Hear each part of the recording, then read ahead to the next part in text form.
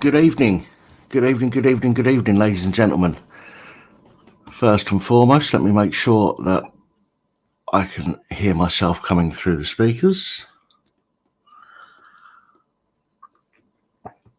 About 20-second delay on YouTube from the streaming software.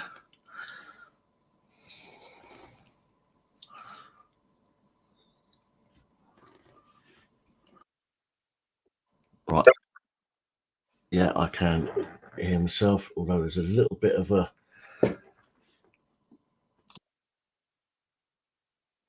No, that's gone. Brilliant. Lovely job. Lovely. Natural born serial killer Alan Blair, John Belcher, Sodomall, Trish Brady, Lisa Stokes, Ricky PW, welcome all.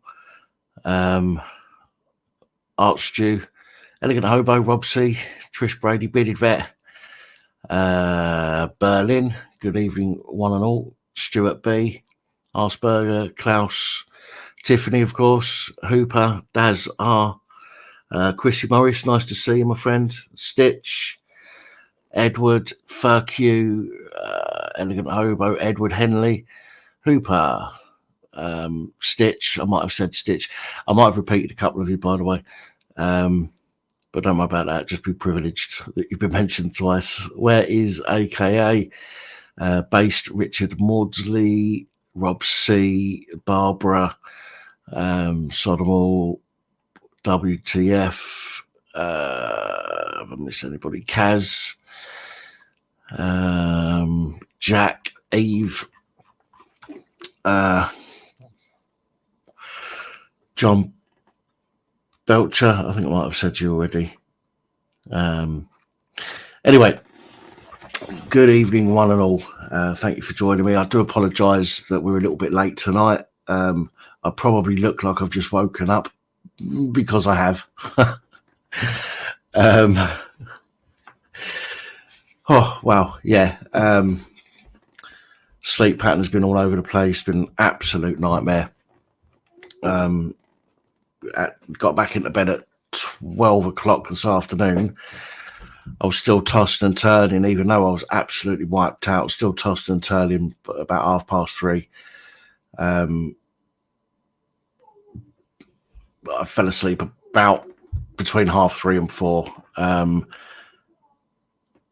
And even though I'd set some alarms for 6:30 to, between 6:30 and 7 to get me up in time to be awake, have a coffee and whatnot, to do the live stream, I slept through the alarms. So I do apologise for the lateness today. Tango Moggy, nice to see you. Tic Tac, hello. Robert, hello. Jacqueline, good evening. Lost souls, not at all. I didn't, you weren't to know. Normally, if I think I'm going to not wake up in time, I'll drop in and I'll ask you guys if you've got the will and the time to drop me a ring to make sure, which I appreciate, obviously, but I didn't ask you today, so nothing to do with you don't need to apologise. King Bean Flicker, what a name. Debbie back, good evening. Matt, hello. Robert, hello. God bless England for the English. Good evening to you then.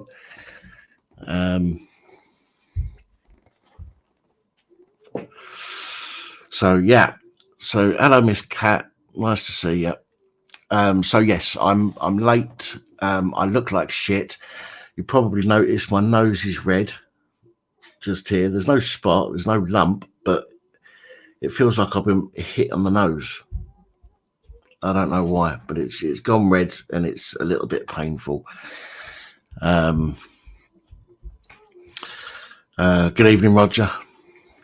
Hello, Amanda. So we should be saying good morning. Well, had it not been for Tiffany, who thought to herself, hang on a minute, we've not heard from Pap all afternoon. I wonder if he's fallen asleep and crashed out, which I had. So thank you, Tiffany, for giving me a ring. Much appreciated. I wish I didn't have to rely on things, people like, friends like you, but I appreciate the fact that I've got friends like you. So thank you. Hi, John.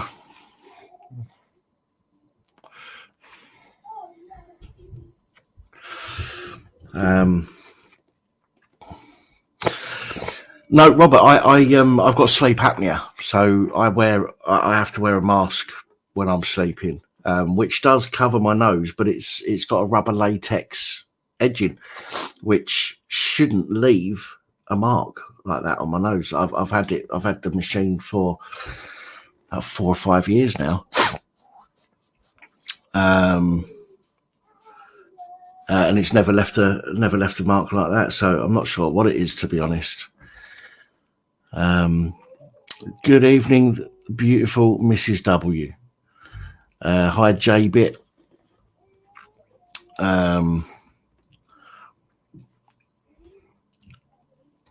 Sniffany. Mike, behave. Oh dear.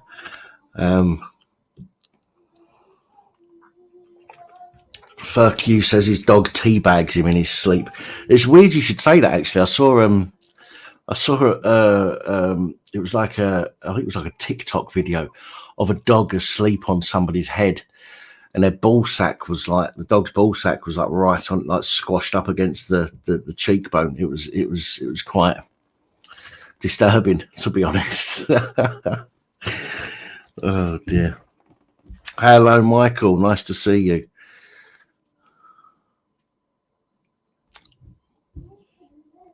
Tango Moggy says, I have some really great news. Something that all but destroyed my life almost 9 months ago has been resolved with those words we all wish to hear: no further action. I'm not sure if you've told me what was going on, Tango. If you have and I've forgotten, I apologise. But I'm glad that you've got an NFA for whatever it was. Maybe you can jump on the panel or give us a ring when we open the lines shortly. I will be doing what I normally do, which is open the phone lines for a bit. and then we'll go on to the panel a little bit later on. Because I've not been doing anything else on this channel recently, apart from the live streams, last week we did do a quiz. We did have a quiz in which Miss Cat won the prize. Congratulations for winning that prize, Miss Cat. Although, to be honest, everybody that was on that showed, some intelligence, some, very, very, very clever. They all got really, really high scores out of 10. Everybody had 10 questions, and everybody that played last week done really, really well. Hi, I'm a swinger. Excuse me. Hi, Mike. Hi, Lynn. The problem is, because the channel hasn't been making any money recently, to do that every week is going to be very difficult. I try and give back a little bit where I can. Might not be a lot, but I try and give something back to people through the income that the channel makes. However, as I've said, it's the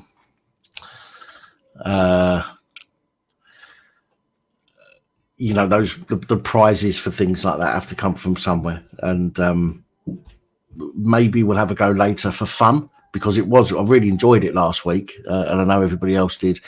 Maybe we'll have a go for fun later. We'll see how that goes, but we're gonna open the phone lines very shortly. I want to drink this coffee first of all, because I really do need to wake up a little bit more. But thank you to everybody that joined in last week, and everybody that's here tonight. Hi, James. Hi, Kathy. I noticed we've got 122 viewers, only 33 likes. If you do enjoy these live streams, please consider just hitting that like button. It does help YouTube to consider sharing the live stream to other people who may not have watched this channel before and who might find the content interesting or helpful. So if you would, I'd appreciate it. Thank you. I do, but not a full bottle, half a bottle. But again, I'm drinking my coffee to wake up first. That wakes me up. Well, that stuff will put me to sleep. Plus, actually, have I got anything on tomorrow? I'm not sure if I've got an appointment tomorrow. Let me have a quick nose. No, but I do on the 1st. What's going on the 1st? Let's have a look.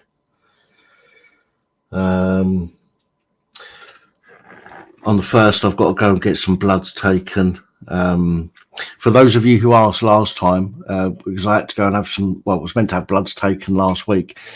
The practice nurse said to me, have you had anything to drink today? I went, what, like alcohol? She went, no, have you had anything to drink? I went, well, I've had about 2 coffees. She went, 2 coffees? I went, yeah. She goes, is that all? I went, yeah. I said, well, I was supposed to go for my appointment, and I went to the place where I normally have my appointments, and they told me that it was half an hour later somewhere else. I said, so, if I knew it was here, I'd probably have had another coffee or whatever by now. And she went, she goes, you need to drink more water. She goes, I can't take your bloods because you need to have more fluids in your system. So she's booked me in to go back tomorrow. Tomorrow? No, the 1st. So I'll go back the 1st for a blood test. I've got a mental health appointment on the 3rd. And after that, I don't know when my next appointment is, but still, lots of appointments. My fault for being a multi-stroker, as we say. Thank you, Frank. Hi, Dwayne. Hi, Brian.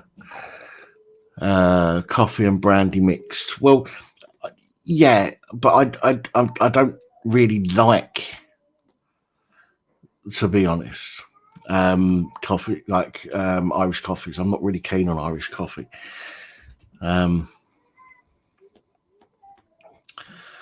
But yeah, well, I've only had this is my 3rd coffee today. It's my 3rd drink today.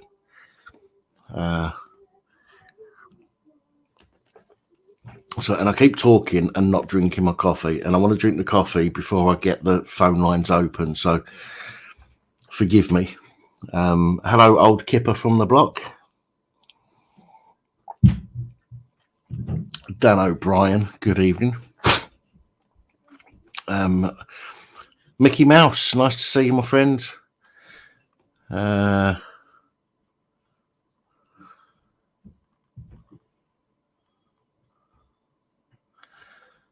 Hi, Kathy. If I've missed anybody, James Palmer. If I've missed anybody, I apologise. If I've said your name twice, I apologise. I'm still half asleep here, so I do hope you'll forgive me for that.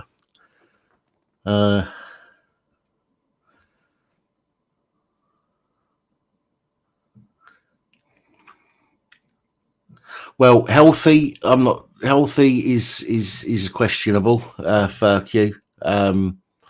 Well, so is happy, but still, I'm here. I'm smiling. I'm doing my thing, and I thank all of you guys, because if it wasn't for you guys, I wouldn't even have this to look forward to. So thank you all. Good evening, Mr. Simon Sideways. Nice to see you, my friend. Hi, Angie. Great White, nice to see you.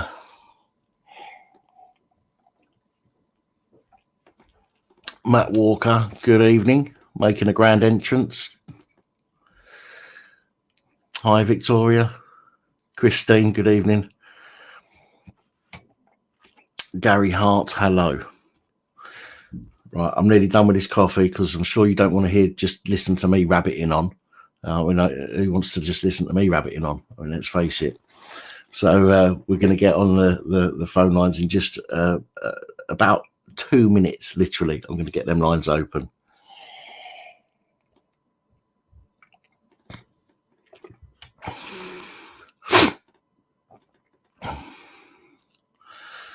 Why do I smoke cigarettes?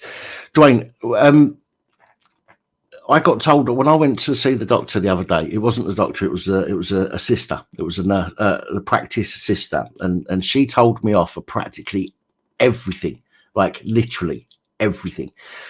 She said to me, do you know what? She goes, we've been sat here for nearly half an hour. She said, you've not said a single positive thing.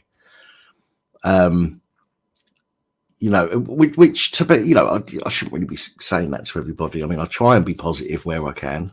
It's not always that easy, but the way I see it is that, when my time comes, I don't want to be on my deathbed, shall we say, wishing that I had done something that I stopped doing or hadn't done.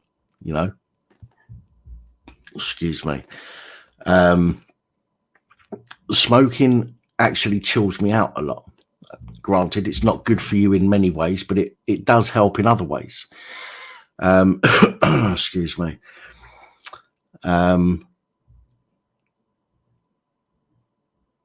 Yes, a lot of that is based on the habit of it all. As we know, it's addictive and it's a habit. I mean, I have tried giving up smoking before, and I've not smoked for, 4 or 5 days. I've gone to a shop to go and buy some shopping, and without thinking, I've just brought some cigarettes. And I've not realised till I've got home and started unpacking my bag, and oh shit, I just bought some cigarettes. So it's even just the habit of making the purchase of them is really difficult to get rid of. But excuse me. Well done, Lost Souls. Well done.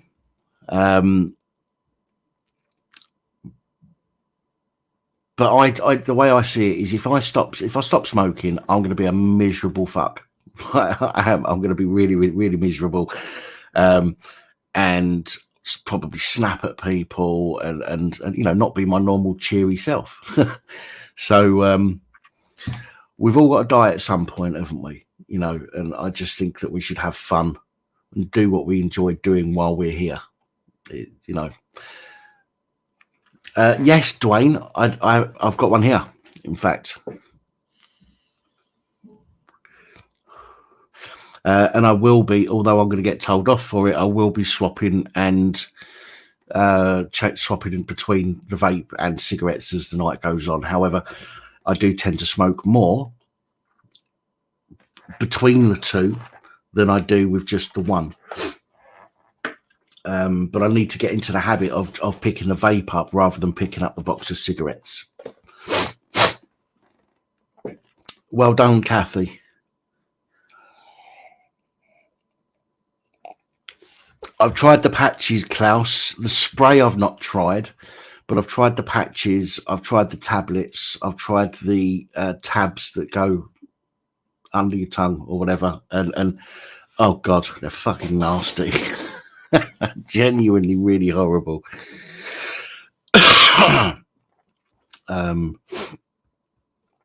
Yeah.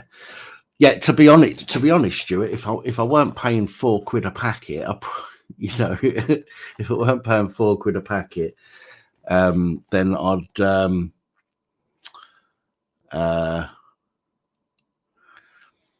what was I saying? Yeah, if I weren't paying £4 a packet, then I probably would have made more of an effort to give up. But them bastards importers. Patches are a bastard to like. Yes, Michael. Yeah, absolutely. I don't touch the stuff, Trish. I haven't for over 20 years.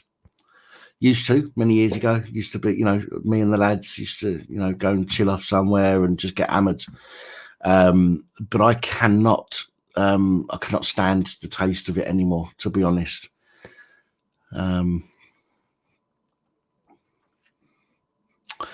Hello, Scott Andrew Horn. Gary, you're absolutely right. Drinking does make you smoke more. Absolutely. Right. I said 2 minutes. Well, I said 3 minutes ago I'd only be 2 minutes. So let me finish this last mouthful and let's get the phone lines open and get this show properly on the road for tonight.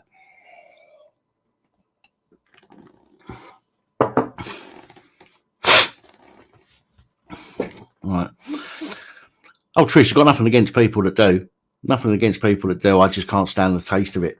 If what people do in their own time, it has no bearing on me. And I don't judge people for the things that they do in their spare time. The only thing I don't like when it comes to doing things like that, and I fucking hate it with an absolute passion, is people doing stuff like that around children. So if you do that around children, don't tell me, because I will lose a bit of respect for you, unfortunately.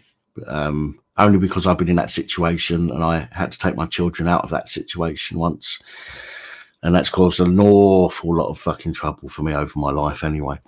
Right, moving forward, let's hope that Skype is working properly. I have not done a audio test at all. So I will ask you quickly, everybody, can you let me know if you can hear this? And whether or not it was of a decent level. Hi, Dodge. Hi, Kaylee. Yes. Hear it. Yes. Brilliant. Thank you.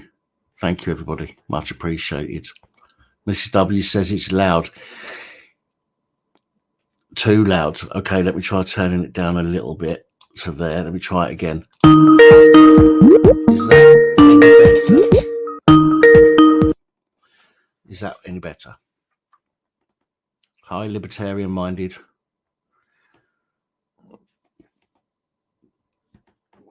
Excuse me.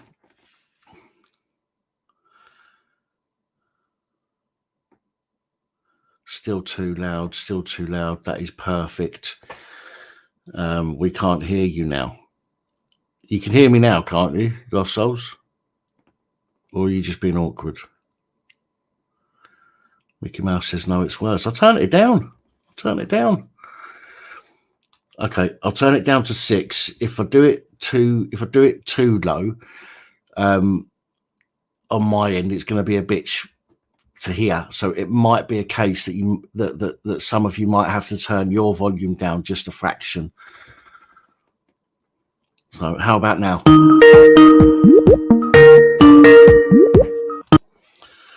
Was that any better? I can't really do it any lower than that because it is going to cause a bit of a problem.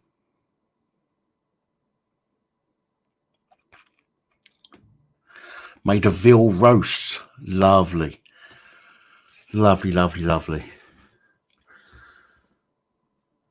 Right, okay. For those of you who are saying it's too loud, consider just dropping your volume just a little bit if you would, because normally I have it louder than this on a live stream.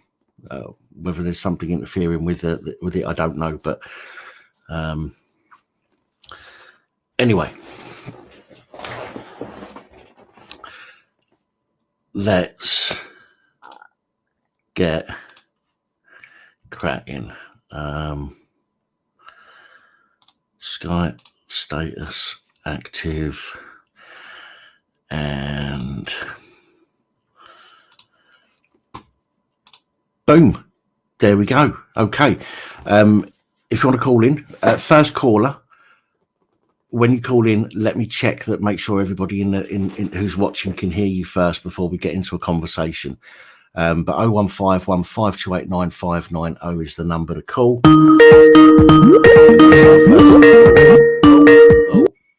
Hello, good evening and welcome. Hello, Pap. Hello, everyone in the chat. Hello, how you doing? I'm doing okay, thank you. I hope things are getting better for you. Oh, well, spending a lot of time asleep recently, but I'm okay. I'm still here. I'm still breathing and kicking. So, yeah, it's as good as it can be for the time being. Thank you. Oh, that's good. It's been another busy week where I am. The High Court granted an injunction to the Stradley Park Hotel to allow a 12-foot gap for the jihadists to come and go as they please from the hotel. Yeah, I heard that. I heard about that. In fact, Welshie called me up and wanted me to check. Have you been watching the videos for it? Yes, I have. Yeah. Well, Welshie called me up the other day or yesterday or day before, whenever it was, and he asked me some questions on the fact that the security were hiding their identification site to go through the Security Industries Act, and get him the information he needed, because the police were seen on camera saying that there's nothing they can do about the fact that the security won't show their ID. But in the Security Industries Act, it's actually a criminal offence not to have your ID on display unless you're undercover. So, you know, which was interesting to know that it's a criminal offence under the Securities Industry Act. But anyway, go ahead. Sorry, I went on a bit of a tangent there. My apologies. No, it's all right. We know that they've been up to their little tricks by putting up notices claiming things that the judge didn't say. Right. So they're being very sneaky. Although it's not descending to the same level of violence we saw in Ireland a couple of days ago. Or was it indeed yesterday, where the Garda were dragging off protesters? Right. So it's interesting how they react to protesters of something like this, who are not disrupting the general public in any way. But yet when you get, i.e., you just stop oil protesters, etc., and the police just stand around chatting to each other while they let them break the law. Well, hold on to that thought, because I'm going to circle back to that in a moment. Okay. And now, for the last few weeks, Voice of Wales, who've been covering this situation in Llanelli, have held a sort of question-type event in different venues in the town called Answer Time, with members of UKIP and other people. But the thing is, their events keep getting shut down because far-left activists, including one who's a convicted fraudster, are ringing up the venue saying, you do know you're hosting a far-right group, and if you don't kick them out, we'll review bomb you on TripAdvisor or whatever and give you a load of bad publicity. Right. And try and get one of their first choice venue tonight to kick them out. Same thing happened previous times, like the Diplomat Hotel. Oh, speaking of the Diplomat Hotel, here's a scoop for you. Hugh Edwards is scheduled to give a speech at the Diplomat Hotel in Llanelli, I think the second week of September. Okay. So put that in your diaries. But these far-left activists are shutting down legitimate political debates, and the police are getting involved, intimidating people, even though the people turning up to these answer time events are not causing any trouble. Yeah. And this whole situation of far-left activists going around shutting down their political opponents' meetings has chilling echoes of what happened exactly 100 years ago. Yeah.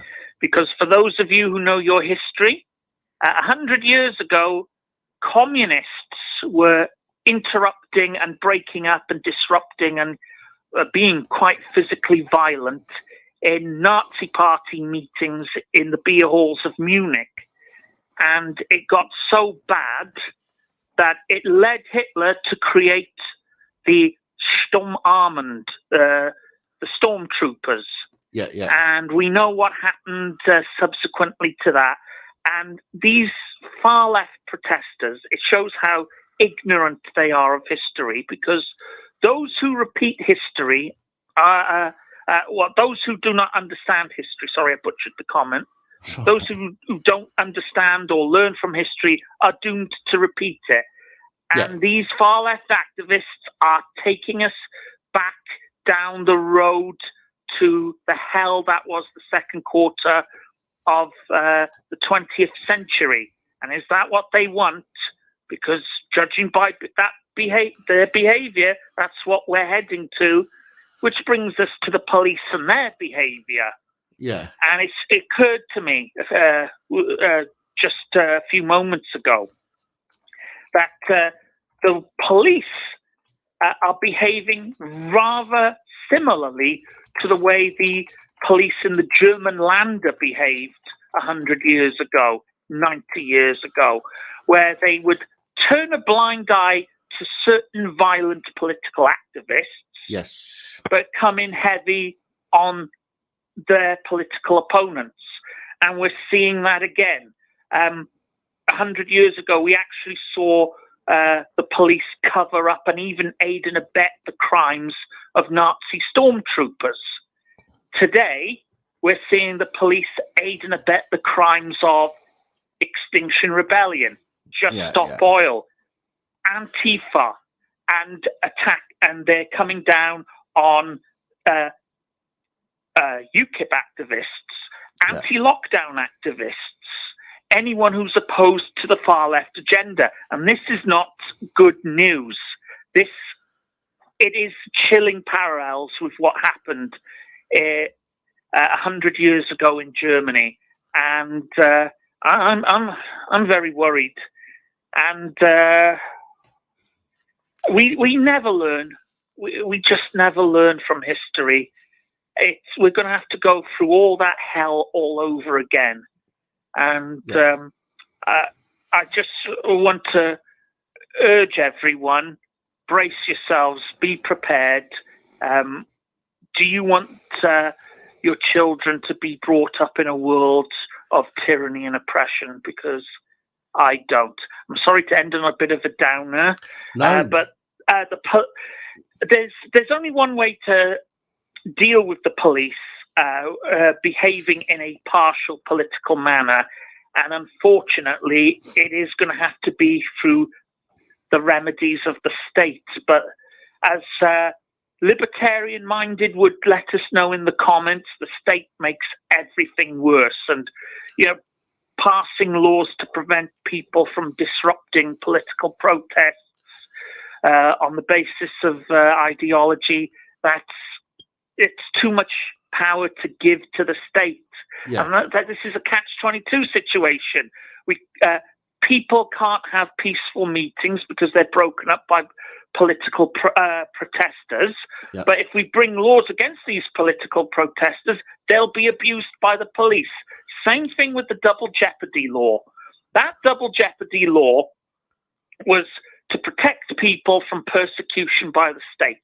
Yep. And I cannot believe that Doreen Lawrence was stupid enough to campaign to have them overturned, because the people most likely to suffer from the abolition of the double jeopardy laws are political dissidents and ethnic minorities. And we've already seen that.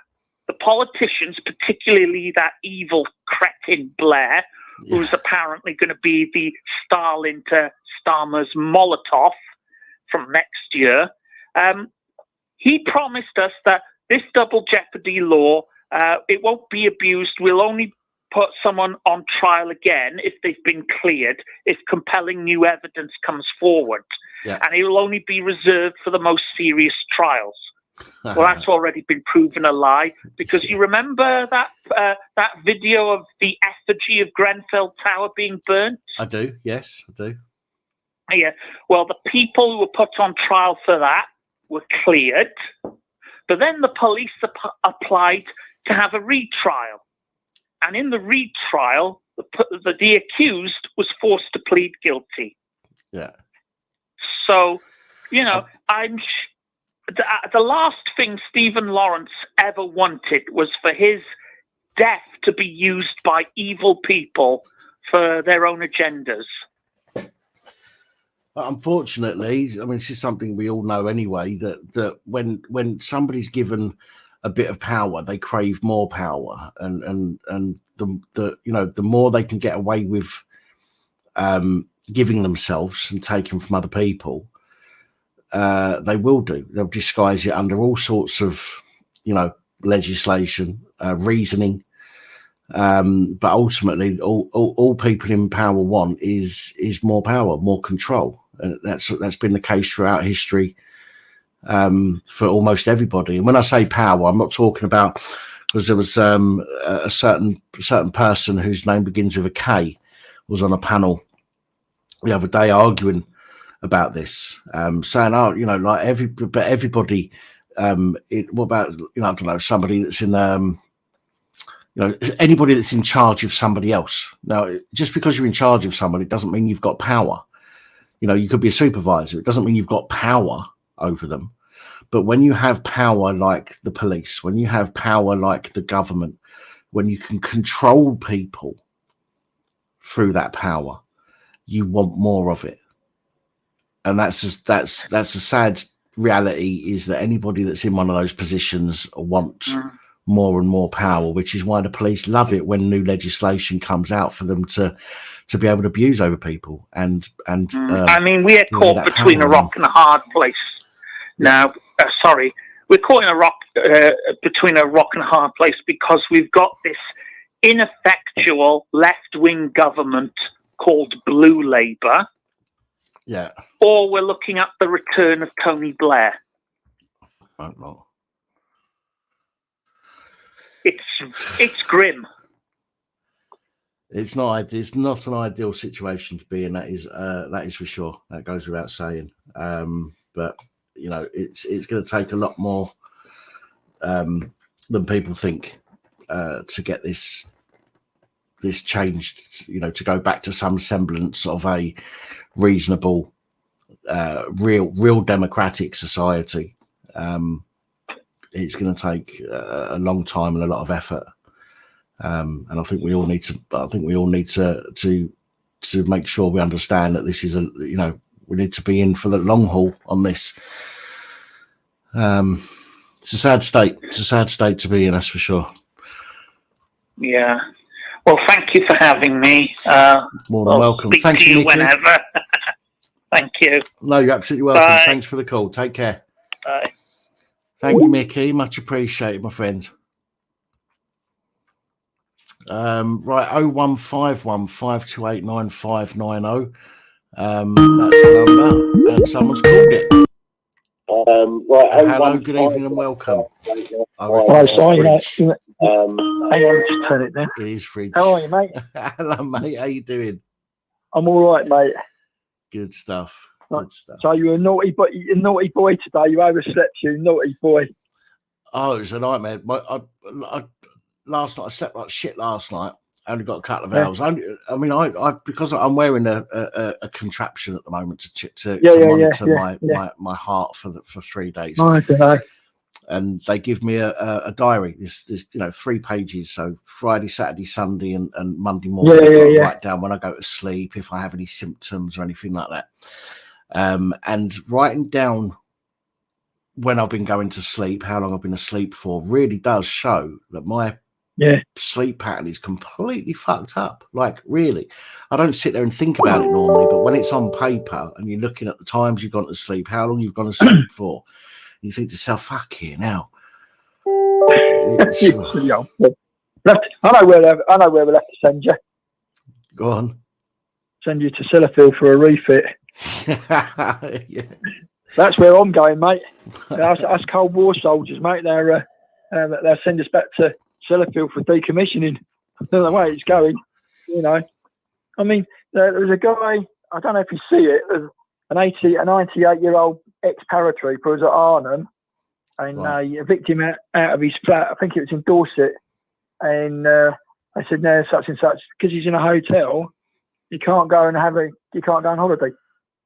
Which I think is a bit naughty, really.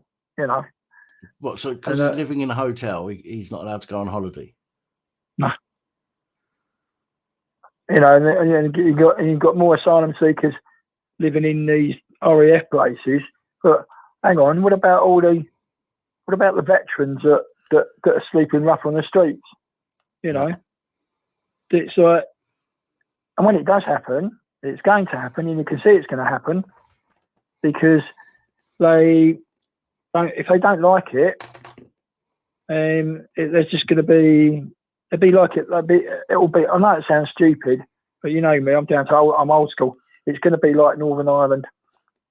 There'll be civil unrest. There'll be police running around.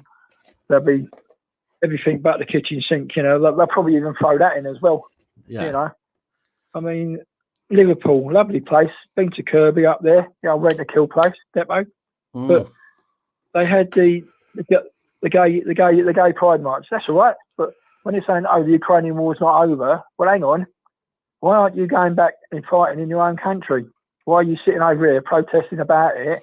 Go over there and do something about it. Yeah.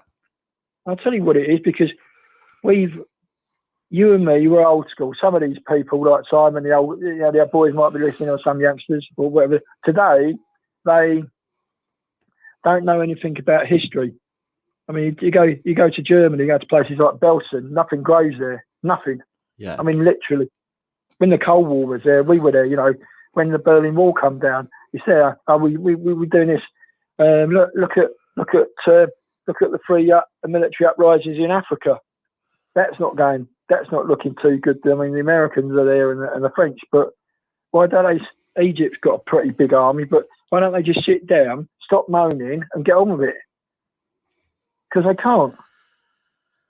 It's like Saudi Arabia. Like, oh yeah, they've got the technology, but who looks after their armed forces? The Brits, BA Systems, ex-RAF people and stuff like that, But these countries are so, we give that, yeah. But, I mean, what about, electric cars? That's another thing that might catch on, but it won't, because now the ferry, that merchant ship's gone up. We haven't got the infrastructure to charge up electric cars. We just haven't got it. And if it doesn't work, we're back to square one again, aren't we? Yeah. We're not. Truck drivers. You know what Simon's like. When he's done it, I don't know about that. But everybody's moaning about, I can't get your coffee, I can't get your milk. Yeah, it all comes in by a 40-foot lorry. Yeah. But it also goes out by a dust cart. I don't know about that. Well, when you've got ambulances, they have their own ambulance depot, their own diesel. The oils and lubricants still keep it going. But when you've got electric police cars, well, you might as well just not bother. If you're going to have an electric police car, yeah, but if you're going to have when you're going to catch criminals, you want something to catch them, which is fair enough. But You know, it's sort of it's like our police are going backwards instead of forwards. You know, it's all right training them and all that all the time, yeah. But we don't know. And like that guy said about the SAA license, it is law because you have to wear it by law. That is it. No excuses. And if you do, you're going to go down the road. But some of these people, security, they do abuse their thing. It's easy to get. It's harder to get, but it's easy to lose. But it's, I mean, in Germany they carry guns. In Spain they carry, you know, armed guards. You see the G4S in France. The big cash in transit lorries. I mean, they don't muck about. You know. Yeah. Of course. Our country in this country has gone so soft. I mean, if you did it in the old days, and you know, when we were in the mob, you saying, "Oh, yeah, you know, we used to do Northern Ireland training and all that," and you get the only reason another thing is that the RUC, the Royal Ulster Constabulary Police, in the old days, we used to have rubber bullets. Now, when I was in that particular job at where is it? HQ Lisbon. 19 Brigade. We were like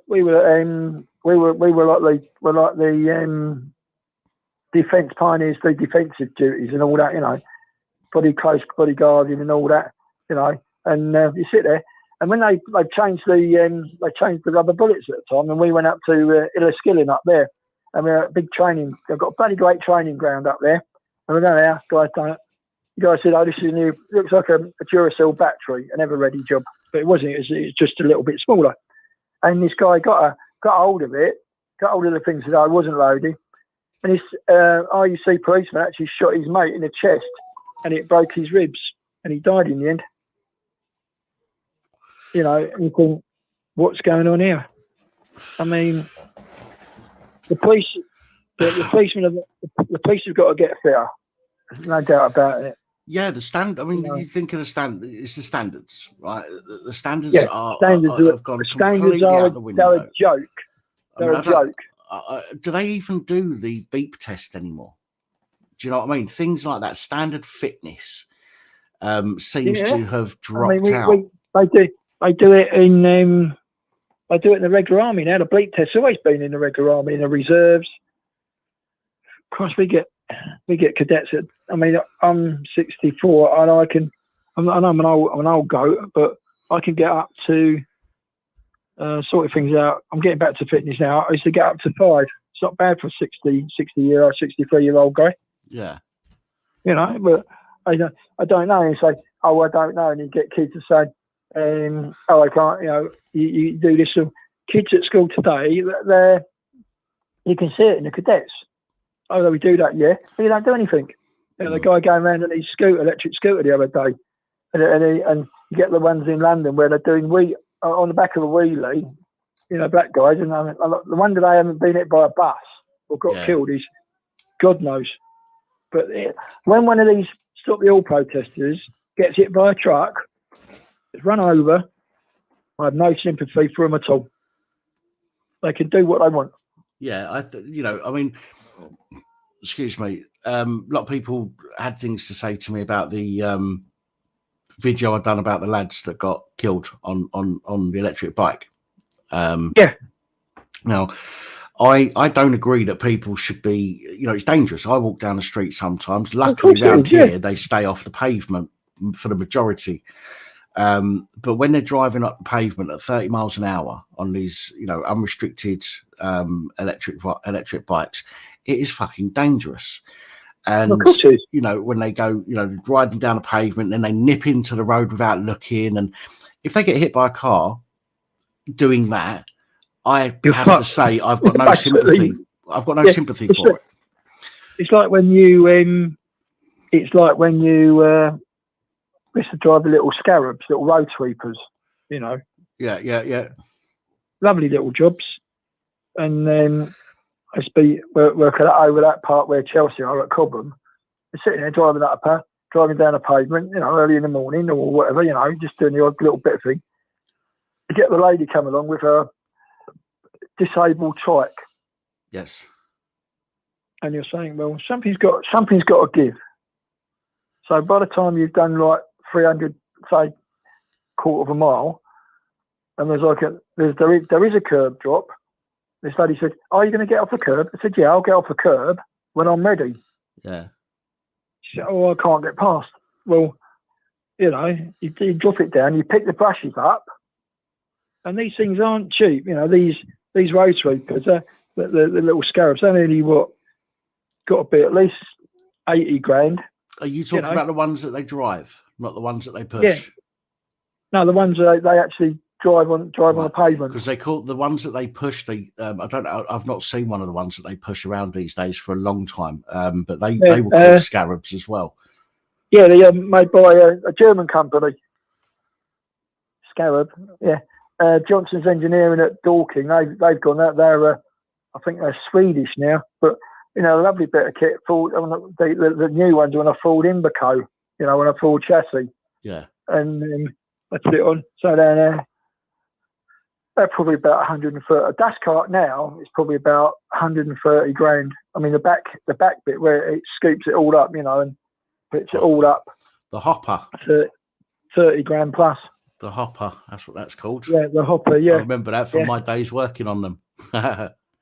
Oh yeah, but I mean, Dennis were at Guildford, you know, and they do make Britain do make some. What Joe Public is so ignorant about is that Britain, we don't make anything. Well, special vehicles like Scania, the fire engines, the ambulances, and all that, you know. You see some of the big armoured lorries, like, you know, they're armoured to buggery. But yeah, that's not made in Britain, is it? Yeah, of course it is. The only thing we don't make now is the German, is the Leyland DAF, the Foden. For the civilian market, but the military market now is all German man. The tank transport is made at Oshkosh, at somewhere in Wales or up north. Alvis Engineering, that made a German man. The Oshkosh is made by KBR Brown and Root, you know, the American company. It's just like everybody's taken our bits off us and say, sorry, I can't drive out. Why? Because they said, oh, can't do it. Well, what are we to do then? Everybody's complaining, they can't get this, they can't get biscuits. J Public, they're always complaining. You know, they're always, I don't know about that, yeah? Well, get some of these people out of their offices and say, okay, you go and drive that and I'll go and sit in the office. They haven't got a Scooby. And the poor old truck driver, he's trying to deliver it on time. You've got managers that are complaining. You've got supervisors always in it here, or some little corner shop, Tesco's or whatever. He's got a little baby trailer, you know, a very short wheelbase, you know, truck, 12 ton or whatever. Takes it all off, and the old manager's going, you've got to inspect it. No, he doesn't have to inspect it.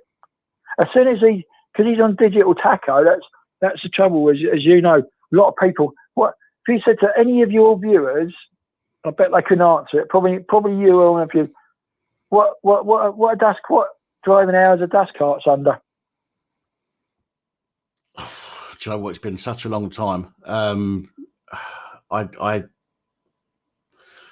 I can't remember. Do you want me to tell you? I will get the answer from it. All I remember is when I used to work on the dust carts, we used to we'd never do a full day because we'd get round, you know, we'd do a round. Back then I used to run, you know, these days I can well believe it. But we used to run behind the lorry. Right, so the lorry would stop, but only for a few seconds at a time. This is when there were bags rather than bins. Yeah. But that was a good old days. That is. We'd be done within 7. You know, we'd be done within by 12 o'clock. Yeah, 1 o'clock time would be done. So we was well within. Go down a pub. Was well within the permitted driving allowance for a driver. But you go ahead. Sorry, go on. There's three sides to this. If you work airside, like Gatwick Airport, they're airside. They don't have unless they go out on the road. airside don't have digital tacho. As soon as they go landside, it's a digital tacho. Well, that's that one out. Number 2, road sweepers. If they've got a brush and they drop it, it comes under plant, but it's under domestic errors. And dust carts, anything dust carts, refuge, sewage, drains, you know what I'm on about, comes under domestic errors. It's a little book. You sign it. So you say you're going to drop your brushes around your little garden. Put it in. But that goes from a truck to being a road sweeper, because as soon as them brushes touch the ground, it's a plant. You know, it's plant hours. Mm. And the other one is digital tachos on commercial trucks like delivery trucks, Tesco's, Asda's, and all that. Fire engines are under domestic hours as well. You know, and people say, "Oh, you can't do that." Yeah, of course you can. Yeah, I mean, even military vehicles don't have domestic hours or anything like that. And you get the those that stop. They said, "Yeah, well, they say they can stop it. They can stop an army convoy. They actually can't, because if they're carrying what they carry, you've got no chance. You've got a cat and hill chance. And if you're trying and stop a nuclear convoy, they'll just tell you to go and jump in the lake, because they will not stop for no one. Not even for stop the all protesters. They just will not stop. Yeah, no, they can't, can they? The security risk is too high. So yeah, of course we've got. Yeah, you've seen them go up the dual carriageway, or up towards Grantham and up that way. You know, your way. They don't muck about. They got some serious kit. I mean, very, serious. They make the Metropolitan Police Armed Response Unit look like a bunch of cowboys. You know, the old prod. But people never know how big's the MOD police. Trust me, they're probably about 13,000 of them. Yeah. You know, that doesn't include Atomic Research Agency, Rolls-Royce in Derby, where they make all the big kit. When he goes up north, he's got to put himself in something, I suppose. You know, when they put that thing and he goes, "Oh, I'm going off. I'll see you in 3 months' time," or whatever. You know, he's sitting there minding his own business. You know, don't know if you're going to bed or getting up or whatever. But the public today. So like the bus drivers don't have to take a lot of abuse that they get and all that. You know, I mean, a couple of months ago, I think it was about last year, Simon was saying about it, that bus drivers, the money's good and all that. Yeah, but that's why they're going back to driving a bus, because a lot of bus drivers couldn't handle driving a lorry. It's quite, and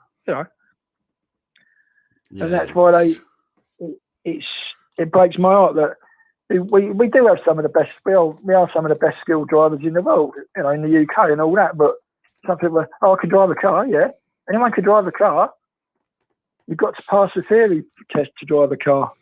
Yeah. When you get a truck license, you've got to pass their theory. But also, you cannot be an epileptic. Diabetic type 2, you can get away. You can do it. You can drive a lorry. But I don't know about this. But what do they know?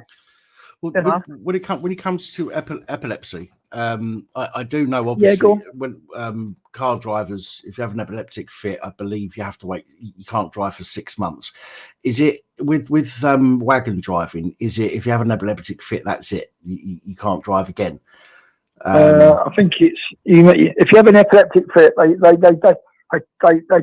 take your license off you, but they give you like 2 or 3 years.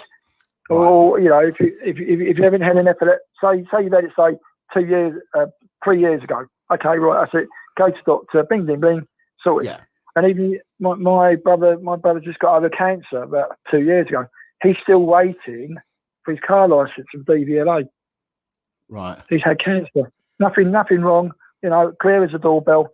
All he wants is his license so he can go and drive his little car. Yeah. But, yeah. Oh no, we don't know. Well, what are they doing? What are these people at DVLA actually doing? That really does get my goat up. Because they sit there, "Oh, Mr. Thingy can pass it, yeah." Get the bent doctor in Leicester or up that north part of the world. There's a couple of quid. Yeah, he gives him he signs the paperwork off, sends it off, and 6 months later the guy kills someone or a pedestrian or your grandkid. You're thinking, well, hang on, what? And they start going back. The only reason they started doing that was because when that Scottish guy in Scotland had an epileptic fit, and or a heart attack. He went through a shop. He went through a Sainsbury's in somewhere in Scotland. Yeah, and actually killed someone's grandkid. Well, my real dad was I'm adopted. That's right. But my real dad was a wagon driver. Now, Yeah. I remember he told me once he had to stop driving wagons and he went on to plant because he was driving a lorry. I don't know what he was carrying or anything like that, but he was driving a lorry, big lorry. It may well have been an articulated. I don't know. I couldn't tell you. But he's driving a lorry, and as he was coming off at a junction, he had a narcolepsy episode, and he fell asleep. Not something that had happened before. It was the first episode that he'd had, and he's gone down this slip road, and obviously he didn't stop, and he ploughed through the cars that were waiting at the bottom. And he didn't kill anybody that he's told me anyway. I don't know, but he obviously had his license revoked for a period of time.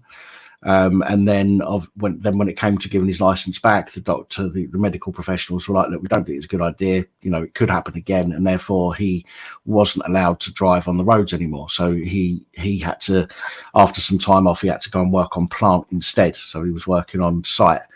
Diggers and things like that, you know, which is still dangerous, but you're not driving at 40 miles an hour. You see, when you put a digger on the back of a low loader or a class 2 lorry, get up, you put the bucket out, you bring the bucket up front, put it on, bring it up, turn it around the other way to the rear of the vehicle. And there was a case, I think it was a plant in Dorset. Guy got out, done his test.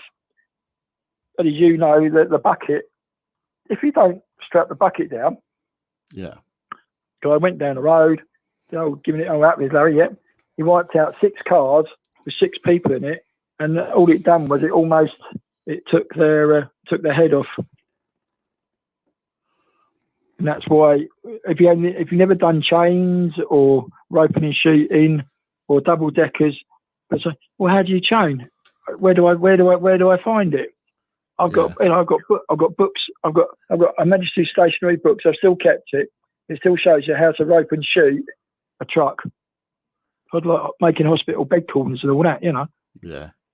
What's that? Well, you look at it and you get the old guys and some of the Will next door, Will Shears, he's my mate. He does truck and drive, and he also owns Ice Road Truckers.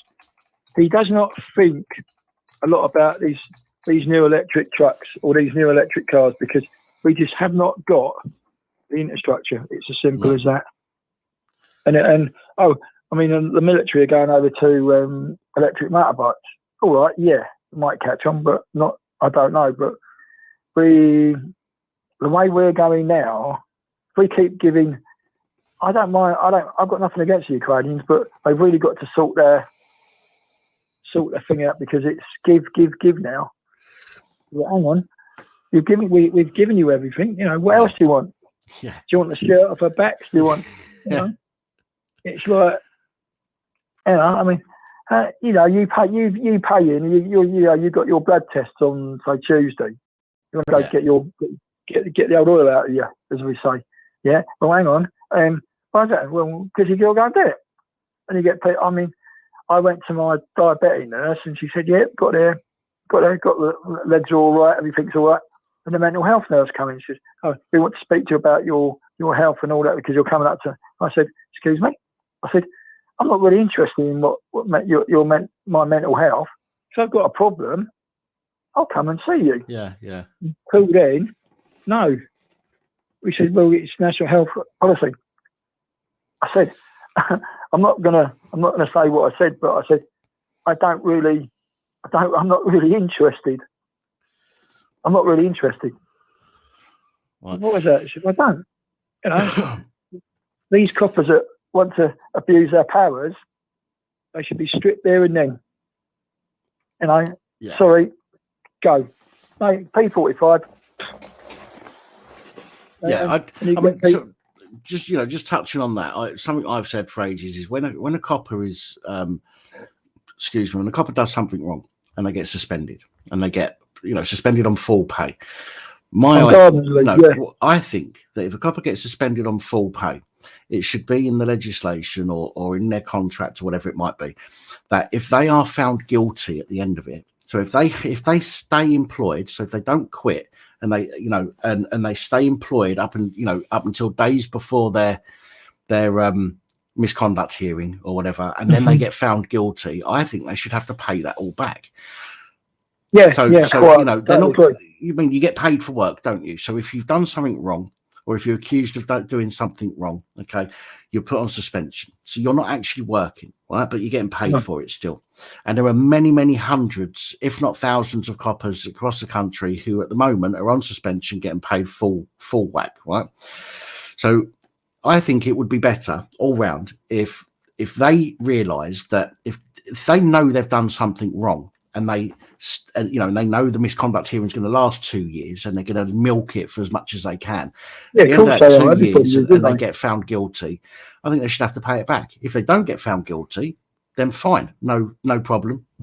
But if you're found guilty, then out the door, everything stripped. Yeah, out the door, pension squashed. I mean, you can't squash the pension, but I think with pensions, I think that they should only get what they've put in, their own contributions. Yeah. Rather than the contributions from the company they're working for. Everybody's was it? Well, you got the gays, the gays and all that. That's fair enough. But in the army in 2000, you weren't allowed to be gay in the army. It was against the law. But now they've revoked it all. I mean, you look at it logically. Say you're an ex-gay soldier, which is fair enough, and you get, you can. I said the ministry said, you can claim it all back.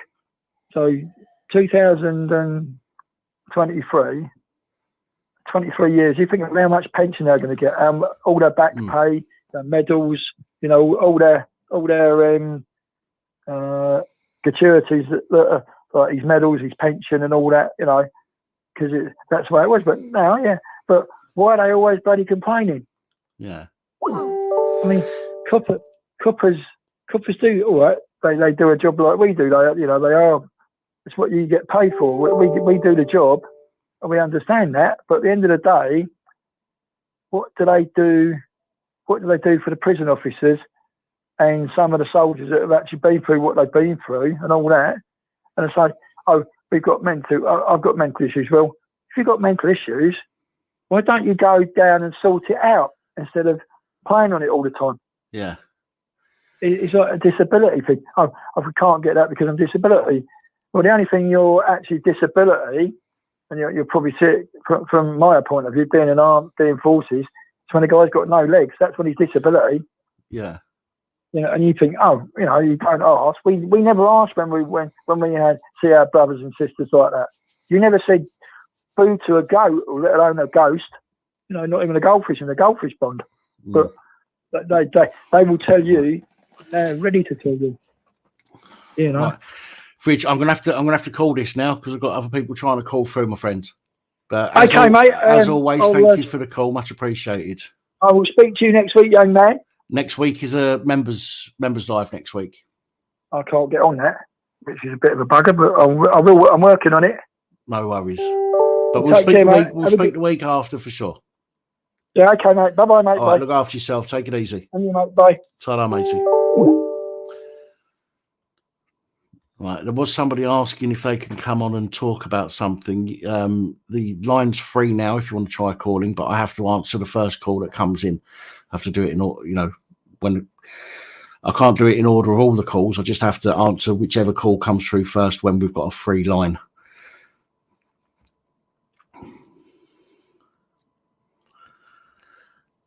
To be fair, Amanda, I have had trouble seeing. 1 second. Hello, caller. Now, I've had to wait, Right, Scott, do me one favour, mate. Just hold there for just 30 seconds, okay? Just want to respond to a comment. Amanda, you're right. It is almost impossible to see a mental health professional during the during the last few years, shall we say, without mentioning the word. I was supposed to see one every 6 months. and I didn't see one for like 3 years. Only recently have I started. Well, I say recently, 6 months ago, I saw one, and I've got. I get to see another one next week. But you are right. It is almost impossible. But I've been quite lucky in that since the last few years has been over. And before that, I was quite lucky in the fact that I managed to get to see one when I needed to. So I do understand that not everybody has that opportunity, and not everybody has that luxury of seeing one when they need to see one. But me personally, I did thankfully get to see a mental health professional when I needed one. But I get what you're saying, and you're right. For a lot of people, it is virtually impossible to see a health professional of any kind, to be honest. Right, Scott, sorry, mate. Hello. Yeah, are you there? I am. Oh, sorry, my good brother. Do you know what? Do you know what, Dan? I'm thinking I'm like some sort of sensible chick, the way I'm trying to multitask with fish cakes on the go, seafood sauce in one hand, mobile phone balanced on the old shoulder. I think I'm Gordon Ramsay, don't I?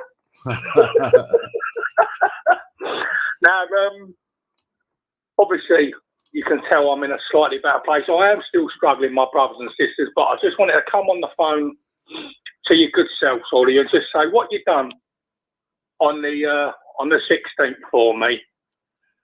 Well, it is something I won't never forget. That little bit of help, that little bit of support from the brothers and sisters from afar, from the brothers and sisters in the chat room there, and the side chat with your good self, Dan.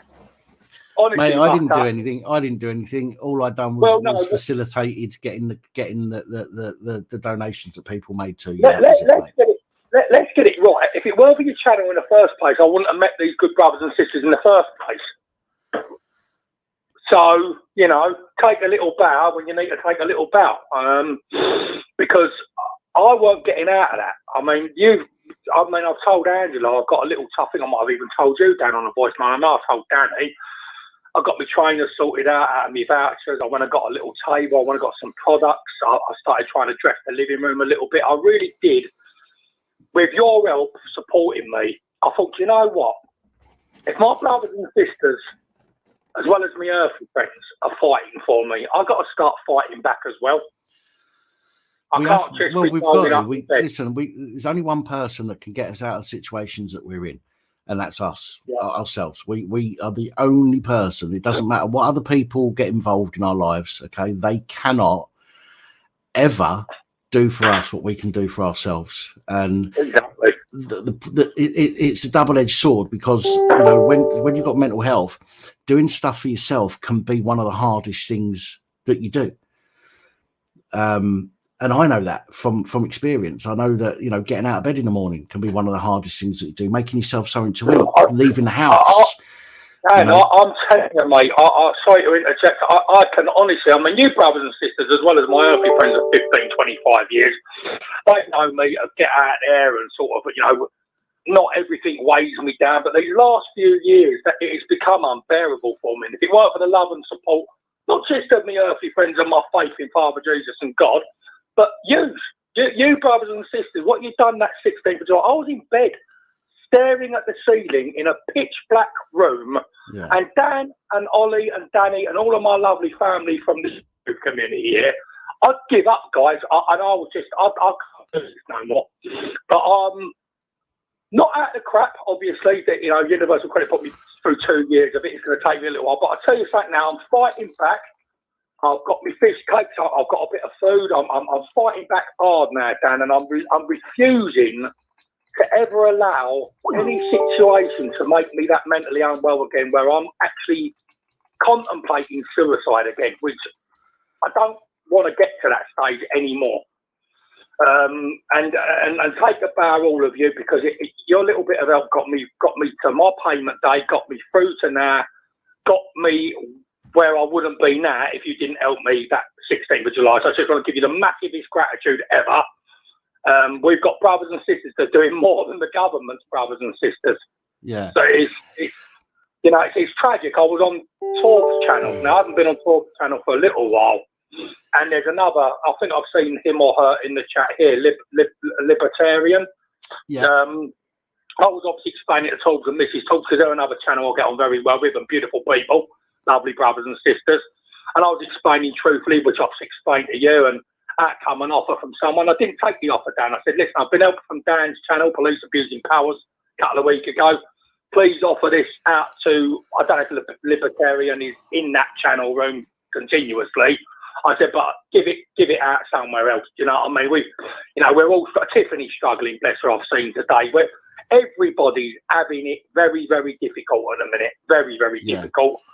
And what we've got to be mindful of, and I said to this to Angela, is you can be truthful, like you brothers and sisters have known me for 5 years, and you know that I've never been like this other than 2 years ago when I come out of jail.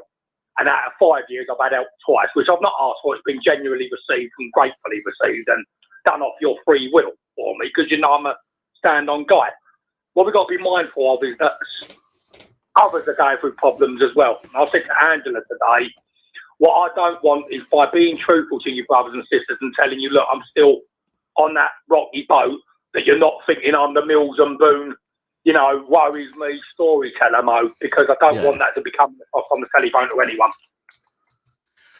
I just want to apologise. So I just want to apologise to people in the chat who are sitting here listening to the alerts going off. Sometimes they go off and they're audible, and sometimes they just show up and they don't make a noise. But I've just gone into the settings, and there was a setting to turn the noise off, and I didn't know that was there, but I've done it. So you shouldn't get any more alert notification sounds. So my apologies for having to put up with that. Sorry, Scott. No need to apologise, Dan. So reiterating again what I've said. Thank you. The battles are real out here for everyone, not just for me. I'm just a bit different from most. I'm a brutal, truthful talker, and I don't care what anyone thinks. I can give a shit. I tell it how it is. If you don't like it, don't listen. If you don't like it, don't read it on my Facebook. If you don't want to hear what I've got to say, bugger off. Go elsewhere. Yeah. I'm not a nodding Churchill dog. I'm not here to nod for the corruption on this planet that's happening. I'm not here to stroke people's egos, my good brother Dan and my brothers and sisters in the side chat.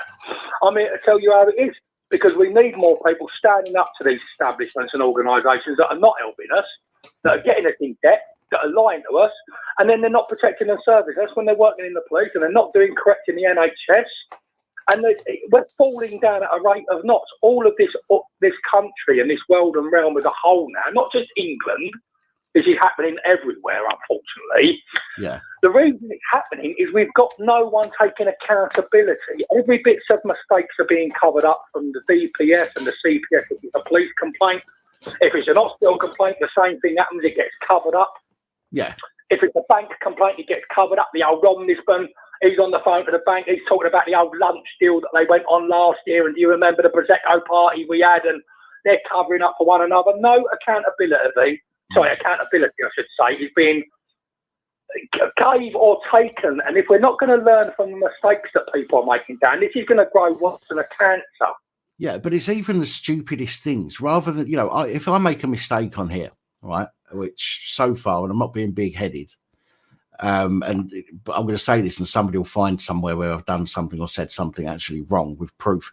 But if I say something wrong on here, which so far I haven't really said anything that people can use against me as if to say Dan's a racist or Dan's this or Dan's that.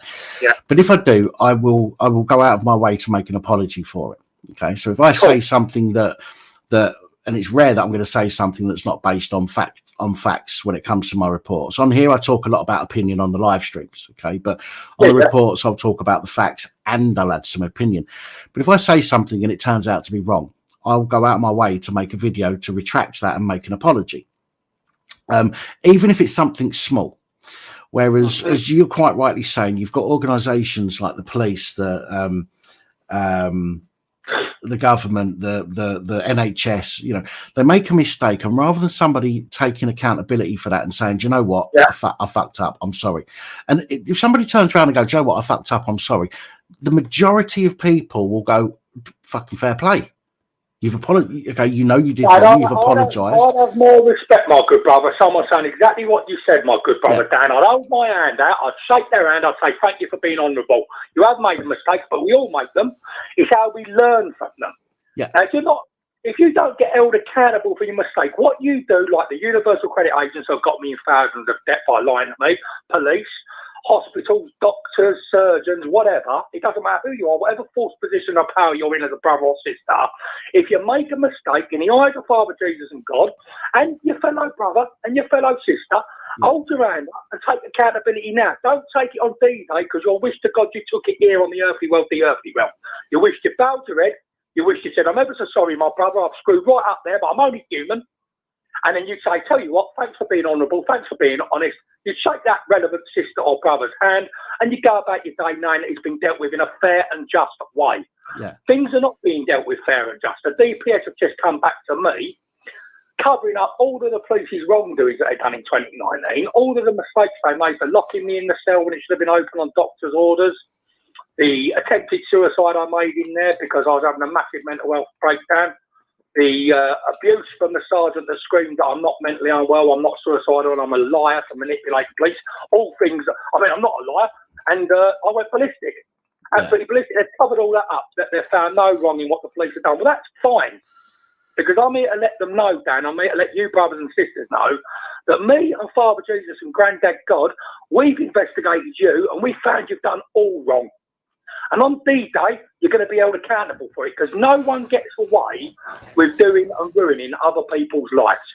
If you ruin it by mistake, that can be passable. You never meant it and you didn't even know you made a mistake. When you're being told, sorry, my brother, when you're being told about a mistake, Dan, and your ego, controlled by the devil, doesn't allow you to step away from the ego and say, do you know what, I've listened to your point of view, you make some fair points, you make some fair justifications. I think you're right, Mr. Scott Andrew. I'm going to address what you've said. I'm going to absorb it like a sponge absorbs water. I'm going to talk it over with my colleagues. I'm going to come back to you. What you get from these brothers and sisters that have sold their souls to the devil, they come back with ego. We ain't done nothing wrong. We don't care about you. You're not nothing to do with us. You're just Scott Andrew, my brother. You know, you're not a family member because they live for their bloodline and protect their colleagues.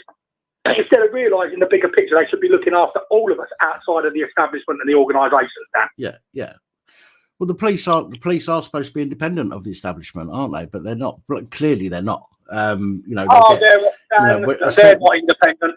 When they've got contacts, and I know this for a fact. By the way, I know this for a fact. The police will, when there are major political protests, i.e., Just Stop Oil, Extinction Rebellion, those kind of things. The commander of the police, who's dealing with the incident, will have a either direct or indirect line with the Home Office. Okay? Yeah. And the Home Office will tell the police what they want them to do. Rather than so they're not independent because they're taking their orders from up high. They shouldn't be taking their orders from anybody. The police are supposed to be the people. Oh, we've lost Scott. The police are supposed to be the people that are. Oh no, sorry, Scott. No, you're still there. I thought it went off for a minute. The police are supposed to be there to enforce the law against everybody. But when they've allowed themselves to be infiltrated by yes men when it comes to the government, and the government turn around and say, oh yeah, well, we can't have that happening, so do us a favour and do X, Y, Z. There you go, damn it. And they'll do it rather than turn around and say, no, I don't think so. We don't work for you. We work for the people. That's it. I mean, I said this to this Wayne Ironside that done this investigation, and I left a voice message because true to their absolutely unethical beliefs, they didn't get back to any message I left. It was a quick. You've broken up, Scott. I've lost you. You're still on the line, but I've lost you. Can't hear you.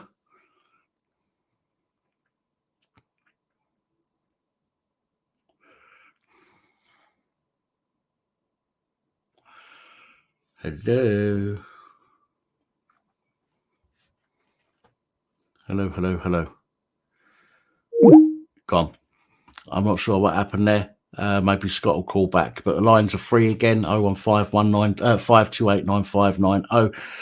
We're going to take calls for the next 20, 30 minutes, and then we are going to have a comfort break. Well, I'm going to have a comfort break.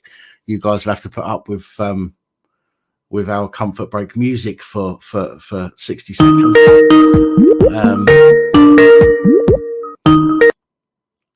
Hello, good evening, and welcome. Hey, mate. Hello. Is that Dan? It is. Yes, it is. Yeah. I'd like to tell a story about what happened to me about the police corruption. Yeah, you're the guy. Is it John? John O'Malley, yeah. John O'Malley, yeah. Yeah, go ahead, John, please. Please, let's hear it. Well, what it is, mate, in 2017, the area where I live started getting an influx of economic migrants, Czech, Slovakian, Romanian. They're all Roma. Now, in 2019, my home was attacked by them. But before that, in 2018, I'd been helping them. I've been getting friends off Facebook to donate clothing, toys for Christmas and stuff for all the kids. Okay. But there was one gang of these Romanians which were like the leaders of the local clan. And everything I was giving to kids, like PlayStations and stuff, within a few days, this clan had ended up with it. Right. Now, in 2019, they started ganging up on the corner across from my front door, like gangs of 20 of them. Teenagers, 20-year-old, the guy that was selling the drugs. Right. The whole street had reported this. It had been in all the newspapers. If you look Roma gangs in Glebe Street, you'll find all the newspaper clippings for it. Now, 3 councillors came down, Labour councillors, because of all the trouble and the antisocial behaviour, to look at the area. Now, when they came down, I went out to them. This gang was on the corner, and I explained to them why all the families were moving out of this area because of this gang. So the gang verbally attacked me, threatened me and my wife. The police had to be called. Then for a month after that incident, like they told me at the time that they'd fetch all their uncles and everything. So for a month after that incident, they were ganging up on corner and intimidating me as I come in every night, screaming abuse at me. Until on the 26th of August, they started building up on a Saturday morning, and I went out and spoke to, while there was only 3 of them, I went and spoke to them. But what they'd done, they had a gang of them waiting in the back garden. They were all having a barbecue. Right. And within a couple of minutes, I had 15 or 20 of them running at my door. One of them had a 4-foot scaffolding bar, which is on CCTV. You can see him pulling it out the back garden. Yeah. They're all arguing over who was going to smash my door in with this 4-foot scaffold pole. So anyway, the police turned up. Well, what happened, I chased them all away from my door with a work tool. I used my maul. I took the rubber end off my maul while I lay flags. As they were smashing my door in, I opened my door, never hit anybody, chased them all away. One of the gang threw a stick and it hit me in the arm and landed outside my door. Right. So the police turned up. The Romanians called a local Labour councillor called Dane Anderton. So Dane Anderton's there with the police and he's directing the police. The police were taking statements off the Romanians. They even had a Romanian translating the statements to the copper. They wouldn't take any English statements. All my neighbours had rang 999. There was 9 999 calls. All my next door neighbours and that had rang 999, reported them smashing my door in, and there'd been 3 different 999 calls, reported them calling us English this, English wanker, white bastard, white bitch, we'll burn your house down. Right. So the police turn up. They call it a domestic. The gang's still there on the corner, giving them abuse. I've got the body-worn camera of the police officer as this gang's screaming at him. And the main man on the camera and his mate behind him were later jailed for 36 years for a gang rape of an homeless woman above a pizza place across the road from Lee Police Station. Now, 3 days after this attack, the police come and they arrested me and the one drug dealer out of the gang of Romanians. None of his uncles, none of the adults that had the steel bars were brought into the case at all. And they took me to court for 2 times the fray. Right. When I got in the dock, I'm sat in the dock with this Tannoy Udilla. They charged him as my co-accused. I was sat in the dock, and this police officer, the local Bobby, a guy called PC Parkinson, walks in and tells the court that Tannoy Udilla cannot be identified at the incident.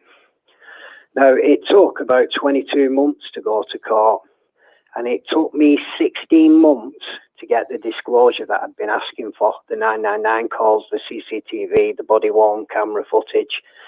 And it took until Judge Smith at Bolton Crown Court went ballistic at the CPS, and he ordered them to give me the disclosure as soon as I left the court, as I walked outside the court.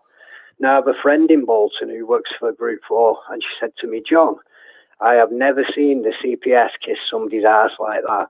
They came out with piles of documents, and they give me stuff which I don't think they intended to give me. Right. Because they give me the police comms, right? They give me sheet paperwork with the police comms on, where this Tannoy Udilla had rang 999 and told the operator, if you don't send the police quick, we're going to brick all his windows and burn his house down. The officer in charge of the case was the same local Bobby, a PC Parkinson. He took that 999 call out of the case. It was never shown in court. It was never played. None of the 999 calls were played in court. There was 11 police witnesses. One of them turned up. That was my neighbour at the back. He's the Home Watch representative for the area. So I think the police were scared of approaching him. But every other neighbour and every 999 caller, they told them not to go to court.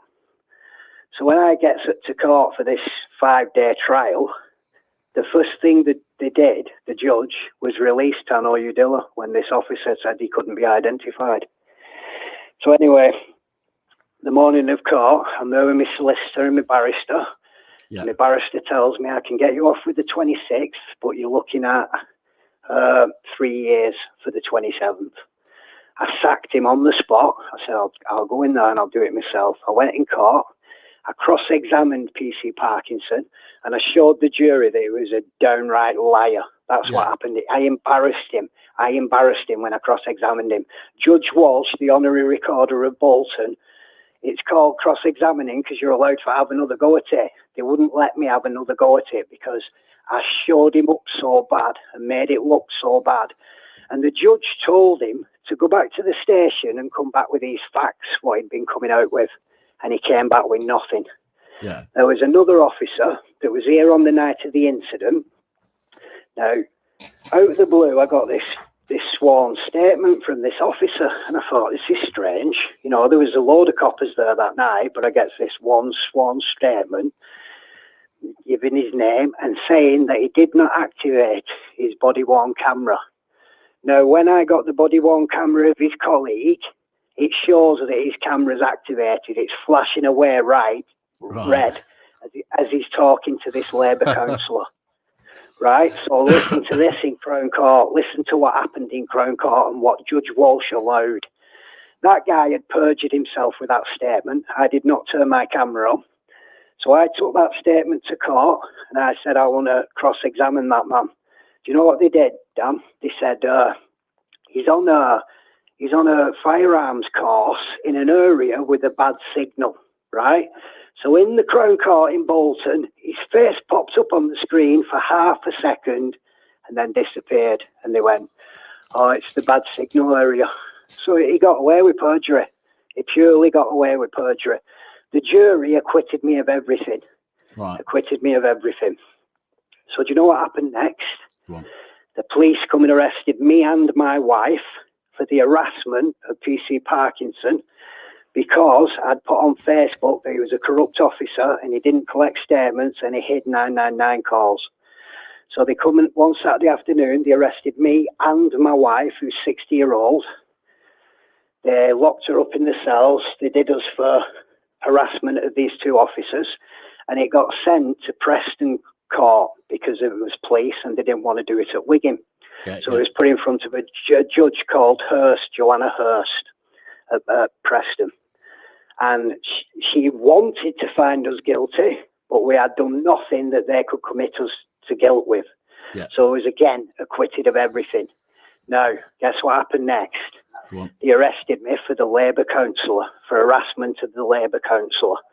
Now, again, that got sent to Preston. So this is the first 3 trials. In the first 3 trials, I got 11 acquittals. The Labour councillor was asked by Judge Hurst, this is how he messed his case up. She said to him, can I ask you a question? Because I was in court for harassment by way of sending him emails and asking him to go to court and tell the jury about the stick, because that stick, what was thrown at me, he took it off me when I picked it up. He said, can I take that off you, John, and give it to an officer? Which he did. And then the police at court denied its existence and said nobody has given us a stick. In Anderton, I went to a local council meeting and I asked him, are you going to go to court and tell the jury about this stick? His words to me were, if the police ask me to go to court, then I will go to court. So he didn't turn up.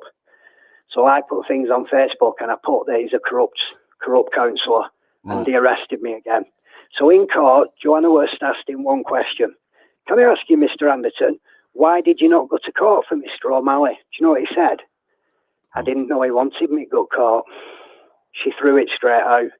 He brought, as a witness with him, he brought this witness who's an ex-enforcement officer. So she strolls in court. She said, oh, I'm used to this. I'm an ex-enforcement officer. Judge Hurst says to her, can I ask you, please, how sure are you that you heard Mr. O'Malley? Because I was done for calling him a fucking rat. She says, how sure are you heard Mr. O'Malley call Mr. Anderton a fucking rat?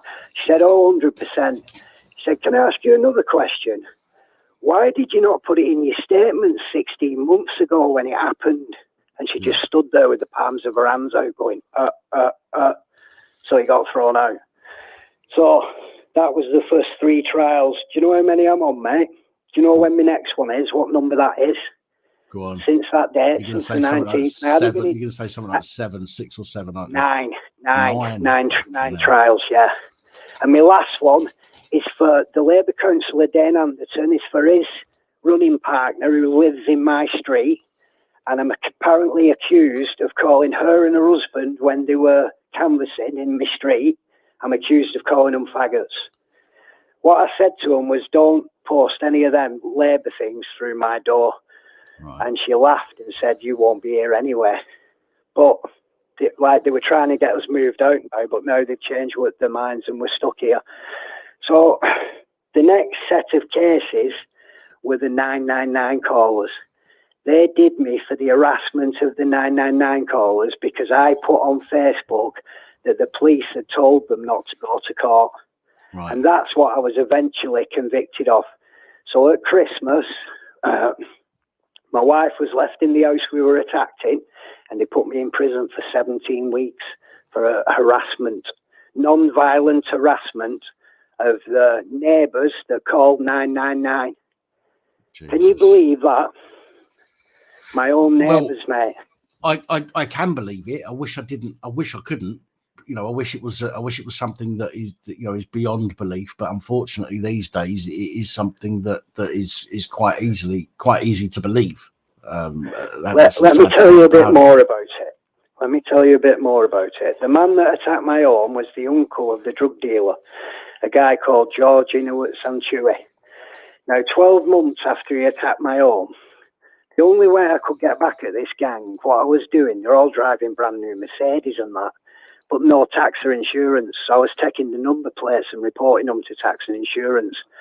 So me and my wife's coming back from Tesco. I've got shopping bags in my hand, and as I sees him, I text his number down on my phone, and he seen me do it. So he turned round in the next street. He come back down our street. He pulled up in middle of the road and jumped out and started filming me on his phone.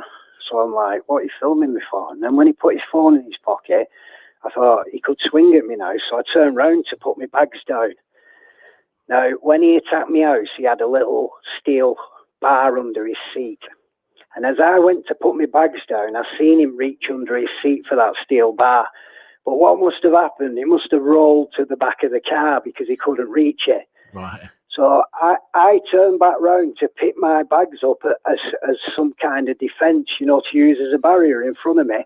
And I turned back round to pick the bags up, I heard the car door slam. And straight away the hairs on the back of my neck went up. He missed me by inches. He drove straight at me into a wall, and I had to jump up in the air and just cleared the bonnet of his car.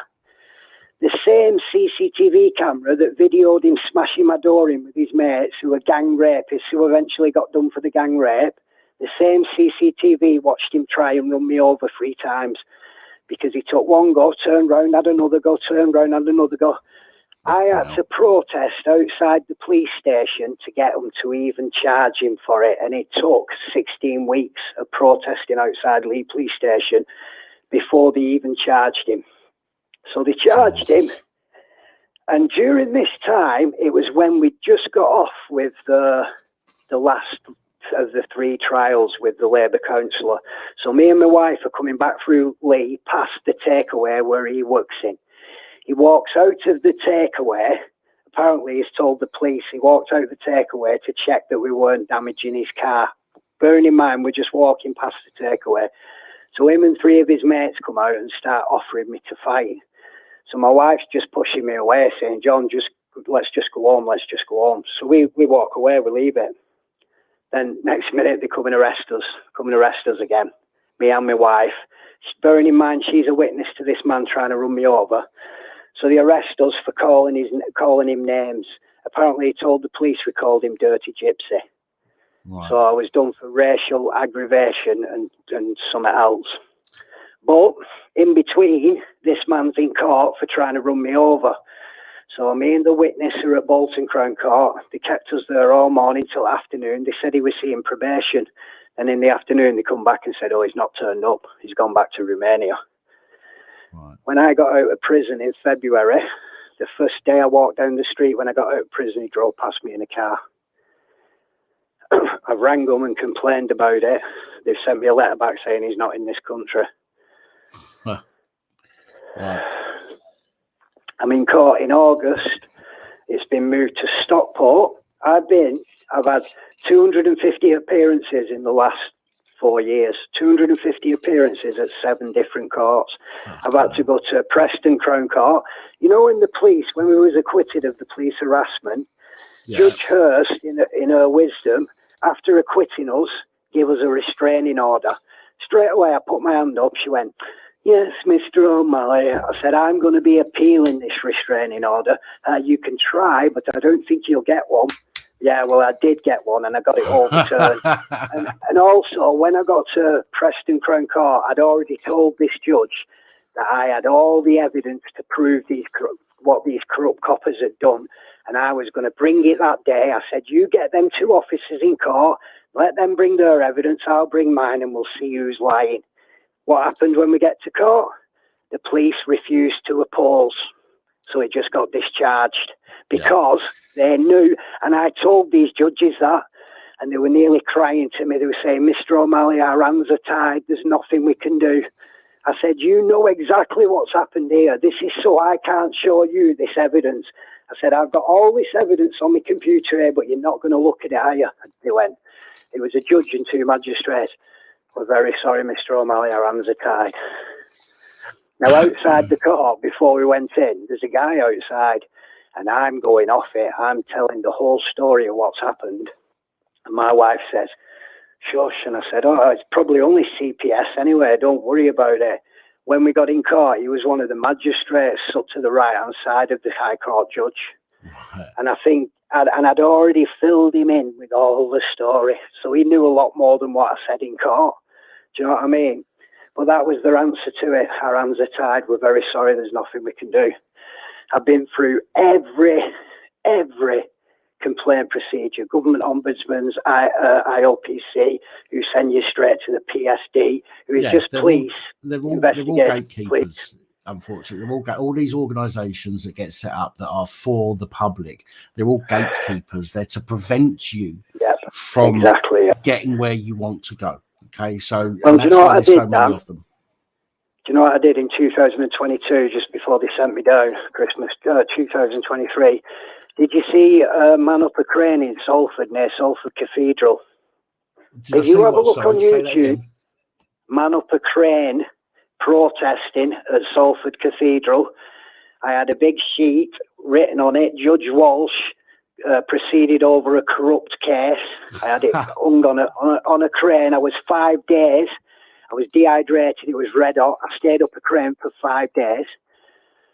When I got down, they charged me with criminal damage to the padlock. Now, I'm a rock climber. That's what I do, I rock climb. I took my rope, I took my harness, and I climbed past the protection. I didn't need to break no lock. So 3 months later, after they'd done me with it, I get bring back to court because it's an unsafe conviction and they took it off me. Yeah. But yeah, I've even climbed a crane for 5 days, tried to protest, and they shut it down. The Manchester Evening News wouldn't report anything about it. If you look on YouTube, you know Charlie Veach, don't you? I do. Have a look at Crane Man Charlie Veach. He did about 3 things on me while I was up there. And you'll see him arresting me, bringing me down. And on my wife's channel on YouTube, her name's Carol O'Malley. If you look on my wife's channel, you'll see the attack. You'll see how many of them there was. You'll see all the police body-worn video. I put it all on YouTube. Well, do me a favour. My email address, policeabusingpowers@gmail.com. Send me a link to your wife's page. And what I'll drop it in the chat so people can go and have a look for themselves. Nice one, Dan. I appreciate it, pal. Right. What I'm doing, I'm in court in August, and if I don't go to prison again on 22nd, I've already told them that on the 23rd, I'm going to be outside Lee Police Station at every rush hour, morning rush hour, evening rush hour, with signs telling everybody that Lee Police are corrupt. And I've told Lee Police that I'm going to carry on doing this for years unless you investigate PC Parkinson's corrupt dealings with that court case, because he got away with murder. Yeah. And you know, my wife's just been diagnosed with cancer a while back. Oh, and you know what he did? Sorry to hear that. Do you know what the copper did? Got one of his mates to put a smiley face on a Facebook page. I reported him too, but nothing come of it. Never even heard back from that one. Well, from me, I'm genuinely sorry to hear that. I hope it's... Oh, they've destroyed us, mate. They've destroyed our whole lives. I'd never been in trouble for 20-odd years before 2019. And since 2019, I've been in court 250 times. Absolutely unbelievable what they've done to us. Well, the courts. And do you know who they use, Dan? Do you know who they use? I never get a magistrate. I've had them once, right? And the magistrate knew something was wrong. The CPS had given me a CD. And he made them right click and he was checking the properties to see if they'd put a lock on it, because they kept giving me this with lock on that I couldn't open. And he said to me, Mr. O'Malley, would you mind if I reserved your case? I said, sir, I would be made up if you'd reserve my case. Because at the time I was protesting outside Wigan Courts, right? So I'm out the back of Wigan Courts with a sign saying no disclosure. And who drives in? Judge Hurst. She looked at me. I looked at her and she had to put a card in, to lift the back barrier up to get in. Yeah. So she had to wind the window down. So when she winded the window down, I went, oi, I thought you said I wouldn't get that appeal. And she stopped for a second. She stopped. She was going to, tear into me, and then she must have thought better of it and just drove off. Well, that afternoon, my case got moved then from Wigan to Manchester. And it was Judge Hurst that signed it over. And every time I've been in Manchester, I've been railroaded by district judges. I can't have my own solicitor. They always appoint me one because I'm not allowed to cross-examine the 999 witnesses. Right. So what they do is give me a court-appointed solicitor who doesn't ask any questions what you give him. Do you know what I mean? Yeah. So you can't win at all. You can't win. I've seen this court system. I know it inside out now.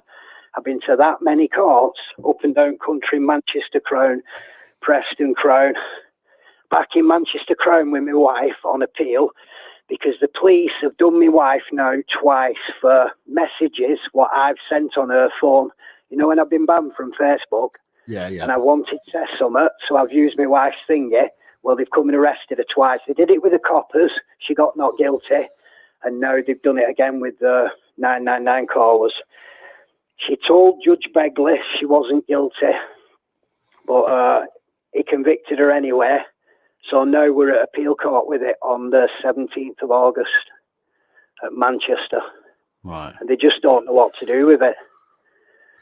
But I'm going to try and get as much information in front of that High Court judge as I can on the 17th. But yeah, they've targeted my wife just because she's married to me. You know, because they've raided our house that many times, and she's just collateral damage. So they've had to make it like she's a bad guy too. So they've already done it once, and she's already been acquitted. And I have a feeling I'm going to get this turned over on 17th too. Well, I'll tell you one thing. You get a lot of support in the comments. I don't know if you can see the comments or not whilst you're on the phone to me, but there's a lot of support for you in the comments. I tell you, it's been helping me out. Do you know Nigel Stringer from London, the magistrate? I don't know the name, no. I will look him up, mate. Look him up. He's a 30-year magistrate, and the police did the same with him.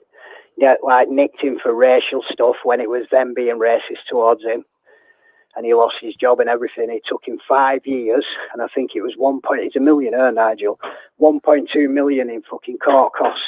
But he's redeemed himself. He's not got his job back, but he got the charges dropped, took off him. Right. And I had another guy from Lancaster helping me. Paul, he runs that corrupt police site. Do you know him? He's a clever guy. Yeah. You know him. He's a clever guy. He's training for being a solicitor and that. He's helped me out with quite a lot of things as well. But Nigel Stringer has been a good help. So anybody you know who's having trouble with the police, them's two people you can put them in contact with who can help them. Yeah. Nigel Stringer and that Paul from Lancaster. It's ukcorruptpolice.com, I believe. That's the fella, yeah. That's the fella. They stripped him, didn't they? They did him a strip search and that, and he got him done for it. Yeah. Well, in our town, in Lee, the Labour Council got all the independents raided by riot vans. 6 independent councillors, and they raided all their homes with riot vans, all down to this Labour councillor. And one of them, he had medical attention in there. He takes tablets or something, and something bad happened to him, but he sued them for thousands over it. But yeah, this town is run by Labour, and they cover for the corrupt police, and they cover for these Romanian gangs. The same gang of people that attacked my home, in the official report, it says that youths chased me to my door, and that the adults were trying to stop these youths. There was one kid there, and the adults were all involved. You know, they weren't trying to stop the youths, and they called them responsible adults. 12 months later, they got 36 years for gang rape and kidnap of an English homeless woman. And they blagged her, and there's a homeless place right next to Lee Police Station, and that's where they got her from. And they said, come in our flat across road over at Chippy, we'll cook you some food and that. Kept her there for 11 hours and raped her. Fucking hell. One of them they let escape, and I even knew who he were. 3 of them got done. They kept it out the newspapers, right? I had to check the court listings for 12 months until they went to court. So I rang up Bolton Court, and I found out they'd been found guilty, and I got the sentence after. And I published it on Facebook, which I had been doing for months. The minute I published the sentence, then it went all over the world then, you know, like Wigan Today, and then it was all over internet, and then it was on news and everything. But I honestly believe it wouldn't have even got out if I hadn't done that. And one of the rapists, because I knew these 3 guys who had attacked us, one of them was on streets, one of these rapists, Constantino his name is. If you look 36-year rape in Manchester, you'll read about it. Now, this Constantino, when he was round our streets, he was always with a guy called Petrovoicu. It was his, you know, if you saw one, you saw the other, and they lived on streets. Now, after this rape happened, you won't believe this, but the woman that got raped contacted me on Facebook. So I started speaking to her and telling her about this gang. And she told me that one of them had got away. There were 4 rapists, and the 4th one was back in Romania. So I knew straight away it was Constantino's mate. So I got photos off Facebook, and I sent her photos, and she circled him and said, that's the guy. He's never been brought back from Romania. She got their big payout, and she was told by the police not to speak to me again. Fucking hell, Sickening man. what was on. You've probably been through it, haven't you, brother? Oh, right through the ringer, mate. And we're still at it now. Like I say, I'm in court in August, another Labour councillor. It's horrible to hear when somebody's under so much persecution by the establishment. You know, don't get me wrong. Okay, I have to be me, and I have to say, you know, we've only got your word for it at the moment, and I'm not suggesting you're lying, by the way. So please don't take that the wrong way. No. But you've been very articulate. You've been very clear. You've been very. Everything you've said, you've just reeled off. It's not like you've had to sit there and think about anything to tell us. So I tend to believe everything that you're saying. Okay. I've lived it. And that's why I say to hear that somebody's been persecuted so much is terrible. I mean, you'd think the shit that I do on this channel would get me persecuted, but I've been very, very lucky. I've been very lucky. Apart from, I mean, because the time I got arrested up here in Liverpool, that was before the channel started. That's what actually prompted me to start the channel. I got arrested in London for filming the pedo statue protest by David Chick, which I think was, you know, they knew who I was. Guaranteed they knew who I was. By that point, most of the police forces around the country knew who I was. I was even told by police officers that some of my videos had been used in briefings in some police forces, which is fucking brilliant to hear, to be honest. Some of my videos have been used in you know, when they have their briefing before they go out on duty.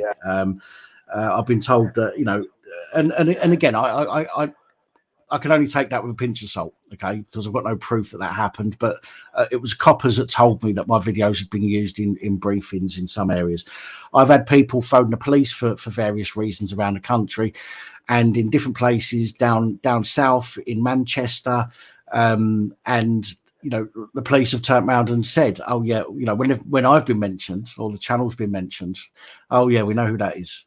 You know, but I've never been persecuted. I have to say that I've never been persecuted because of that. I don't know if my arrest in London was because of who I was, but they absolutely hate me for speaking out.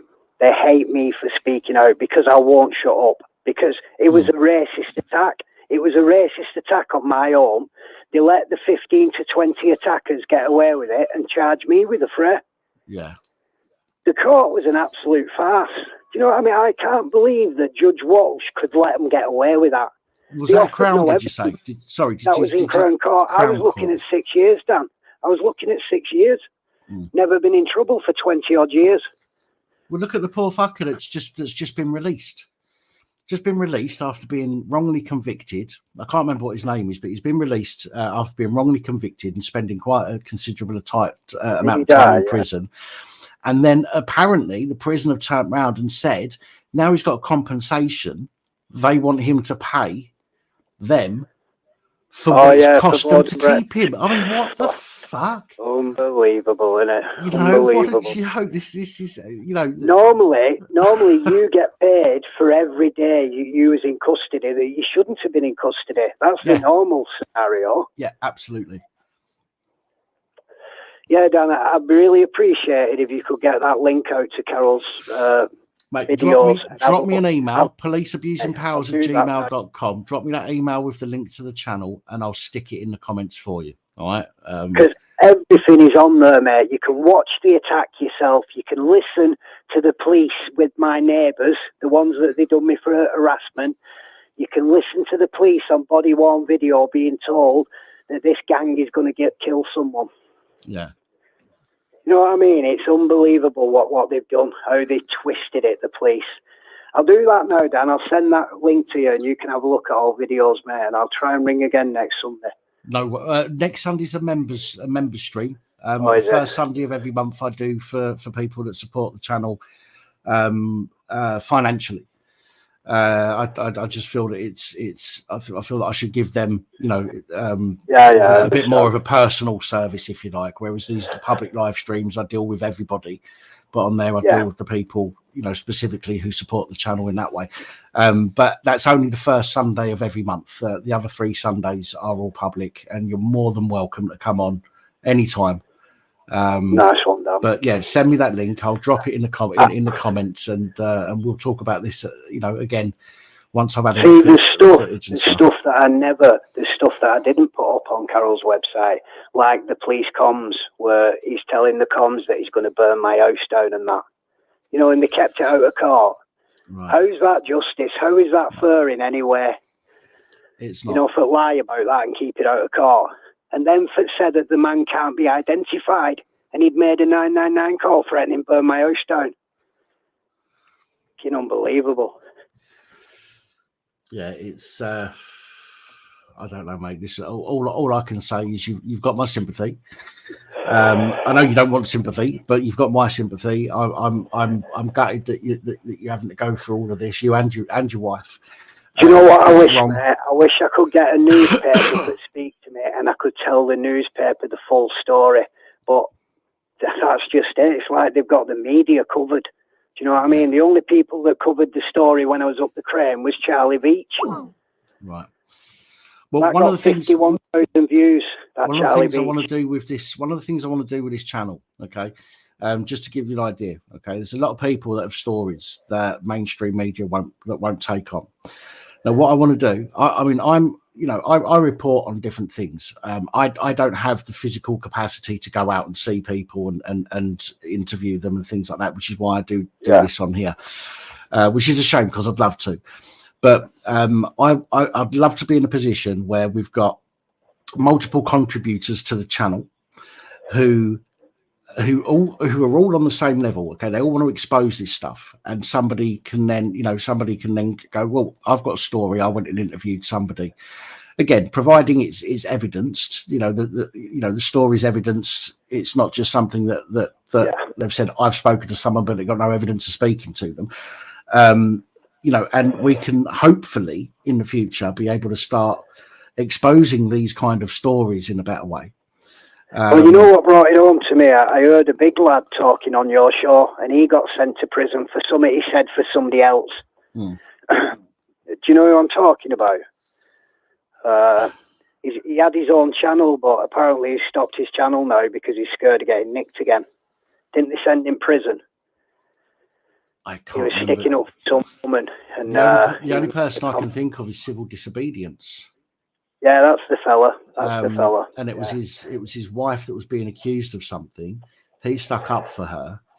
And got sent down for it. Ended up going to court over it. Yeah, they tried to do him for like harassment as well. Very easy fucking crime to convict people on, as we know. Don't really need any proof. Do you know what they convicted me with? A Ring doorbell that recorded me through my open window in my home living room, and because I said fat cunt, and it recorded me, this Ring doorbell through my window. That's what I was convicted of. Which is odd, because even the Public Order Act says, and if you're in your own home, then you shouldn't really be. Okay, it could affect people from outside, but if you're in your own home, you have that protection of being in your own home. And the fact that they've convicted you on it is pretty disgusting. This is what a solicitor said to me. He said, if it had been outdoors, that's a public order. Yeah. But because it was in your house, that's how they've done you for harassment. Right. Now, the one that they've got me on next is apparently calling them faggots, a married couple, as they walk past canvassing. And I'm presuming there's no evidence that they've got that can. Well, they're saying that the same people, what they got the Ring doorbell off, happens to be a friend of hers, and that they've got this Ring doorbell, but that I think they're lying. I know they're lying. They've not produced it. They've not disclosed it.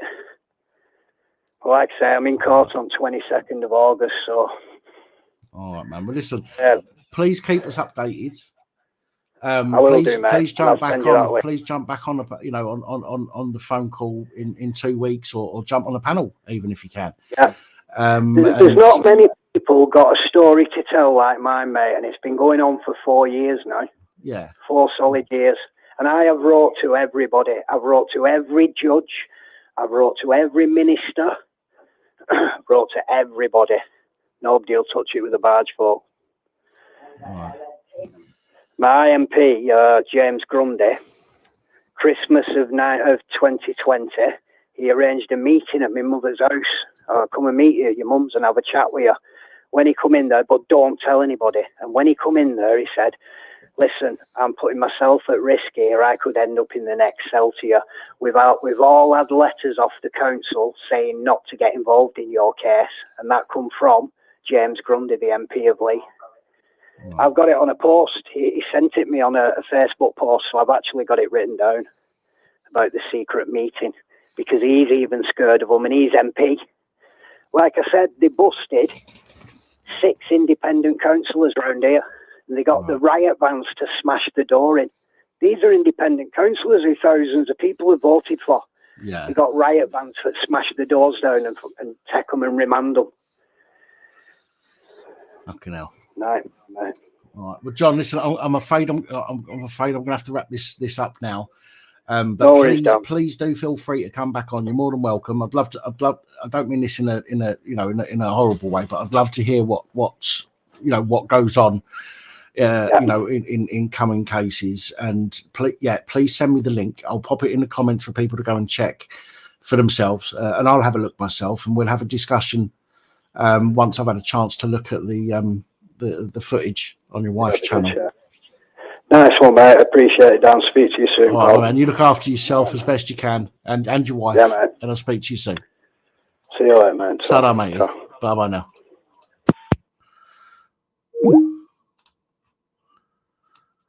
Right, guys, I'm sorry, but we're going to have to call that the last phone call. 25 past 10 now, so I know I'd started late and on the live stream, and I apologise, but we're going to have to call that last phone call and get the panel started in just a second. Justin, the reason I've left the comment on the screen for so long is so that I don't forget to respond to that. And this is not me having a go at you, okay? Because I get what you're saying, totally. Trust me, I do understand where you're coming from. But we have to be careful when we're fighting against the police or anybody else for that matter, who's trying to stitch us up with the law. Is we have to use the legislation against them. A lot of people go, "Oh, legislation, it's acts of Parliament require consent, blah blah blah blah blah." That's bollocks. Okay, some people won't agree with me, but it's bollocks. Consent, we've already given our consent by allowing an elected official to represent us in Parliament. Okay, that's what they're for. They're to give our consent or non-consent, as it may be. Elected representatives are supposed to go to the Parliament, and they're supposed to give what the majority of people decide in their constituency. They don't. We know they don't do that. But my point is, attacking the police, I think we should attack the police. However, we should attack them with the same legislation that they use against us. And legislation in many cases is objective. There's a lot of legislation that's objective. Okay, it's not black and white as some people may think it is. So we have to use the tools they use against us. We have to use against them. So I think that we should attack the police, but we should attack them with legislation. I don't necessarily think that attacking them with complaints works, but if you use the complaint system and things like that for whatever reason, I think it shows that you've tried every avenue. And then when it comes to reporting these situations, and you turn around and say, well, I've tried the IOPC, I've tried the CPS, I've tried the professional standards. When somebody turns around and says, I've tried these methods, which we're told to try, but they've done nothing. That helps strengthen the facts and the knowledge that these systems don't work, or they work not in our favour. So I'm not having a go at you for your comment. It could, obviously, I have to question it because that particular comment could potentially get people into trouble. So I think we should attack the police, but we have to attack them with the weapons that they use against us. I don't mean a taser, CS gas, and a baton. I mean the legislation. But I just wanted to address that comment because I don't want people thinking that I'm inciting violence against anybody, because I certainly don't, and I don't agree with violence against anybody unless you have no other option. Okay, that's the only time that you should use violence. And this is coming from somebody who was an absolute arsehole as a teenager. I used to get drunk and go out looking for fights, and if I couldn't find one, I would start one. That's how much of an arsehole I was when I was growing up. Okay, I had a big chip on my shoulder. I used to drink a lot back then, you know, way more than now. I mean, now I'll drink a bottle of brandy normally on a live stream, you know, over a period of about 8 hours. But back then, I used to, me and my friend, we'd do a bottle of schnapps before we even left the house. Then we'd go and do 10, 15 bottles of beer and some shots, and we'd get absolutely twatted. And I was genuinely one of the biggest arseholes you'd ever meet. I'm glad that's not me anymore. I'm glad I'm not that person anymore. Shit, where I was going somewhere with that, but I've forgotten where I was going with it. But yeah, yeah, I was an arse. You know, no, there's no two ways about it. I was an arse, but we have to, as I've grown older and I've realised that violence doesn't actually solve anything. We have to use what they use against us. We have to use against them, and that's, from my point of view, that's the only way that we're going to get anywhere. So with that being said, folks, I am going to now pop the panel link into the comments. Well, I'm not. I'm going to copy it. I'm going to go for a quick pee. Then I'm going to come back, and then we're going to open the panel. I will literally be 60 to 90 seconds. And then we'll get this panel open. So please don't go anywhere. I will be back, as you know, within sort of 90 seconds or so. We'll get the panel open, and we'll carry on the discussions with people who are less ugly and less fat than me. So yeah, I'll be back in just a second, folks.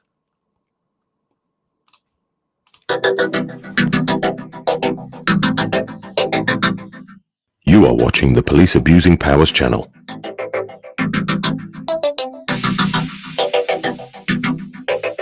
Your host Dan is currently taking a comfort break and will be back momentarily. Your patience is appreciated.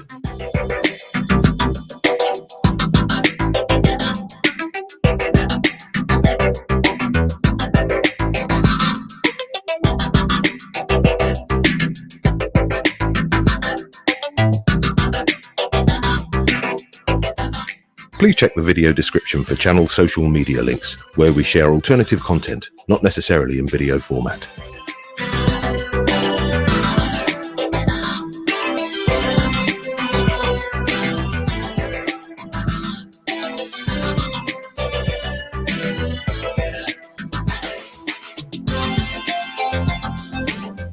Did you know, contrary to popular belief, it is not legal for a pregnant woman to urinate into a police constable's helmet, unless of course their head is on fire.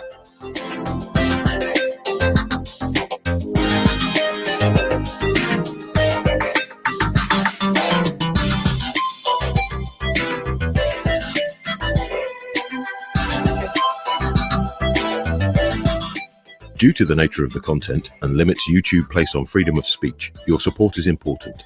There are ways you can support the channel listed in the description.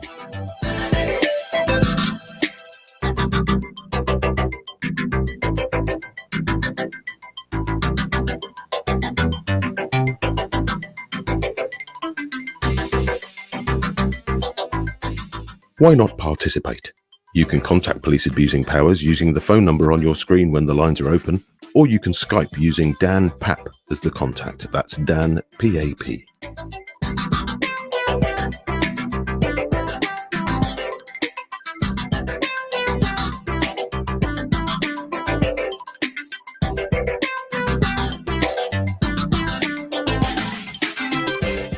Don't forget to hit the subscribe button and click the bell so you are notified. Right, sorry folks, Dan's a little bit busy right now in the other room, so he's asked me to come on and take over for a minute. Oh fucking hell.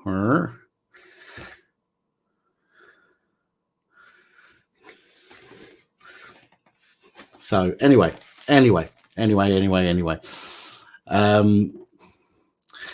Yeah, John O'Malley, thank you for your call, by the way, the last caller. As I say, please send us, in fact, I'll open my email now just to double check, see if you've sent it yet. But please do send it, the link to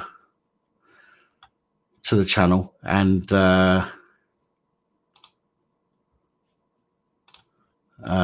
we will drop that into the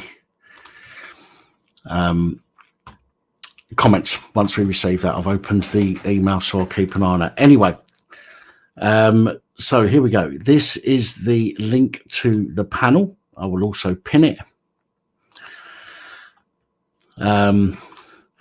Please, if you want to jump up on the panel, as always, I have to see you whilst you're in the back room. I have to. I can't just let people up. I have to be very careful, and I have to say, for example, Roger, do us a favour. I know it's you, but can you just touch your nose with your right hand for me?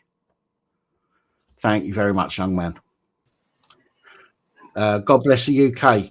Yo! And put your penis away. No, put it away. Don't get it out. I'm only joking, people. There was no way Rog beat me to that. Fuck off. No. You private linked him. No, honestly, to be fair, God bless you, you're first in the panel, then Roger. But I let Roger up first because I like him better than you. Well, they said, respect your elders. Respect your elders. Exactly. Shit before the shovel. Sorry, did I say that? Evening, Rog. All right, mate. How you doing, gentlemen? Yeah, magic, mate, magic. Good stuff. We've got Blair in the back room again. Do you remember Blair from last week? Fuck me, I thought you said Claire. I need a heart attack then. Blair, our wee Scottish friend Blair. He was in last week. Blair, do me a favour. Just touch your left ear with your left hand for me, please. Thank you very much. How you doing, Blair? You okay? I'm good, mate. I'm good. Good. Glad to hear it, my friend. Tina, I know that's you anyway because it's authenticated with your channel. So I can bring it. Rogers was authenticated with his channel, so I could have let Roger up. I just wanted to show what I have. Hi all, good evening. Hiya, Tina. Hope you're well. Yeah, not doing too bad. When you get a few minutes, I'd like to advise the last caller on what they can do to move. Okie dokie. I'd like to know what they could do in co-op. Mr. Mellon. Research the Black's Law Dictionary and research every word. And remember, everything in the legal refers to persons. You're not a person, you're a man. Well, you are right. The problem is the justice system doesn't look at it like that, unfortunately. No. And that again, we've got to use our own tools against them. If you answer to Mr. or Mrs., then you're consenting to being that fictional character. Yeah, but again, it's like, that's what I'm saying. You've got to look at it in the legal, look at it in the sense of the law dictionary. Look at the words. Yeah, but that it might be in the law dictionary, but it's not how the law actually views people, and that's the issue that we've got. I get where you're coming from, and I do. I've got no issue. Person's a persona. It's a mask. It's human. Yeah, it's a sea monster. And again, I totally get where you're coming from. Right, so don't think this is an attack on you or anything like that, because it's not. The problem that I have with that argument is that that's not how the legal system that we have will work, and that's the issue that we've got. Okay, so although I agree that the definition of certain words are a certain way, and that should be how the definitions of everything has been changed over the years, and they now base it all on a new definition. The definition of the indoctrination of the English dictionary has been changed. The definition in the Black's Law has never changed since the beginning. The definition definition might not have changed. The people have been deceived. They've been misled to use the words differently through the English dictionary. Totally different meanings in there. Right, and again, I understand and I get where you're coming from, and again, I'm not attacking you. Same as when we get the free man of the land, for example, that come on. I don't disagree. I don't argue with them. My point is, I understand where they're coming from. I understand their understanding of certain things. It's just unfortunate that the people that punish us or want to punish us do not look at it in the same way. No. And that's where the problem is, because they're the ones that are trying to stitch us up. We could turn around and say that the meaning of X is Y, the meaning of Y is X. That is it. That is how it is. But when it goes in front of a judge, or when you go to legislation, everything is an objective view. There's nothing in black and white. It's all in black and white, but there's nothing there that you can say this is it. Remember, as man does not have dominion over another man unless given consent. Right. And we give consent when we step into court, and when a judge asks you, "Are you Mr. such and such?" and you say yes, well, you've consented. You've given consent right there and then. Just walking into the court. Yeah, but just walking into the court is consent. Just walking into the court is giving them consent to. You've answered to Mr. or Mrs., which is a fictional character in the first place. You should rebut that and send that back. Right, Jack, I'm going to bring you up as well. I know it's you because it's authenticated. I don't know why you called yourself Mr. Melon unless you've got some kind of testicle infection. That's where he's been shaving his melons. Oh, shut up! Hi, Jack. Shut How up, you doing? You right, Jack? I'm doing all right.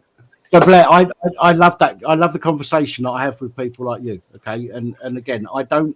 Hi, Simon. I wouldn't turn around and say you're wrong. I wouldn't turn around and try and be disrespectful to you. I want to be respectful to everybody's views. There are, obviously everybody has slightly different ways of seeing things. There isn't any argument, it's just conversation. If we're not open to listening to other people's views and the way that they think and see things, then none of us will ever learn anything. No, exactly. Every day is a school day. Yes, exactly. Right, Miss Cat. Hello, young lady. Oh, hi, Miss Cat. I saw you asleep last week on the along with hundreds of other people. I was really worried she'd passed out with something wrong. And my God, you scared the crap out of me. No, I'd been on for 42 hours. You've got to stop doing that, young lady. That's going to really make you sick. 13 of it was backstage, but when I get into a really interesting conversation, sleep takes the back seat. I would like to, I'm hi to everybody, and I'd like to take this opportunity to say thank you, Pappy, for a great game last week. And it wasn't me who won, it was God bless, but he gave me his winnings. And sorry. Yeah. No, that's okay. I just feel bad accepting the congratulations. And thank you, Simon, and thank you, Mickey. Because Mickey also did something very generous too and added money to it. And I really appreciate it. Thank you, all of everybody. It's not that difficult to accept the we all love you, Cat. Generosity of others, Miss Cat. Yeah, we all love you. Because we feel bad. I did. I said this last week. People were offering to help me out when my computer died, and I did not want it. I said no for weeks and weeks. And eventually, I was convinced into putting a link into the description, and within a week or so, I had the money to be able to buy a new computer. And people don't. I accepted it because it was a game. It was a game, and I won a prize kind of thing. So I thought, okay, it's okay to do that. But you deserve money because you work for it. I don't deserve any. I don't think I deserve anything. I deserve a bit of respect. I think because I try and give other people respect. But other than that, I don't expect anything from anybody. Yeah, and the fact that there are some very, very, very decent and generous people out there makes it all the better. I appreciate it so much. I just don't want to get some kind of reputation like I'm here for money when I want to say something and I want it to mean something, and I don't want anyone to think I've got any other agenda besides getting out my view. So if you're asking people, there are people out there that will constantly say to people, oh, come and donate to the channel, donate to the channel, donate to the channel. Right? I have a link. I have links, and I have ways, and that's it. I don't keep promoting it. I don't keep saying to people that, come, give me some money. If people want to help, there are ways for them to do that if they so decide to do that. Right. You're not forcing anybody. I'm not forcing anybody. I'm not making people. But if people want to do it, they will do it out of the kindness of their heart. And there are some genuinely decent people out there. Absolutely. We're just taking out a membership helps, doesn't it? Oh, Roger, I didn't realize you're on here. Hi, Roger. How you doing? Sorry, I Hi, was Mrs. upstairs. W. Yes, at last, Mrs. W's been recognised. Hi, Mrs. W. Hello, Heather. Right, Dan, can I say the piece before we start? Yes, you can. Yes, you can. Well, it's in regards to the last caller, but it is important everybody understands their rights. If you are under direct threat from anybody in your area, and they've made threats, as the last caller said, to burn the house down, he's had lots of implications of threats of violence, damage to property, etc., you have the right to apply to any council in your area, in any part of the United Kingdom, for homeless assistance because of reparation of violence, harassment, and malicious communication.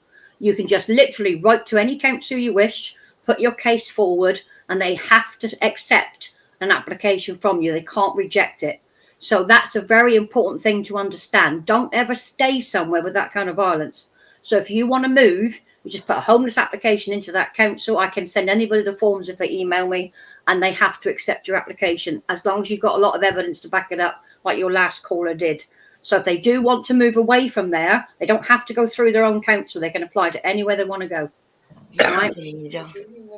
Right.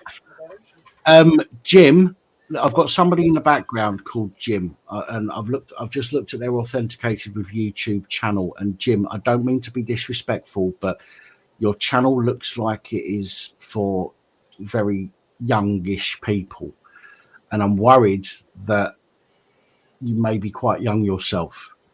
We can't take that risk, Dan. We've had that before, haven't we? Yeah. We have discussions on this channel which may be deemed as inappropriate for youngsters. No, again, I don't want to be disrespectful to you, and I don't want to offend you. Discussions on this channel that may be not suitable for younger ears, shall we say. Plus that you've got no avatar and your camera's not on, so I can't see you anyway. Yes, yeah, okay. Thank you for putting your camera on, Jim. But you, from your camera, you are very young, mate. And I don't want to be disrespectful. I appreciate the fact that you might want to come up here, but I can't, mate. I can't. I don't know how old you are. It's a risk you can't take. You got to protect the channel. Ask him. Has he got a passport or something, or a driver's license with his age on? He can show you. No, he doesn't need to. He doesn't need to. He's just shown me himself on camera. And Jim, you look about 15, mate. To be fair, could be like the Cliff Richard of the millennium. And again, don't want to be disrespectful, my friends. Don't want to be disrespectful. People would say that about me. I can't stop people from watching, but I have to be careful when it comes to the panel. So, my apologies. All right, Roger, you was a Cliff Richard of Victoria's reign. How's that? Okay. I used to be one of them with the old minstrels. God, that's going back, Roger. Come on. Yeah, you're not allowed to go around looking like that now, are you? Of course not. You'll be done for racism. So. You look like the negative of the cultural misappropriation. Yes, it would be. Yes. Sorry, cultural, right. Not racist. Blue bottle. Do me a favour. Just touch top of your head with your left hand for me, my friend.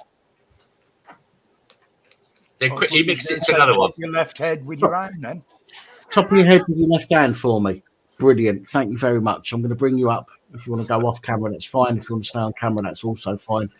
But I'm going to bring you up now, my friend. Hello, Blue Bottle. Hello. Hello. I believe, I might be wrong, but Blue Bottle, you're ex-police, aren't you? Yes, I am. Yeah. You are. Yeah, I remember him from last time. Are you retired or ex?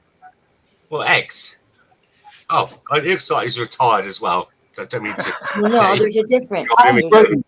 Own myself up for that one. Yeah, I'm retired. Okay. Blue Bolt, can you don't have to, but are you able to tell us what force she was with? If you don't want to, that's fine.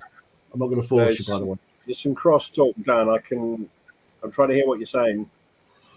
Right. Are you able to tell us or divulge what police force she was with or not? Yes, I can. can. Echo in the background. Looking around with the Metropolitan Police in London. And the police force I was with when I retired was the Ministry of Defence Police. Okay, so you started with the Met and went on to MOD. Ministry of Defence. Fair enough. Fair enough. It seems to be a lot. It seems to go the opposite way round in many cases now. We seem to hear people from the MOD, from the civil nuclear. London was a bit too.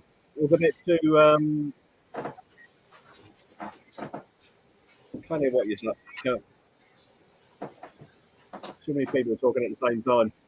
I think he's got his YouTube on and he's echoing. Yeah. Are you on a laptop? Or desktop? Or anything. Speak, Dan, I can't hear what you're saying. Two people are speaking at the same time. If it sounds like people are talking over me, it sounds like you have another tab open on your computer. If you mute the YouTube tab and just use the StreamYard tab. There we go. Can hear it now. Is that better? Perfectly. Brilliant.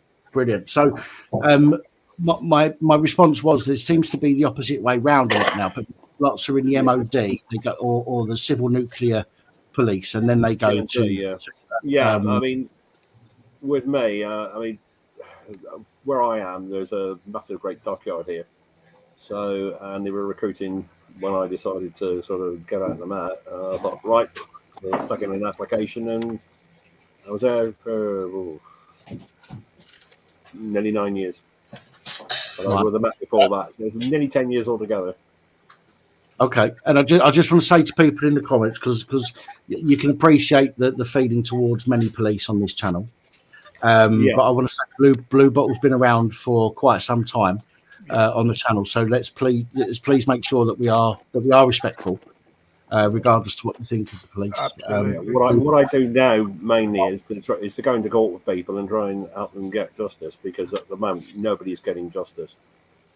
No, very true. They're being messed about by the judiciary, and some judiciary, boy, are they corrupt.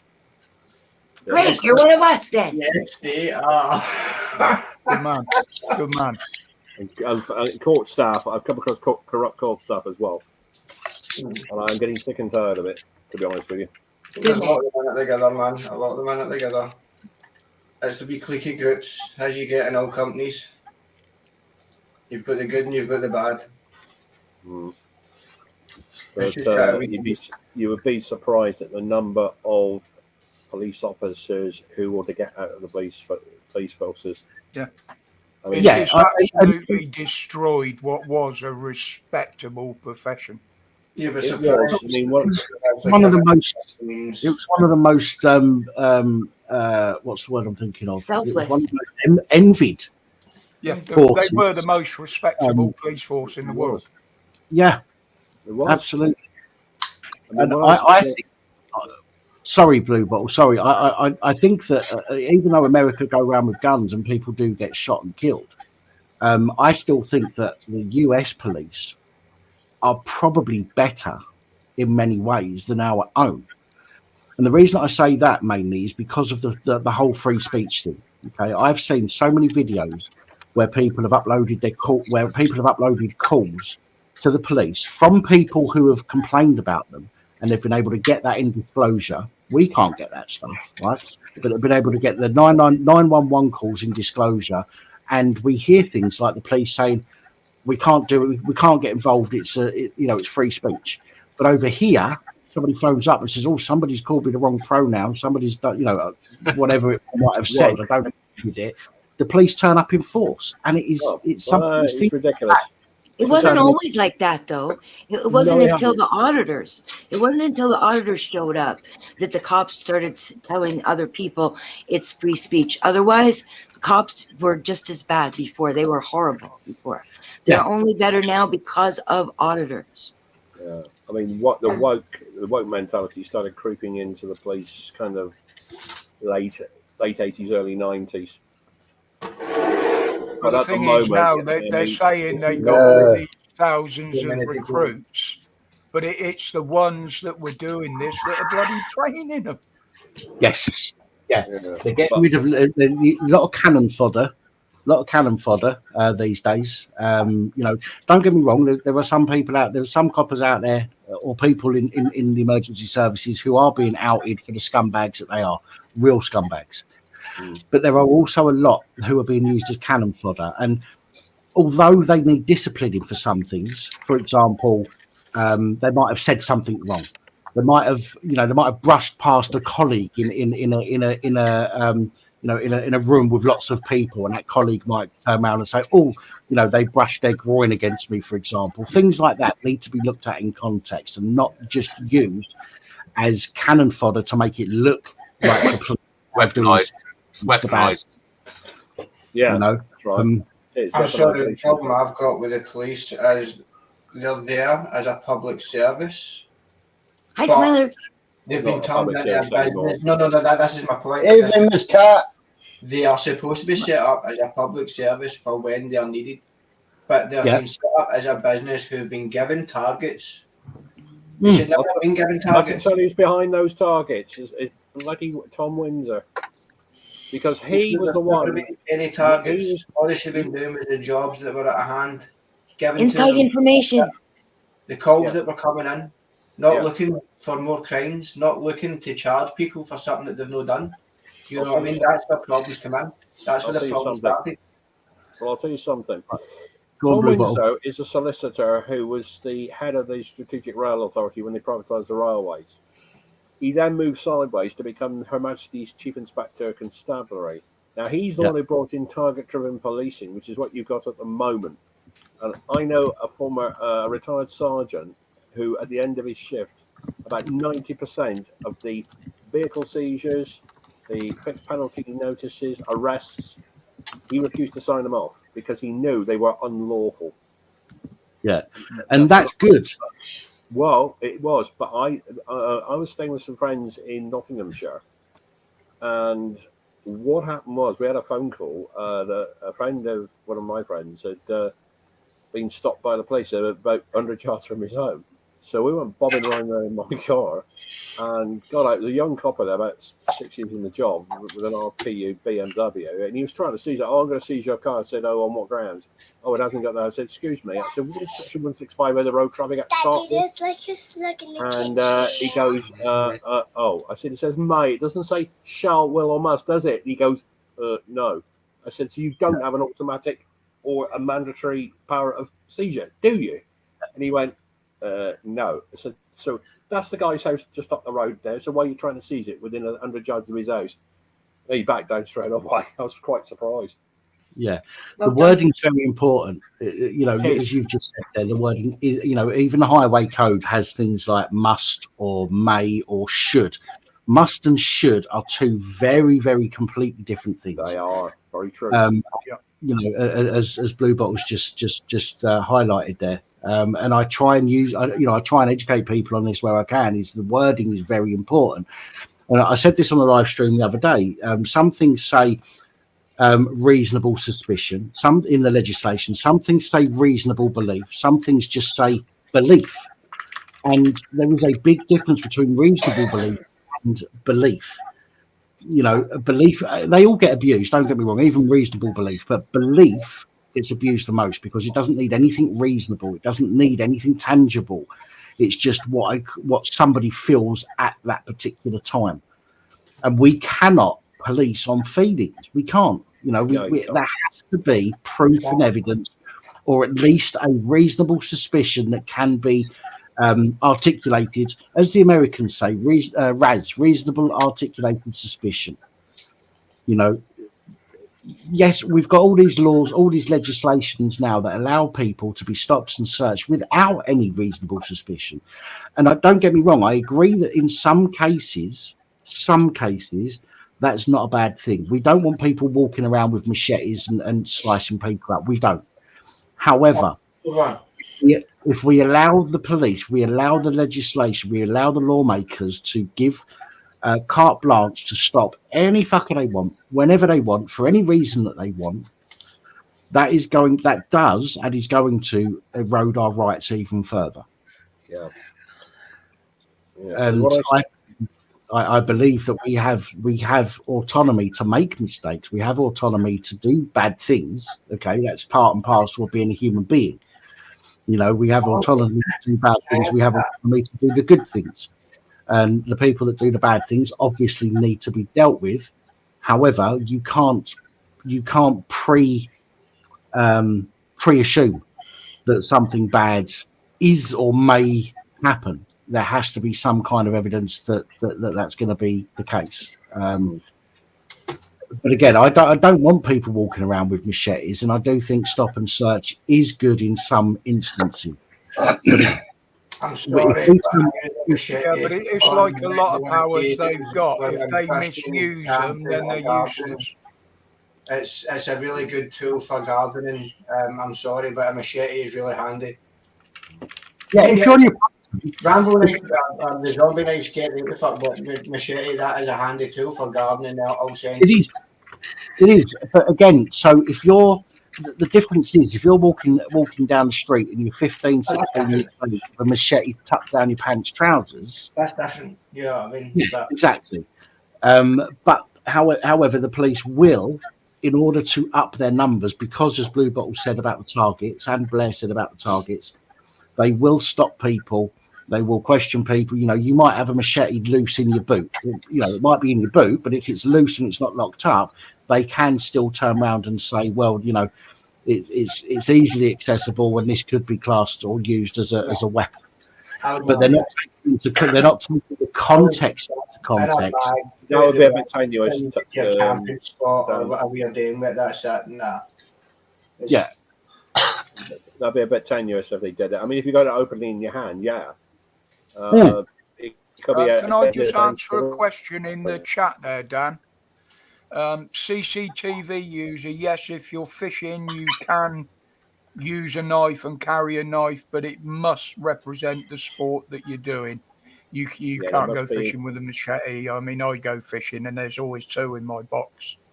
But I don't do freshwater, I only do sea fishing. As long as it's I do camping with that fish, so yeah, I do take it. Sorry, Blue Bottle, go ahead. Yeah, I mean, with knives, as long as you've got them in an appropriate container or sort of a leather case, that's fine. When you're using it for a legitimate purpose, although they say the onus of proof is on the person found with the knife or whatever. Some police do push it. Some coppers do push it and try and make it out to be something it's not. But I mean, as long as you're sensible about it, it's very difficult for a police officer to try and justify arresting someone. I agree. I think one of the issues is because they know that their sergeant or their inspector or their line manager, as they call them, will back them up in many cases. So if they do nick somebody, the problem. I think this is my opinion. So I don't know, and I don't know what rank you were. I don't know if I don't know, and it's irrelevant to be quite honest to me at the moment. But I do find that sergeants are a line manager, so they're in charge of a group of PCs, and if one of those PCs does something wrong, it looks bad on the sergeant. Which is why when you make a complaint about a PC, a sergeant almost always will phone you and try to talk you out of it, because the sergeant will look bad. It will look, oh, it was on my shift. I'll look bad. I need to try and deal with this. You know, rather than saying, okay, you've made a complaint, we'll investigate it. Rather than doing that, they'll try and talk you out of it first. Only when they can't talk you out of it will they then start to investigate it based on my experience. And again, Blue Bottle, please, if you think I've said anything, or if you think I say anything that's wrong, as I'm sure you will, That goes on here in Canada, and it goes on in the States. Same thing. I'm just going to add something to what you said. What I've noticed they do is that they give the sergeant who's in charge of the PCs you're complaining about the job of investigating him. Now, there are 2 House of Lords rulings, Pinochet number 2, 2000, and Porter versus Miguel 2001, and those deal with bias. Now, I caught one guy from, it was an inspector, I think it was, from Greater Manchester Police, and he was arguing with me, and I said, well, show me the law that says that. And he goes, well, no, it does. I said, well, I've got the Pinochet judgment here up in front of me. You tell me which paragraph it is, and he just slammed the phone down on me. He couldn't argue it. Bailey Eyes is a beautiful website if you know where to find it. Yes, yeah, we've seen that on this channel before. It's brilliant. It's on my other PC. Orbis as well. That's fine. You can get Lexus Nexus subscriptions as Lexus Nexus. That's just good. Yeah. Case law and things like that as well, and the rulings from high courts and things are very, very powerful. We're more advanced in corruption, and so even the courts don't do anything. The courts, they'll just back up everything. Where we need the auditors is in the back offices. It's not the cops. It's the cops in the offices that are letting the cops get away with what they get away with. The clerks. A lot of them have been civilianized, the jobs in the back offices. They've been, sorry? Yes. A lot of them have been civilians in the back offices. I mean, when I joined the police force in 1978, a lot of the jobs, apart from very few, were filled by coppers coming up for retirement. Yeah. But these days, you've got civilians who have had a very, very basic training. I mean, thankfully, my local force, they have got a very good training course for their emergency call handlers. So yeah, when you ring them up, they're pretty good. They're pretty much on the ball. You can have a laugh with them. But our courts won't even back us up. Our courts will always they'll rule with the police, and they don't care about justice anymore. Here. What they're doing is they're trying to collapse the justice system. So there is no justice at all. What they're doing is they're attacking the very concept of justice itself. This is all part of Agenda 2030. They are just trying to collapse everything. This is what they're doing to the National Health Service. I love you, new guy. I love you. It's good, yeah. It's on purpose. That's what I say. And these common purpose people, they are terrified of being exposed. Expose them. Yeah. I'm not afraid to expose them. And if they say, I'm going to go to the police, they go to the police. Yeah. Go to the police. Go on. They don't. Blaine, you said something a second ago, and I didn't quite hear it, mate. There's an organisation called Common Purpose. They're the little buggers who've been collapsing. Yeah. They've been collapsing the health service. They're doing it to the courts. They're doing it. The National Police Chief Council and the College of Policing want to take away the right for the CPS to make decisions on what they class as low-level crimes, which means that the police would then become judge, jury, executioner. The problem is, as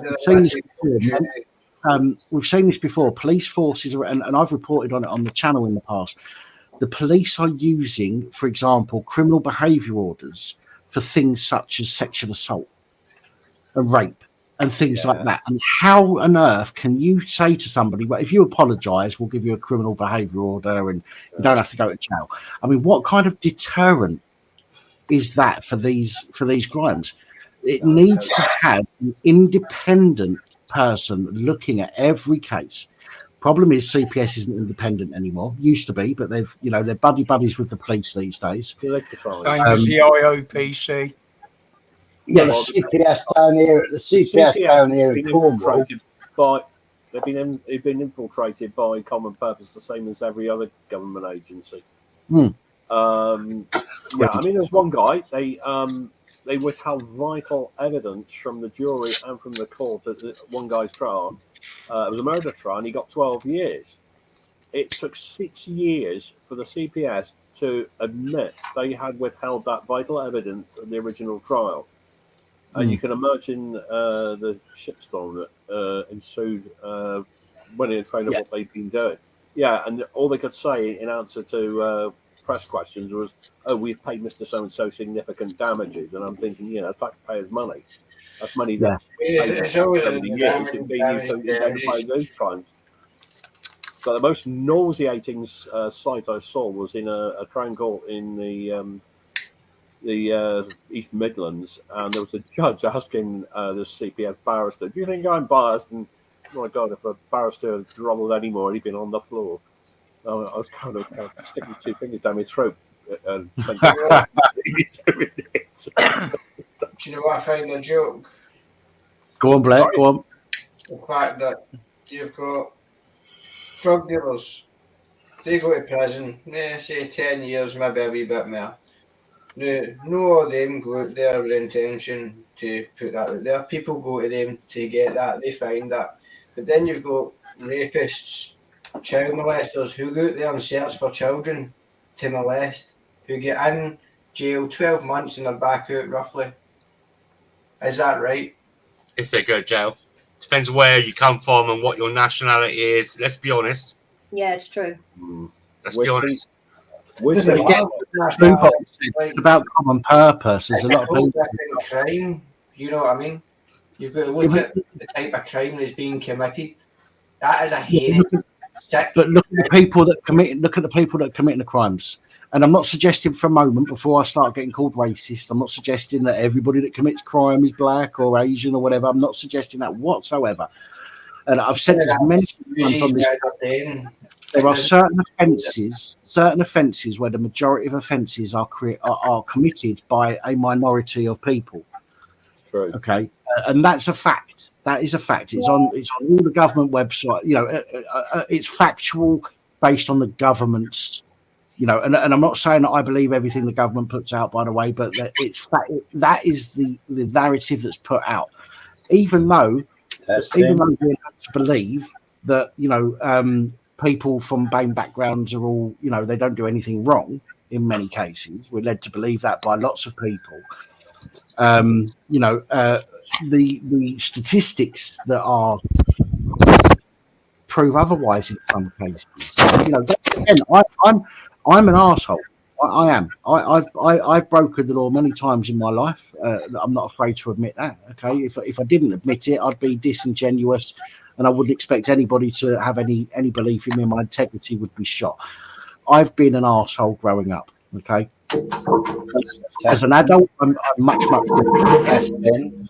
That's what I've done some silly things as an adult. I've done some silly things. I grew some weed for somebody. I got caught for it. I put my hands up to it. It happens. There's no point in lying about it. It just makes me disingenuous and shows I've got no integrity. But again, there are a lot. Initiative, you were able to actually grow a plant and make some life, create some. Growing pot doesn't mean that you don't have integrity, and it doesn't make you an asshole. It makes the law stupid. Well, a lot of people see that differently. A lot of people on one side of the spectrum see that very, very differently. People try and use this stuff against me, and this is why I don't hide it. I'm honest with people. I've told everybody on here what the kind of things that I've got up to in the past, and I want people to know that I'm honest and trustworthy, and that I've got some integrity. But there are people out there that will say, "Well, you're a criminal. You got arrested." Yes, I got arrested. Yes, I got charged. There was a reason for doing what I did. I'm not saying that should negate the fact that I broke the law as it is over here. However, some laws are very, very stupid, and morals are higher than laws. Somebody throw Roger a ball. Sorry. What's he doing? What have I missed? I can go back to the. I can go back to the. Throw your ball. Sorry, Simon. Don't apologise, Tina. He interrupted you. Go on, you carry on. Sorry, Simon. I can go back to the 80s and 90s in my city and parts of Devon where there was a main paedophile ring, okay? And it all got hushed up. It all got no discussion. And I got given recordings of part of this ring, which I passed over later on in life, but nothing got done. And it was high profile solicitors, police officers, judges, you name it, all the way to the courts, and nothing was done. Nothing was done about these kids, okay? They were being picked up by a taxi company, taken to hotels. They were all under the age of 18, and nobody gave a shit. And that's in the 80s and 90s, okay? I can remember that, Tina. I can remember that. It was a big case. Yeah, it was. All got shafted. All got shafted. There was another one some years ago involving a guy called Bill Goad, and one of his victims broke into a judge's house, and whilst he was waiting for the police to come, he got talking to this guy, and he said, "What?" He said, "Okay, at least you've been honest with me." And he went to the Lord Chief Justice, and the judge said, "Look," he said, "if this guy Goad is caught before I retire, I want to try him. That's the last thing that I do before I retire." And he got his wish. That's good. And when he came to sentencing him, he said, "The only way he said, I'm sentencing you to life," and he said it will mean life. And he said, "The only way you're coming out of prison is in a wooden box." 6 weeks later, Mr. Goad came out in a wooden box. Oh wow! But when he went to prison, the burglary rate in Plymouth, where he was most active, it went down 70% overnight. I can imagine. But what I'm trying to say, though, regarding the police now and the courts now, to me, that was in the 80s to 90s. It is now 90% worse. They do not want to give these people sentencing. I've seen paedophiles walk out of court with thousands and thousands of pictures of children with 12 weeks suspended, no fine. And they've gone out and done it again. It's sickening me that our government, can I finish? Sorry, yeah, go on. Right. Sorry. Our government and our police force and the court service are working in collaboration with each other to make sure these people do not get long jail terms. That's my personal belief. And I think this country's going to go to hell because of it. Or they get them off, or they make sure they lose the fight. And let's be honest, the one police that you should be applauding is the ones that have to go through all those images. Oh, I know. They are heroes. They are heroes. I agree. They got picked. They have to go home. They have to close their eyes at night and go to sleep. Yep. Yes and no. Yes and no. Really? Yes and no. There are some police. Listen, right? Police. I don't want to. I want to be very careful how I put this across. Okay. But we know how some police will abuse their positions to to gain access to vulnerable women. Okay, yep. We know that we've reported on it many times. Again, not all of them. Not all of them. There are thousands, tens of thousands out there that don't do that, right? But there are those that do. And there are also those who have managed to get into positions where they get to see images. Okay, and some of them, sadly and sickeningly, will use that as a way to get their hands on these images for sexual purposes. We've seen police take pictures of dead bodies. Okay, maybe not sexual purposes, but and again, this is a minority. I'm not suggesting for a minute it's all of them. This is a minority. I want to be very clear about that, but they are out there. And if they can get into these positions where they've got access to certain things, some of them will. So, yes, you're right. There are people out there that will have to look at these images, okay, which I wouldn't like to do. I wouldn't. And I don't think I could. I think it would upset me to the point where I couldn't work anymore. So, granted, there are some out there that will genuinely sickened by these things. But sadly, there are some out there that purposely put themselves in these positions to have access to these things. We can't ever stop it. Don't get me wrong. I'm not trying to say that that's a police fault per se, because we can't ever stop people getting access to these kind of things. You're never going to be able to do it. We don't know what goes on in people's heads until they get caught. They will always find a way. Yeah, but hand on your heart, how many of you on here would ever could do that job. Fuck that, especially when you got kids yourself. Yeah, I couldn't. Yeah, do no, it. I had to report children that were being abused by their parents to social services. Some cases that was alcohol, it was drugs, or it was a combination. And having to do a drug sample on 2 children that were so malnourished, we had to convince the parents to bring the children back to the unit I was working for, and they were arrested on the spot for child neglect and abuse, but they only did 2 years in prison. Then social services gave them the kids back, and it started all over again. Yeah, this is a crazy thing. Social services. Yeah, I mean, it was a girl, 12. In fact, I was walking my friend's dog. This is midnight, and she's just walking around in ever-decreasing circles. And I said, "What are you doing at this time of night?" And it turns out that social services, I put her with a foster parent who was a man. This is a girl, 12-year-old girl. And I thought, hang about, she's answered from care. So I rang 999. The truck car comes flying down the road, nearly comes around the corner on 2 wheels, and the senior PC who turned up in an unmarked car. I mentioned this guy's name. I managed to get out of the go before she ran off. So she knew the police were coming, and he said, "Oh God," he said, "We know her, we know him." He said, when I explained what I managed to get from her about this guy, he went, "Yeah," he said, "We're going to have words with social services about that." There are coppers who do not approve of it. One thing I will say about these child abuse images, with the Met's paedophile squad, they're only allowed to do 6 month maximum on the squad because some of it is so harrowing that they can't stick it.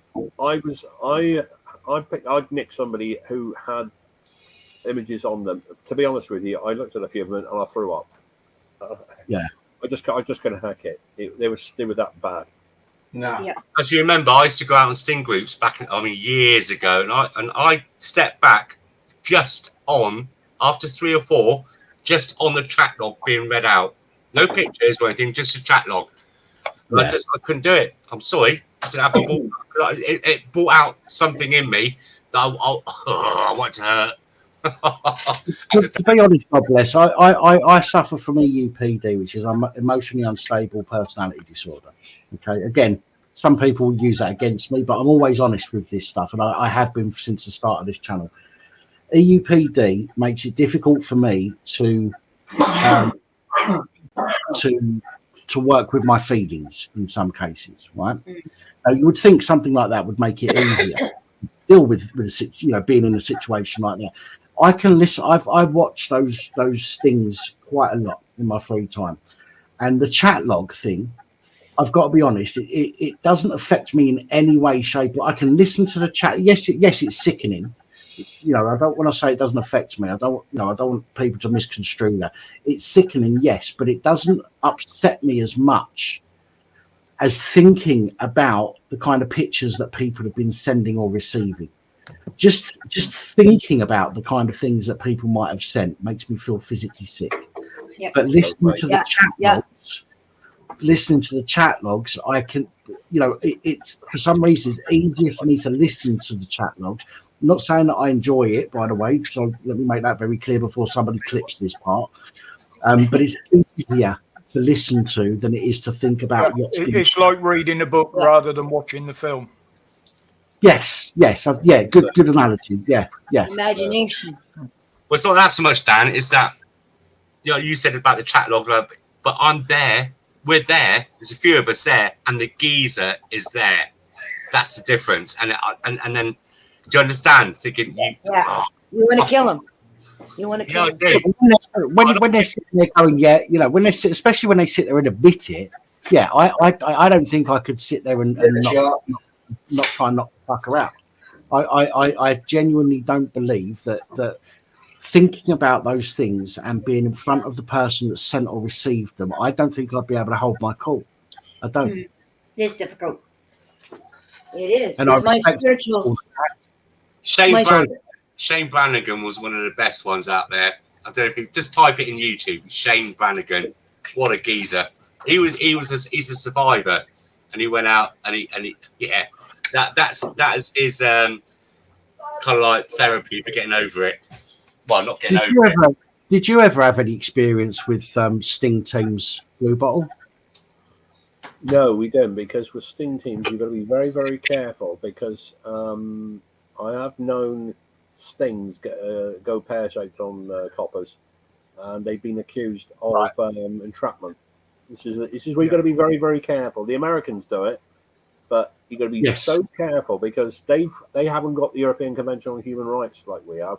They go by the Universal Declaration of Human Rights and the American Constitution.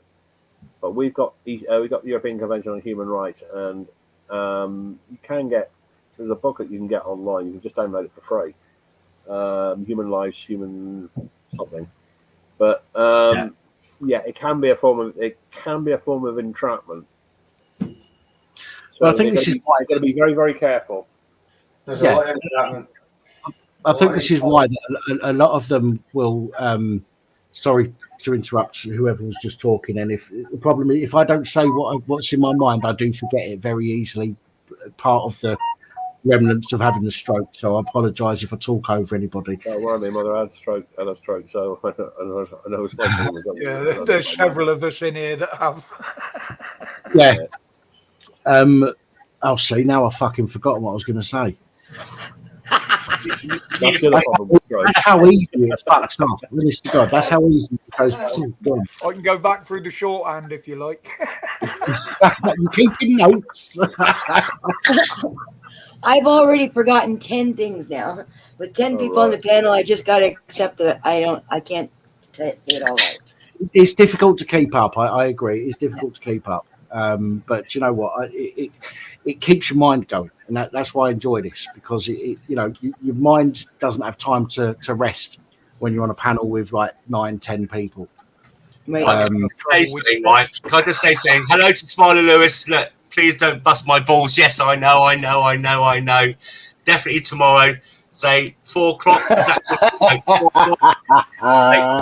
You've been listening. Like I've been on my health's not been too good. I've been taking these fucking shitty opiates. And say like I take them at 2 o'clock. I blink my eyes. It's 7:30 in the evening. I think, what the fuck? But Dan knows. He knows. Yeah, Dan has been telling me as well, and I've been seeing it. We will do it tomorrow. Don't say much more on here now. Yeah, it's right. Let's say I have told him. No, persistently as well. I'm hoping to get my body smacked. I cut my opiates down to 30 milligrams a day now. No, it's just I don't even need opiates. Listen, I had a shit night's sleep last night. I only got, I think it was 3 hours sleep last night. Woke up around 6 o'clock this morning. Simon has herpes. What? No. What? Shut up. Did you just say Simon has herpes? Simon had butt babies. Butt babies. Jack, I haven't.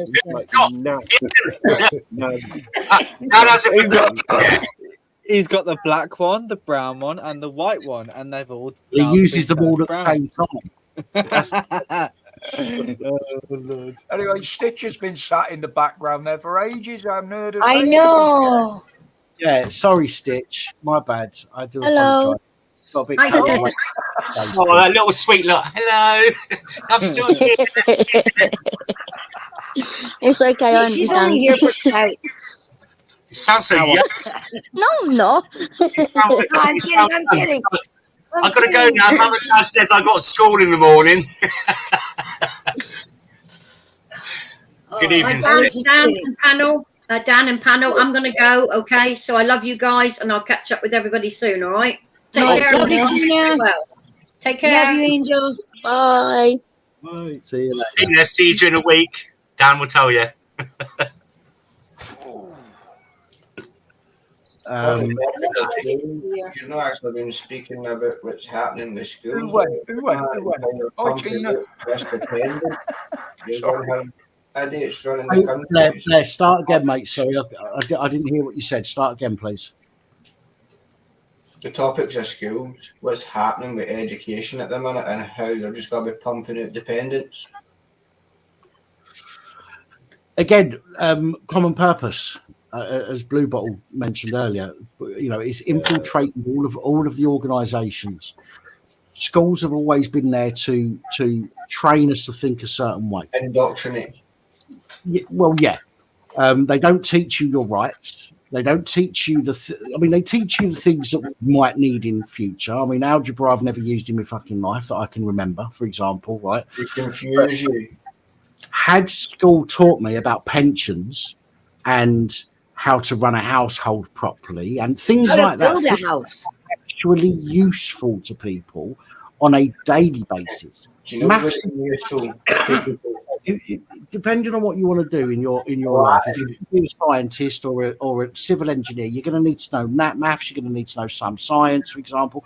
And teach them about the law. But if you're, there are a lot of people out there who leave school, they go and get a job, they work a few years, then something happens to them. Maybe they can't work anymore, or maybe they weren't taught that putting money away for a pension is going to help them in future. Okay, so it gets to a point. I've not got a pension. I'm fucked. When it's my turn to retire, I'm fucked. All I've got is state pension. I am buggered. Okay. Yeah, me too. It won't matter too much because me and you won't get to that age. I wouldn't thought. Well, quite probably not, Roger. Quite probably. Now, my eldest sister, she started work. My eldest sister was an estate agent. She started working in estate agents as a filing clerk. She'd put things in the filing cabinet. She'd go and make tea and coffee for people. Smiler, your devices aren't connected, mate. So if I let you up, we're not going to see or hear you. So I'm not sure what's going on there. But my sister, she worked in the estate agent. She was filing. She was making tea and coffee. She worked her way up to area manager of some of the biggest estate agent firms in the country, right? To the point where she won awards on a yearly basis, and she was given, her reward was like the use of a company BMW convertible for a year, or a Mercedes, or whatever it might be, as part of the perks. Now, she started saving for a pension as soon as she left school and went into work. Okay, I believe she was in her 40s when she retired. Okay. I could never do that. Most people can't ever do that because they don't think about it. My dad used to try and teach me when I was younger, but you know what happens when your parents talk to you? They go on and on and on and on and on, and you just think, oh, fuck off. Well, yeah, I don't want to hear this. And you want to go out with your mates and get pissed and all that stuff. I wish I'd have listened. My sister did. She's in a position, she owns her own home, she owns her own car. She paid for an extension on her own home. I don't believe she's got any mortgage payments to pay anymore. She's only gone back to work as a child carer because she's bored. Yes, but Happy, if schools taught us how to build our own houses and look for our own food and find water, then we really wouldn't need all this other crap because we could do all of it by ourselves, and we wouldn't need the money system. We wouldn't need investments or any of that. It's all part of the big plan of dependency. They make you dependent on them. That's what narcissists do, and that's what you're dealing with. You are dealing with narcissists. Yeah. And there is one word that a narcissist dreads hearing. No. I was just going to say no. We all need to say no to the narcissists. I will not comply. Once exactly. The more of us that do that, the better, because that's when these knobheads that are trying to control us will get the message, and they'll back down. They'll fight. There'll be a fight before they back down. But no, we've all got to say no a lot more. Yeah. Otherwise, can I just French Connection UK. Can I just say happy birthday to Sean's daughter, who's 19 today. Happy birthday. I don't know her, but obviously, happy birthday to Sean's daughter, who's 19 today. And enjoying the pubs in Cardiff right now. Yeah. Fucking mental there, trust me. Cardiff? Is Cardiff's in Wales, right? Yeah. And that's where Doctor Who's from. That's right. Nice one, Dan. Yeah, he tried getting a TARDIS at 2:30 in the morning in Cardiff. Try getting the TARDIS into the pub. Try getting Cardiff into the TARDIS. It'll fit. Oh, they'll try. They would try. Dan, can I just want to say, I'm only going to say your first name, Danielle. I'm only going to say your first name, Danielle. My God, thank you. I don't know whether you want me to say anything or not, or whether you know recognition and stuff, but all I can say is thank you so much. That is incredibly generous. You've got to give credit where credit is due. What have I missing? Have I missed something? Somebody's just made Pappy's heart smile. Then that's absolutely their right. Somebody just made Pappy's heart smile. The thing is, a lot of people do things because without wanting recognition. So unless somebody says in the chat, for example, I've just done X, Y, Z, I don't want to embarrass them or name them in case they want to remain anonymous or anything like that. So I'm just going to say, Danielle, thank you so much. That was very, very kind and generous. There are a few people behind the scenes on this channel that do good things for people, and they've never asked for recognition, and quite often, more than not, they turn it down if you ask. Yeah. They're Brian. good people. Lovely bloke, Brian. Absolutely lovely. But we won't go any further because I don't want to embarrass him.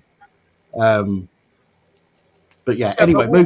I would say when you're on the end of some of that goodwill that they spread, I'll put it, it can be embarrassing yourself for receiving it, you know? Yeah. Who's that in the background? Oh, it's Pasha coming for one of the mobile phones charged up. Oh, it's one of your mob again, is it? Yeah. Hi, Pasha, I love you. Okay. Is that okay? Is that Andy? Oh, hey, Andy, I said hello as well. Don't forget me. Which bald one? That you bald one. Dan Pap. I am. I've been called worse, so yeah, Dan Pat is fine. So you're not a lord then? No, gay. Good night, Gabriel. It's Pappy Dan. Not you, Pat. Aww.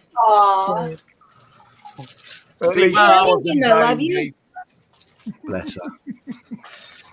I didn't get her. I love you. Yes, she did. She did. She gave you I love you. Oh. Simon, I know they can be pains in the ass, but do you know what? I love it. I love it. Kids are brilliant. Do you know what? In fact, my youngest boy, I don't know if he'll ever get to see these videos or not, but I'm going to say it anyway in case he does. My youngest boy has been going. He's working as a chef. I was a chef, and my youngest boy, when he got in touch with me, a little while ago, a few months ago, we've been talking occasionally, not as often as I'd like, but he's got his own life, and he's a chef. Which is what I used to do. I would never recommend to him to go and be a chef because of the hours and the stress and all the rest of it. But he went for a job. He knows all about my stroke and stuff, right? And he went for a job the other day. Let me find it. Yeah.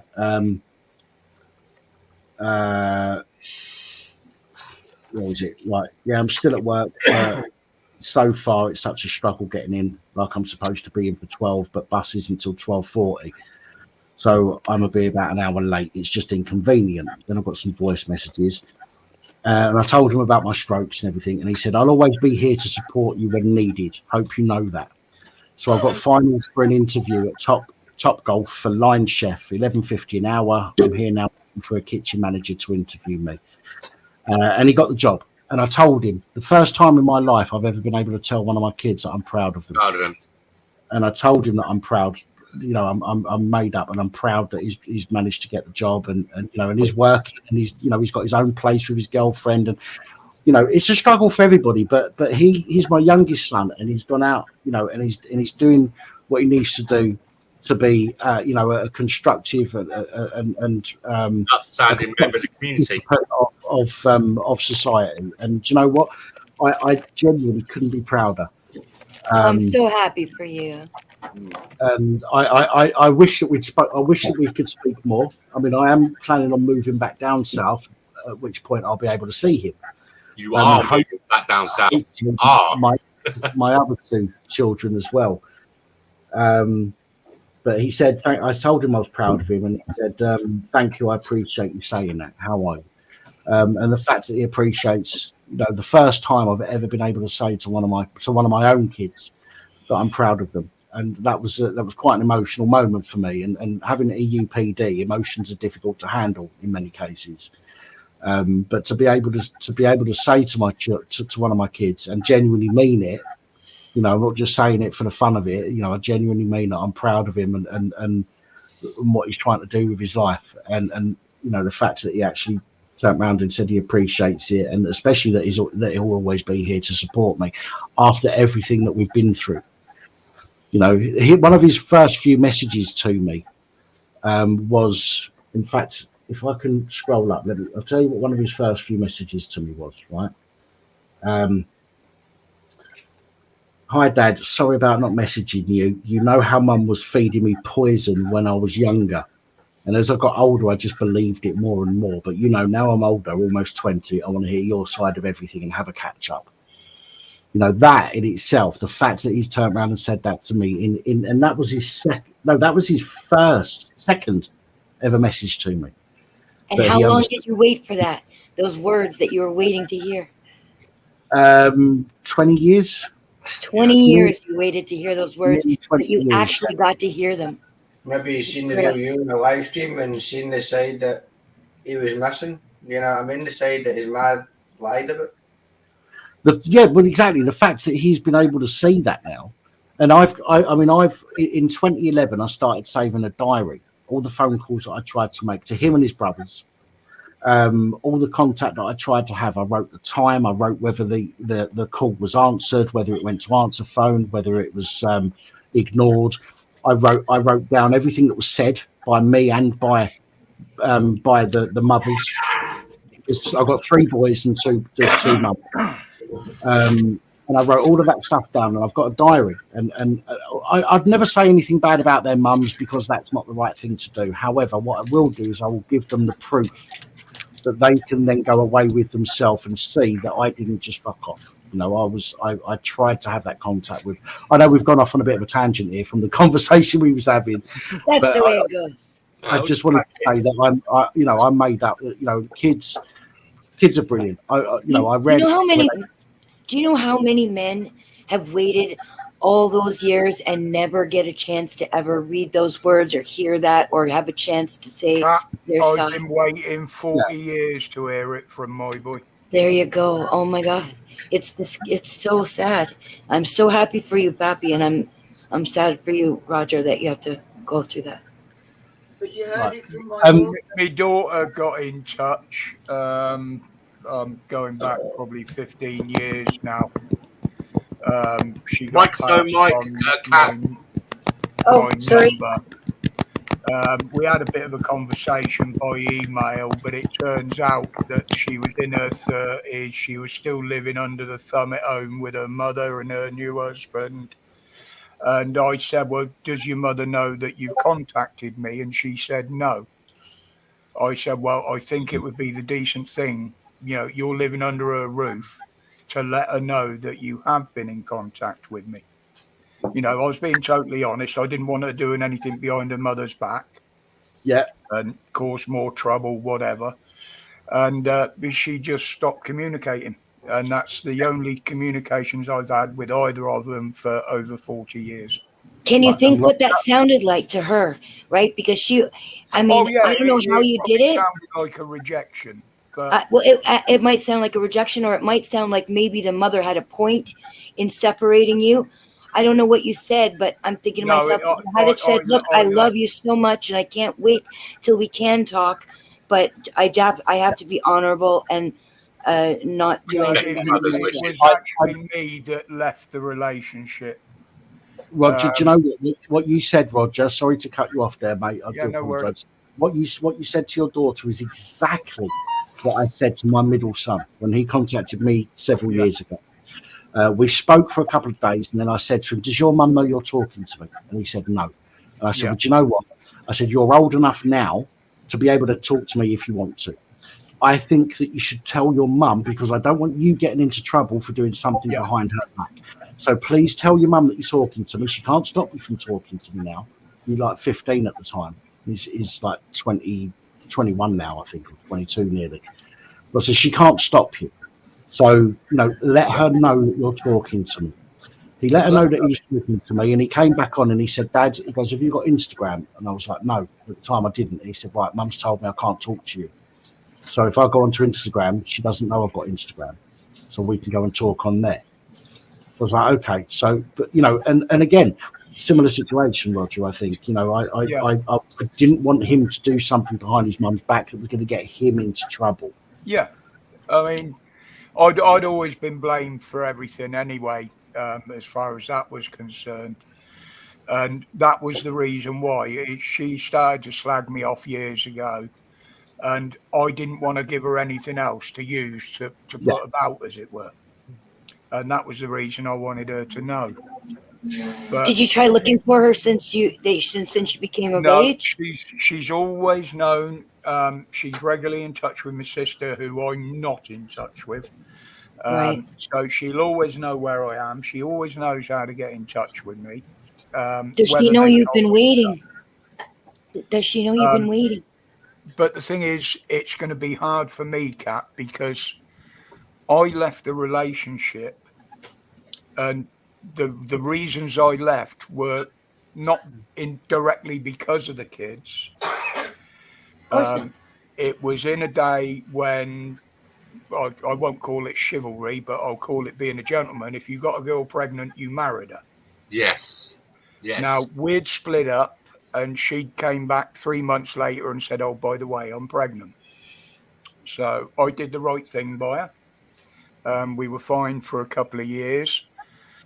And then all of a sudden, she's pregnant again. Now, both times she had come off the pill without saying anything, without consulting, without talking it through. And I got to the point where if she could do it twice, then I've got no trust. Right. And if you've got no trust, I'm sorry, then you haven't got any type of relationship.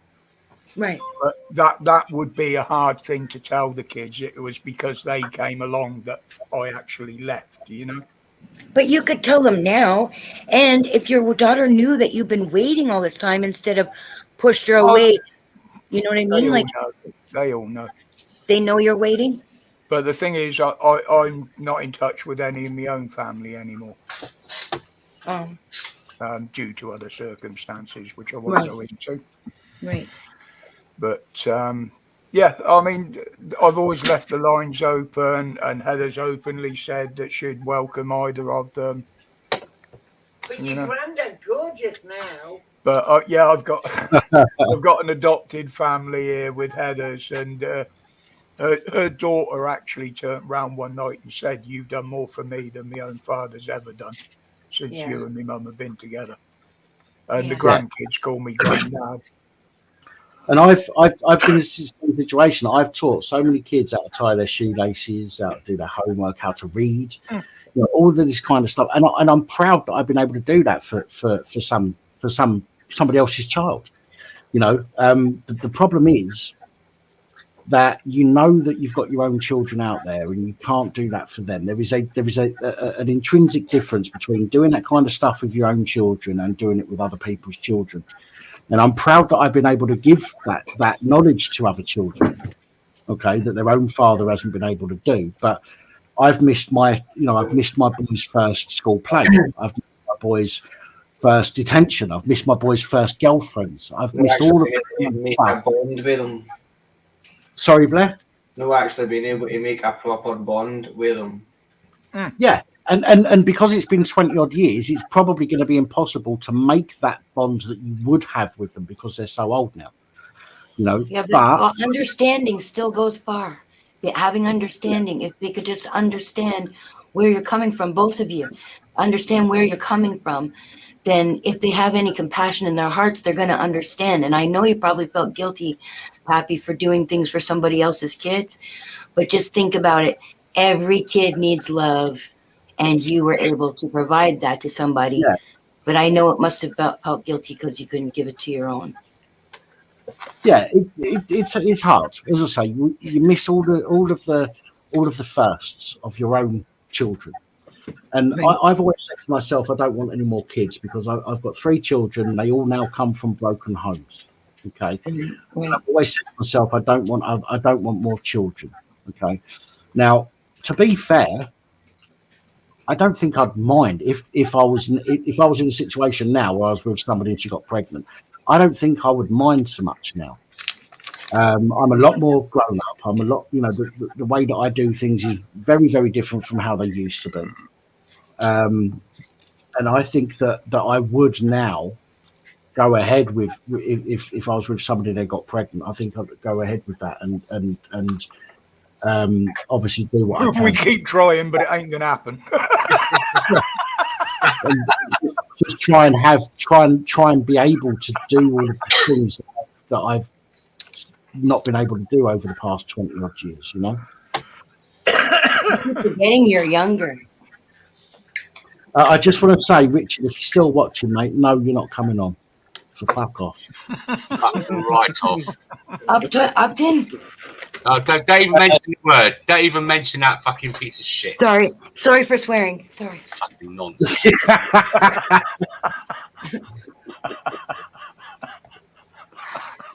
Oh, fucking hell, I need another drink now. Well done. You made me an alcoholic, Dan.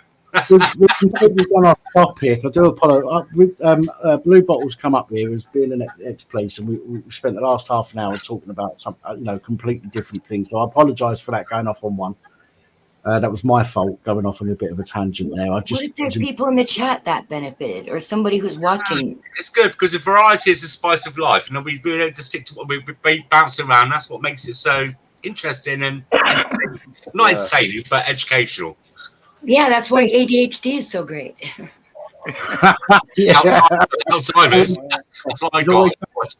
I should watch this film. There's something going on, isn't there? ADHD, there's always something going on. So yeah, keeps them as interested. Right, as you know, that's why I hung back earlier. I took a step back from the live streams and that because I had a few demons in my own mind to sort out, somewhat personal, and I took a step back. I did actually watch your stream last week, Dan, although I didn't take part. Yeah, and it was it was like the streams used to be. And this week is going that same way. It's like they used to be. Ever since I've come here, I just love this stream. I don't want to miss this stream. I haven't really been on YouTube that much this week, but it's like I have to make sure I get to Pappy's stream. Well, but so your streams. Your streams are like, that's why I said to you on Friday afternoon. I wish you'd do some like evening ones and the weekends, because the ones I used to go to are just fucking infiltrated now with dramas and people cussing. And that's the thing. If I go out in an evening, mine would end up the same because it would be an endless night of trying to stop them getting in, blocking them, banning them. That's what you have us mods for. And that's why in the afternoon, there's a lot of people that don't come on in the evening.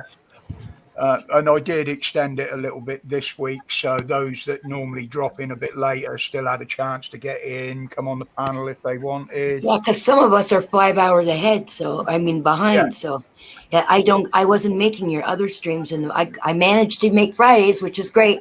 I also love your streams. Yours and Pappy's are the only other streams I go on. I mean, ATL, he's over there in the States, and he's dropped in again the last couple of weeks. Nice guy. He's a brilliant guy, mate. He's a brilliant guy. There's a few like him that I talk to. Can I just respond to Debbie there? Yeah. Social service tried to destroy our family unit. Do you know what? I hate social services. Not only because I've been working on a case recently with social services down south, who've been allowing child abuse to continue. With my own case, my own situation, social services. When I left my youngest boy's mum, I took the boys with me. I left and I took the boys with me. A week later, I got a phone call from my solicitor saying they're going to file for kidnap if you don't have the boys back. So I let her have the boys back. It took her another week to come and get them, by the way. Now, I'm not being funny. As a parent, if somebody had your children and you wanted them back, would you leave it a week before you went and got them? You wouldn't, right? So, but she left it a week before she come and got them. A week later, I went to the house and to clear my stuff out. And whilst I was in the house, I found evidence of cocaine use and weed, cannabis. I took photos of the evidence that I found that very night, and that very evening. I was in court with a judge who turned around and said, "Yeah, kids are in immediate danger. We're going to give you an order to take the kids temporarily while we're going to court." So I went back to the kids' house, took the children. Anyway, long story short, I found out. I decided. I don't know why, but about 7 years ago, I thought to myself, "Do you know what? I want to know what's going on with my kids. The mum won't talk to me. I can't speak to the kids, so I need to find another way of doing it." So I contacted the council, and I've done a subject access request. Now, the children were over 16 at the time, so I couldn't. Oh, sorry, it was about 4 years ago. Children were over 16 at the time, so I couldn't get information on them specifically because of data protection. But they gave me information that pertains to me within all of their files. And some of that actually gave us information. It turns out that all of her children, I think it was 8 kids at the time, were taken from her and farmed out to other people in the family. Right? And the court actually turned around and said that I should be notified. The father should be notified. I've got the paperwork that said the father should be notified. Social services and the mother had my contact details. Nobody told me. If somebody had told me, I probably would have been able to move back down south and be able to get somewhere a lot easier than I can now, and get them to come and stay with me because of that.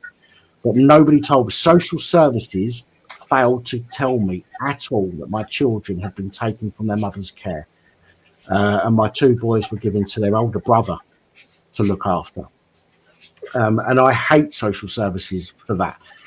Bearing in mind, I'm adopted, so I was dealt with social services for the first 18 years of my life, which, to be fair, there wasn't really a problem. The only main problem with social services as I was growing up is I found out that I had a sister who was a year older than me, who lived in the same town.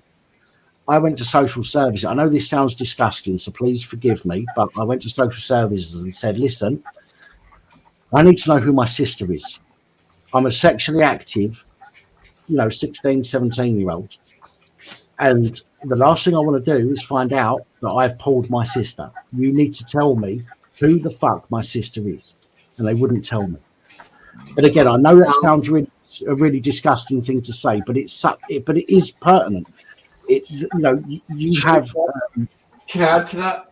It's just very stupid, right? My daughter sent me. It's just a meme, but it was.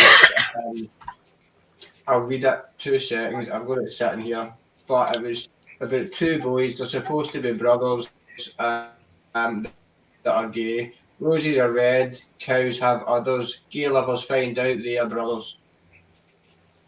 It was in a newspaper. It's meant to be a meme, but yeah, but as you're saying that it happens. It does actually happen. I don't know what the case is with they 2, but they didn't know that they were brothers, and somehow they became gay lovers, and then they found out they're brothers. There you go. Right, I've just got the copy link. I've just got the email from John O'Malley from earlier on the phone call. So I'm going to post the channel link to his wife's channel, because I said I would post that if anybody wants to go see his video. Sorry to change the subject slightly. Have you changed your WhatsApp number, by the way, Dan? Sorry? Have you changed the WhatsApp number? Because I'm sure I had you. I don't know if I still got it in like Dan. Pat. No, the WhatsApp number's still the same. However, the problem that I've got with WhatsApp, with the channel WhatsApp number, is it was only really for people to send videos. I've got over 100 messages on there now from people that have messaged me that are not in the list. That's what the email's for. Emails for people to contact me with questions and comments and things like that. And the WhatsApp number was meant to be just for videos. So I'd get a video and I'd review it and I'd do a video. I'd make a video on it. but I'm not getting that at the moment. And I haven't for the past year and a half. It's just been people using it to message me. And sadly, because of the messages I get on Twitter, on Instagram, on Facebook, on YouTube, and everywhere else, I can't necessarily respond to the comments that come through on Discord. I invited you to my server, and I still haven't heard back from you. Have I not? Have I not No. responded? On the Discord, no. Almost all the UK lady's the only one who's responded from England.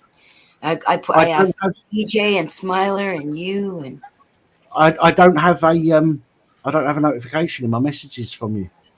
You know what? I think there's another section where if it's not somebody who's already on your list or not somebody who's not your friend yet, there's another section where you'd probably have a number piling up.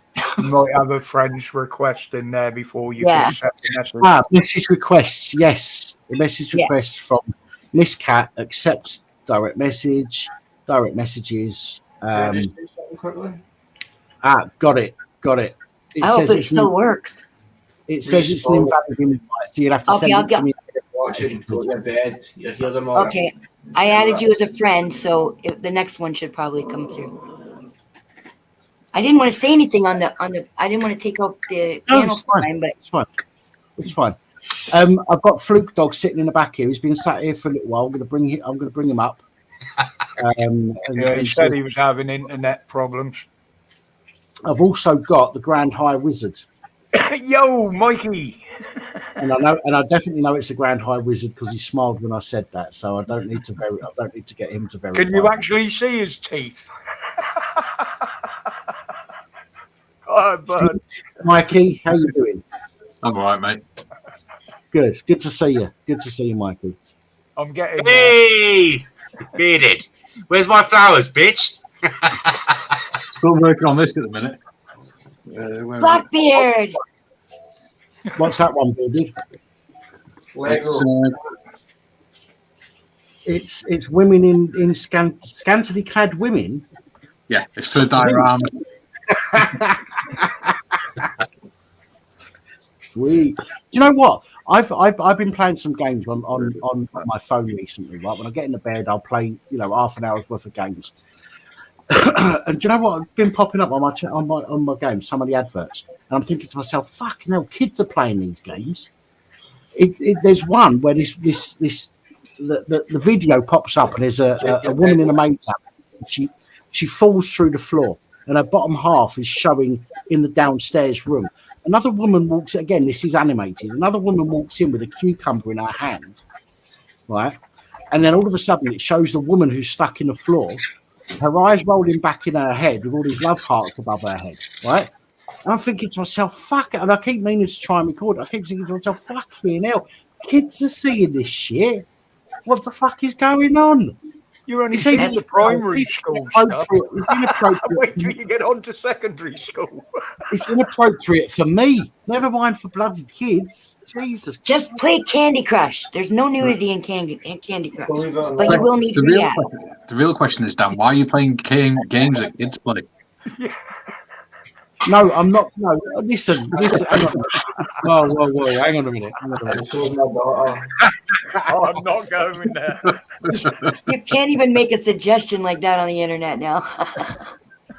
No, I'm playing a game called Tower War. Towel Boy? Tower War. Oh.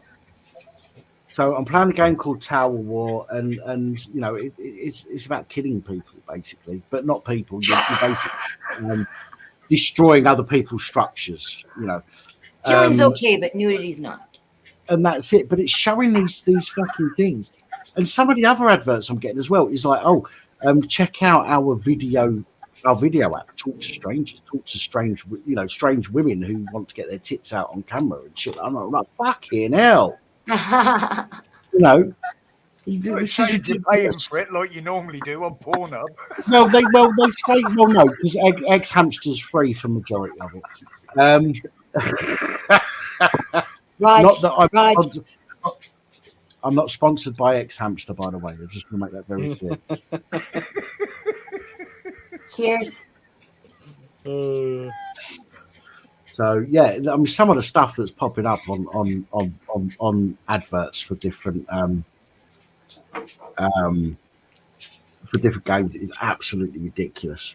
And we've gone off on a tangent, haven't we? Completely away. I mean, I you know, this is why I like this, right? We talk shit and we just chew the card and we talk about whatever comes up, and yeah, you know, and you know, it's just like having a conversation in a pub. That's why I like these panels because of that. You should see the ads I see when I'm watching my pirated videos. You know, the bootleg videos online. The ads. Oh my gosh. Yeah, ads. Well, Sorry? there's no more milkmen anymore. I sat here talking to you guys. I saw my CCTV, the milkman driving up and around the corner. I thought I'd go out there, buy some cream to go in my curry. Fuck all on there. They only bring out what they need. Does your milkman's milk bring all the boys from the yards? Well, I untucked my nads and my socks, tucked them in my ball sack and that, and I went out there and nothing. All he got is milk. I can't believe you guys still have milkman. We haven't had milkman in like 40 years. For those who don't want ads, it's only in a few places. Download a program called Ad Block Plus. It'll stop all ads on YouTube or whatever streaming sites you're on. Jack. Here's in my socks. Bad grandpa. All I need to do now is just draw just little tiny balls, and there we go. That's yours. Yeah, I'm just looking at your comments in the private chat about social workers are regulated. They are on a register, and if struck off the register, are not allowed to work as a social worker. I tried to make it when my middle boy contacted me the second time. He posted a video on Instagram. And that video was for a website called Omegle. Some of you may have heard of it. Yeah. Now, Omegle, when you go on, it was in the background. It was on a computer in the background. And I thought, what the fuck is that? So I downloaded the image and I made it bigger and I looked and I saw it said Omegle. So I went onto the site just out of curiosity. And one of the first things that I saw was talk to strangers. Okay. Now, bearing in mind, my boy was about 14 or 15 at the time. So I didn't know what to do. I couldn't contact his mum because she didn't want to talk to me. So I contacted social services and said, listen, I don't want to get anybody in trouble. I said, but my boy is on a website that says talk to strangers. The website also said on the front page, this website is known to be used by predators. Okay. So of course I'm going to be concerned. They said, social services said to me, well, okay, you need to report it to the police. So I tried to report it to the police. They said I need to report it to the National Crime Agency. So I reported it to the National Crime Agency. National Crime Agency said to me, right, what we'll contact social services on your behalf and we'll send them information that we've got on that website because we've heard of it, we know it. Okay. So anyway, two days later, I had a phone call from the social services, right? And I said to them, listen, I said, please do not tell their mother that it was me that called you because she will use that against me. All I want you to do is make sure that my son is safe. A day later, I got a phone call in the evening. I answered the phone and it was my son. And he went, hello, Dad, why did you grass me up? Straight away, I knew what it was for, right? So I said, listen, I lied. And Kai, if you're watching this, I did lie to you at that point, and I'm sorry. But I said, right, my phone's dying. I need to put it on charge. Call me back in 5 minutes when I've plugged it in. So I hung up on him. I got a different phone that I had, and I put it on record. I answered the phone I was using when he called back, and I put it on loudspeaker and recorded the call. He said to me, yeah, you grasped me up to social services. I said, no, I didn't. I said, I spoke to somebody because I'm concerned, and they talked to social services. It wasn't me that spoke to social services about that. Which is true. I mean, I did speak to social services, but it was a National Crime Agency that contacted them with the information that they had on the website. So anyway, there was somebody in the background. There was a woman in the background. I can't say it was his mum, but I'm presuming it was, goading him into what to say, right?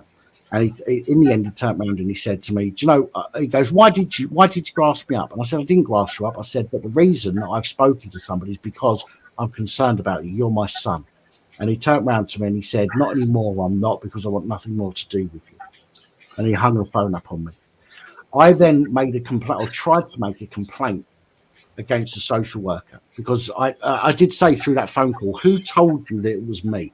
I said, "Was it your mum that told you it was me, or was it social services?" Because I wanted to find out whether social services had told his mum that somebody had called and his mum had assumed it was me and told him, or whether social services had told him directly that it was me.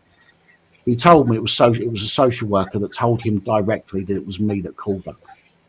So I tried to complain about that social worker, and I got about as far as I would have got complaining about a copper, abusing my rights. I got nowhere.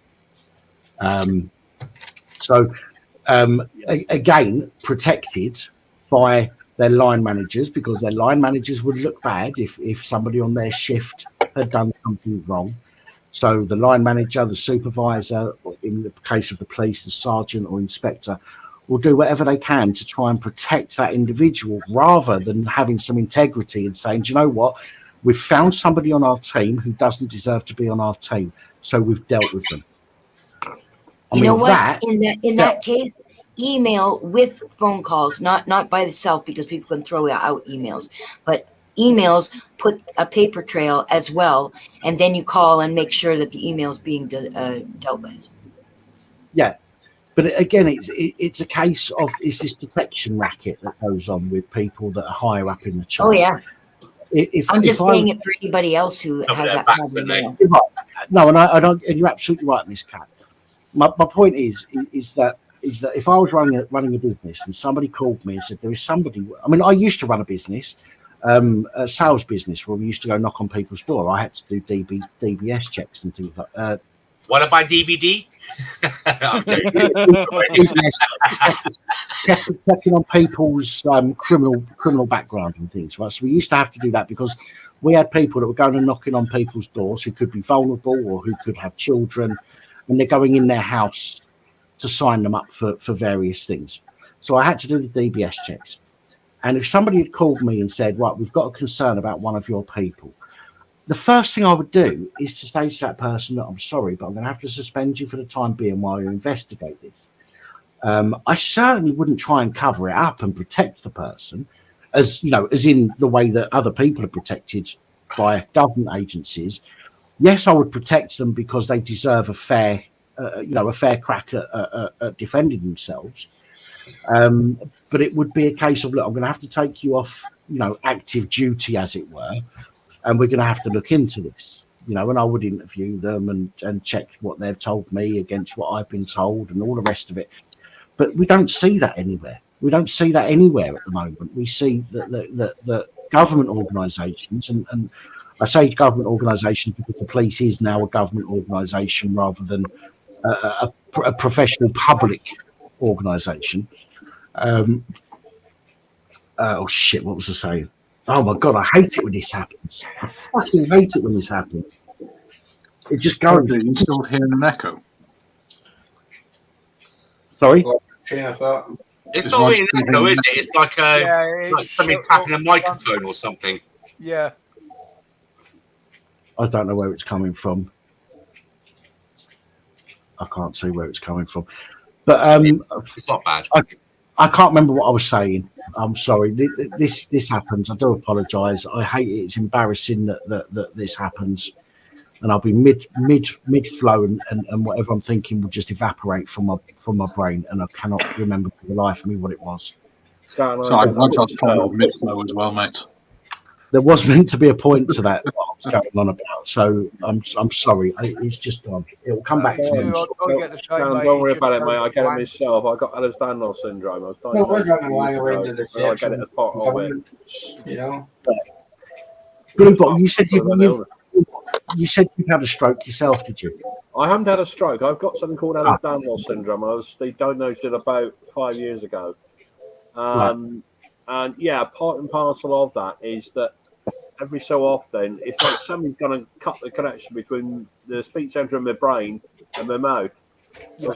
I was talking to a physio and I just suddenly stopped in mid-sentence and I'm going, he said it'll come back in a minute, and it did. Yeah. But by God, it was When bloody scary. When I had my first strokes, hello ATL, by the way. Nice to see you. Thanks for jumping on in the comments. ATL's in the comments, Roger. Yeah, I don't see him in there. I was just chatting to him earlier. Yeah, for me, when I had my first strokes in 2021, I had 3 in one day. I had 3 strokes in one day, and I actually had 3 in 1 hour. But I say 3 in one day because people don't believe me when I say I had 3 in 1 hour. But I did. I struggled. Directly after that, I would be worse than I am now. I'll forget things. I'll be talking about something that I know a lot about, and all of a sudden, boom, evaporated. But it would happen far more often than it does now. This happens kind of rarely now, but previously it was happening, very, very often. And you've got the words in your head, and you're like, yeah, the brain is slowly reconnecting itself to the connections that it lost during the strokes. Yeah, it's the same as me. Yeah. Exactly the same as me. I've just noticed cat has dropped down. I feel like that right now. Fluke. Oh, I think she's rebooting her PC maybe because of the microphone with the kick. Right. Fluke, how you doing? Good. That's good.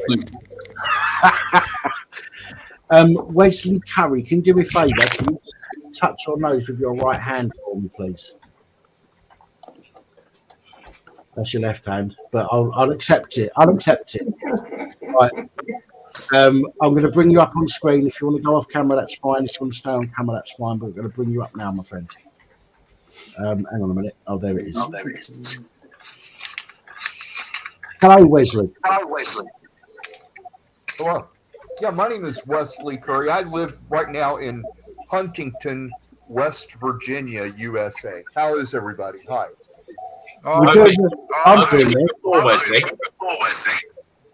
Right, Wesley. I think you've got another window open on your phone. Because as soon as you came on, we can speak back. Can you see if YouTube's running in the background rather than just StreamYard?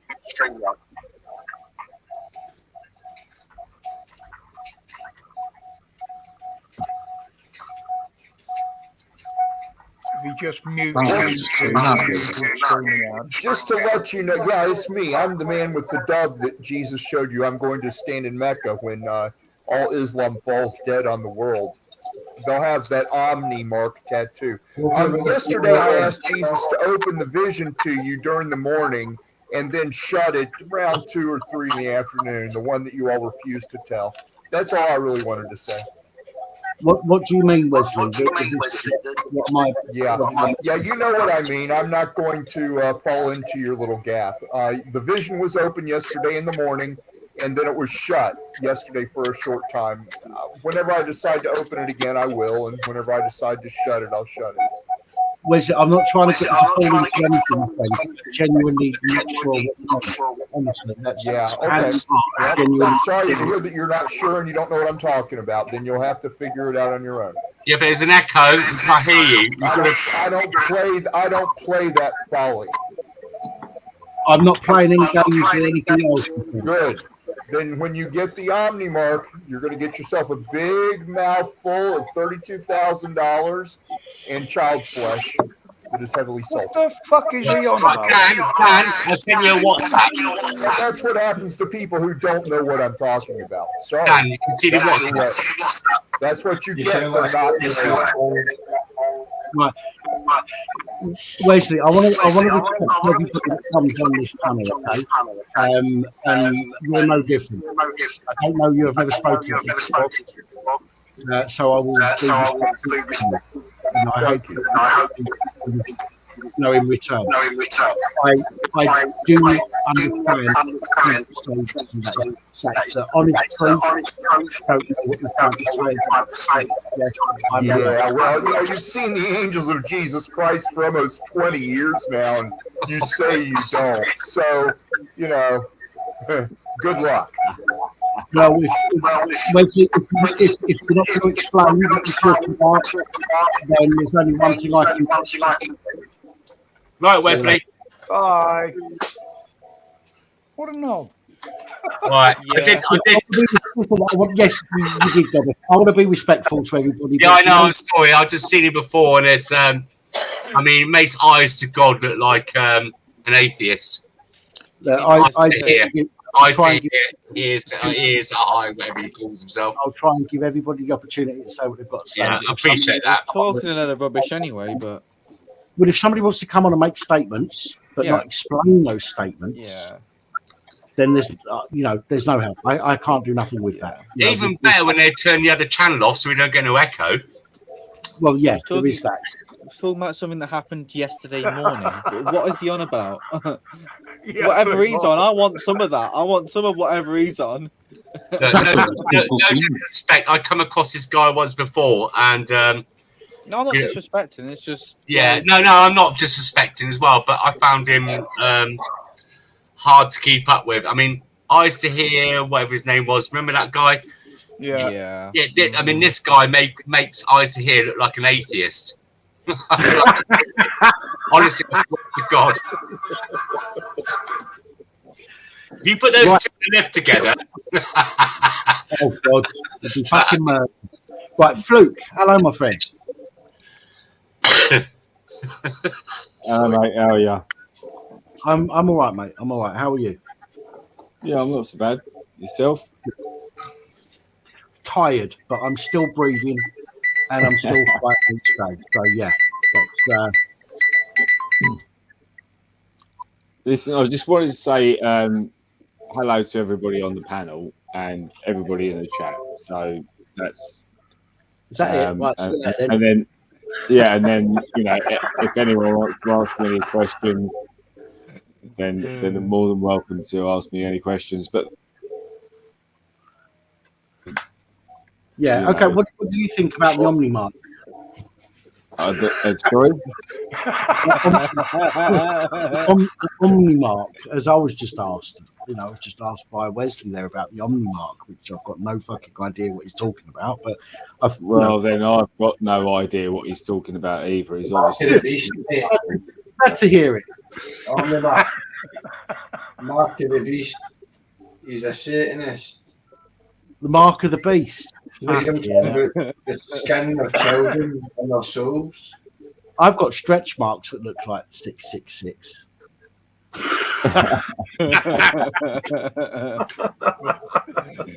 Under there, I've actually got it. I've got underpants that look like 666. So yeah.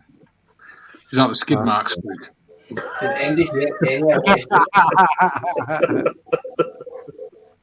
Nah.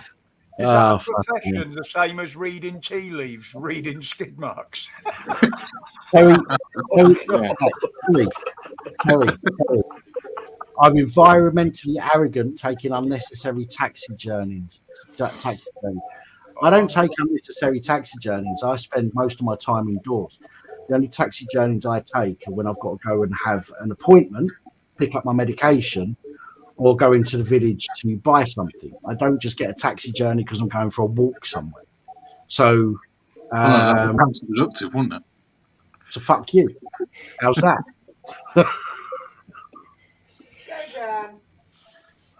Oh God, it's not one of those. Oh, hello, ATL. ATL's jumping up here. Hello, my friend. Hello. How you doing? Am I lagging too far behind on the flag to go over the Omnimark with you guys?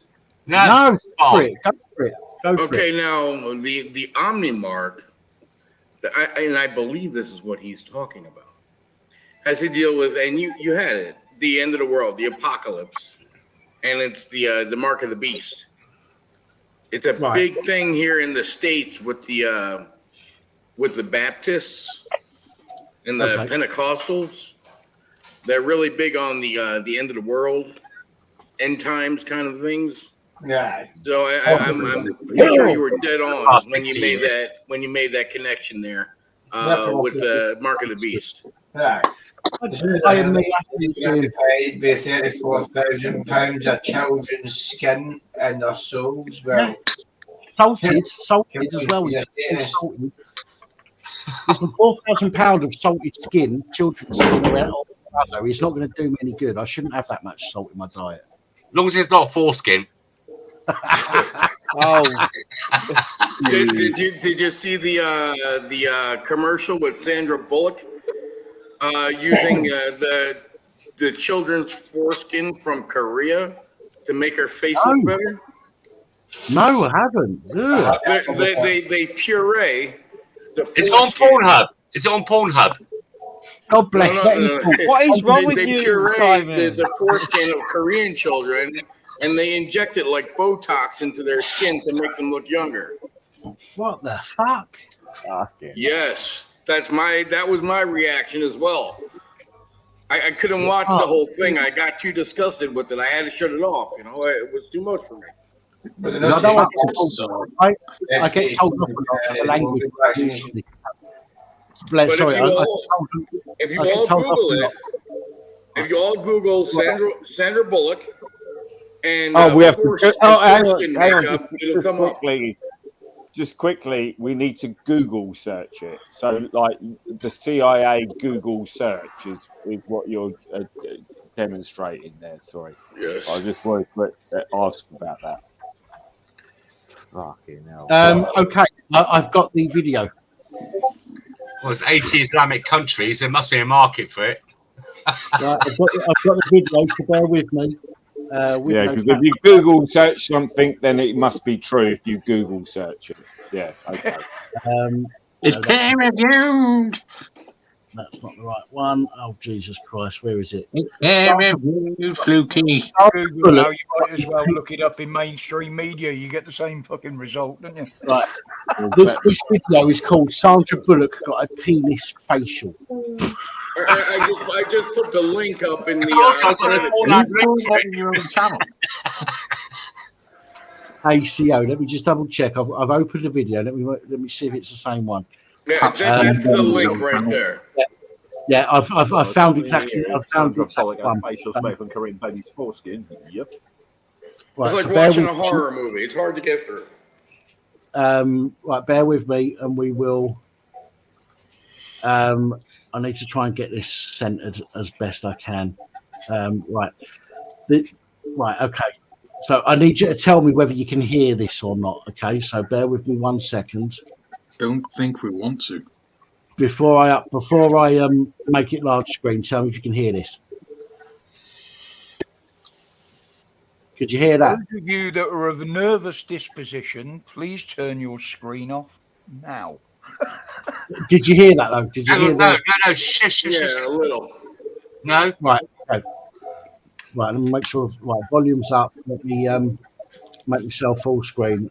I shouldn't get. Maybe if everyone mutes their microphone for a second. Yeah. If you can mute your microphones for just a second, and we'll. I will stop this at intervals because I don't want this particular video to get copyright struck. So we'll mute this at various intervals just to discuss what's been said. But we will. It's only three and a bit minutes long. But this looks pretty fucked up.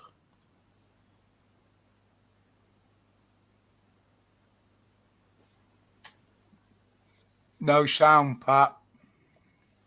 You've got no sound? No. No sound, mate. I think they think we let read this.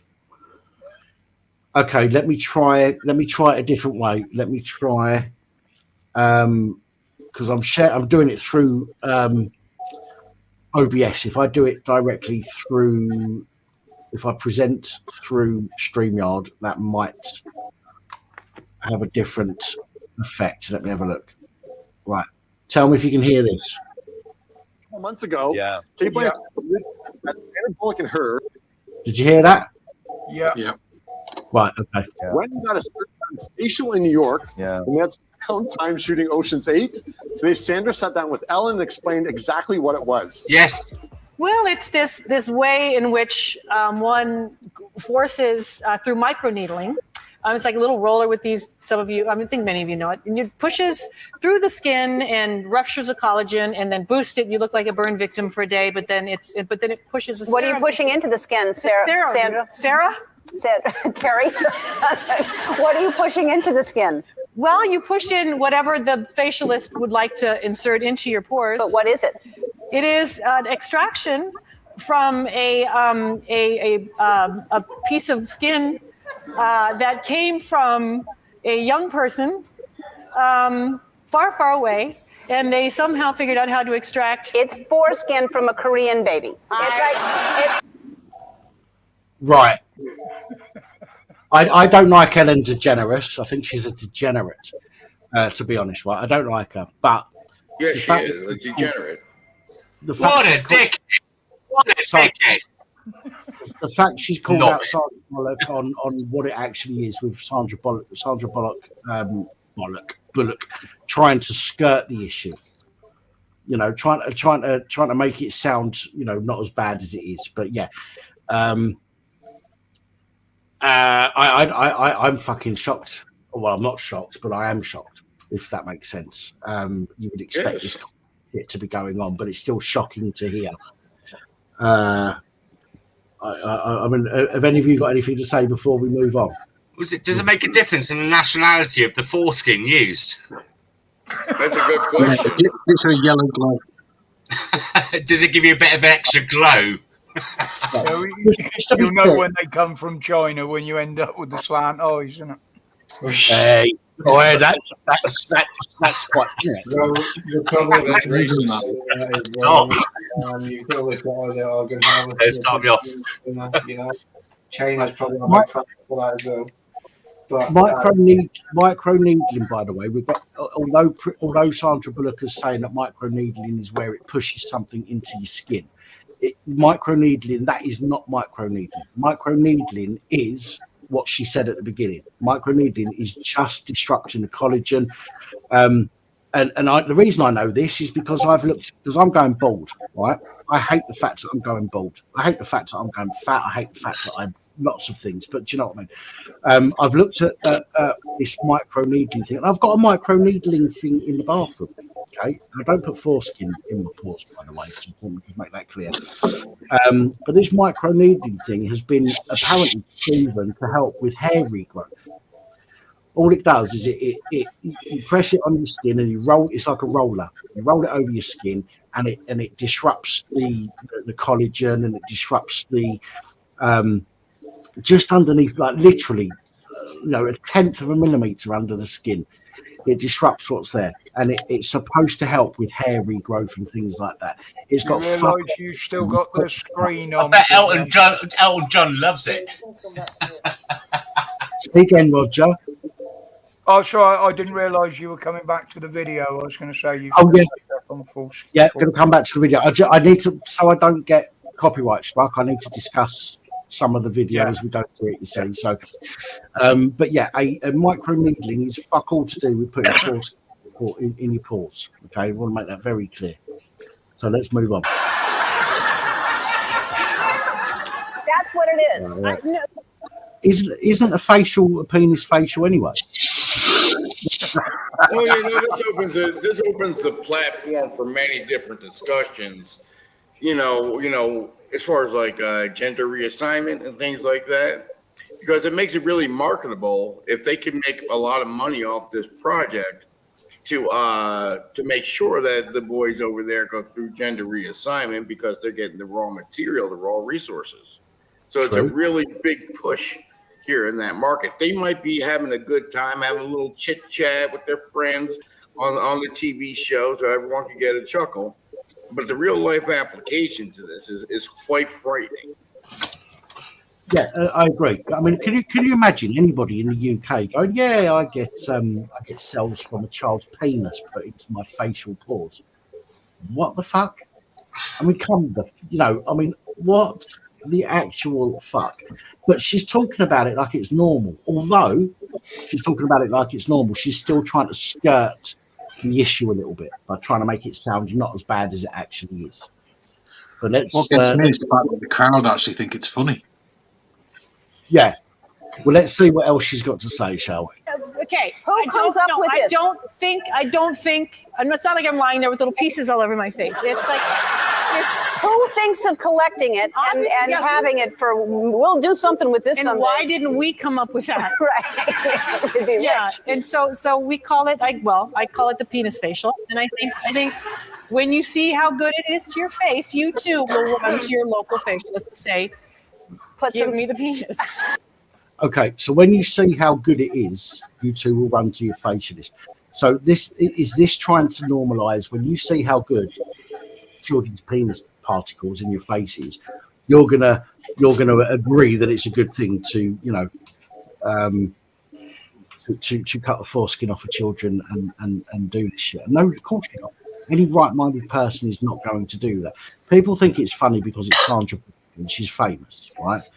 And thus I don't believe that I've ever seen any controversy around Sandra Bullock. I might be wrong, but this is disgusting. If you ask me, it's absolutely disgusting. I don't know what the rest of the panel have got to say. I do know what the rest of the panel have got to say, but I will let you all have a turn in sharing your disgust as well right now.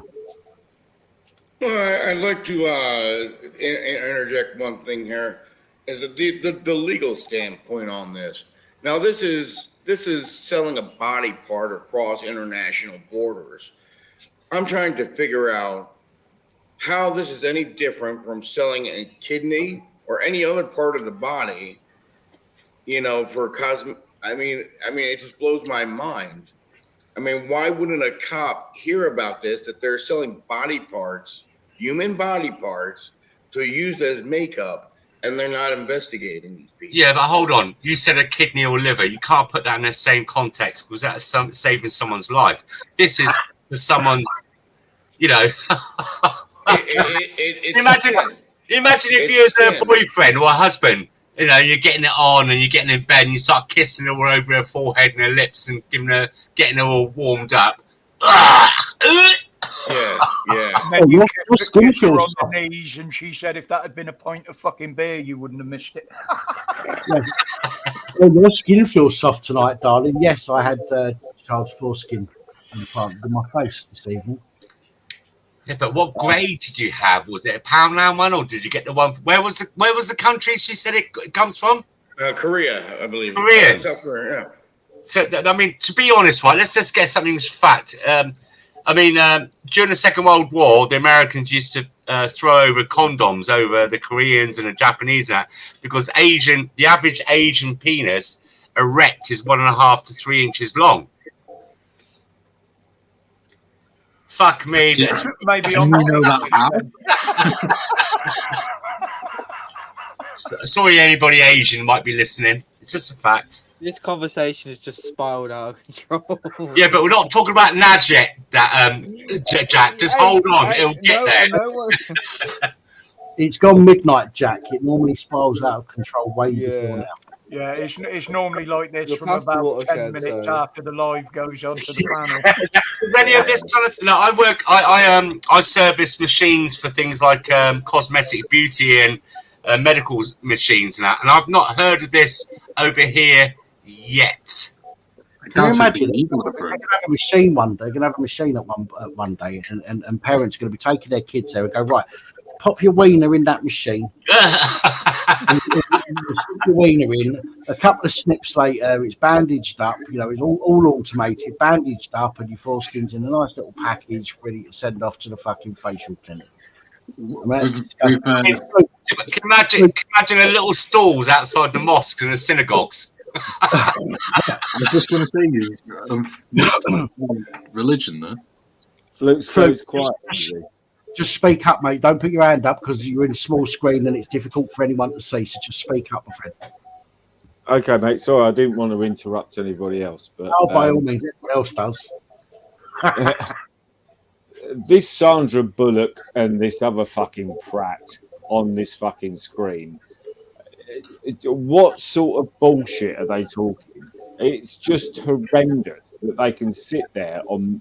Well, it's not horrendous because this is mainstream media and they talk horrendous amounts of bullshit on a daily basis, right? And if you even contemplate what they're trying to say, even if you agree or disagree with what they're trying to say, they're talking horse shit on a daily basis. That's what they're doing. Where's Kat when you need her? Because this is a Canadian channel. Kat, where are you? One good thing I've heard is that when you go for a foreskin injection, you get 4 for the price of 1.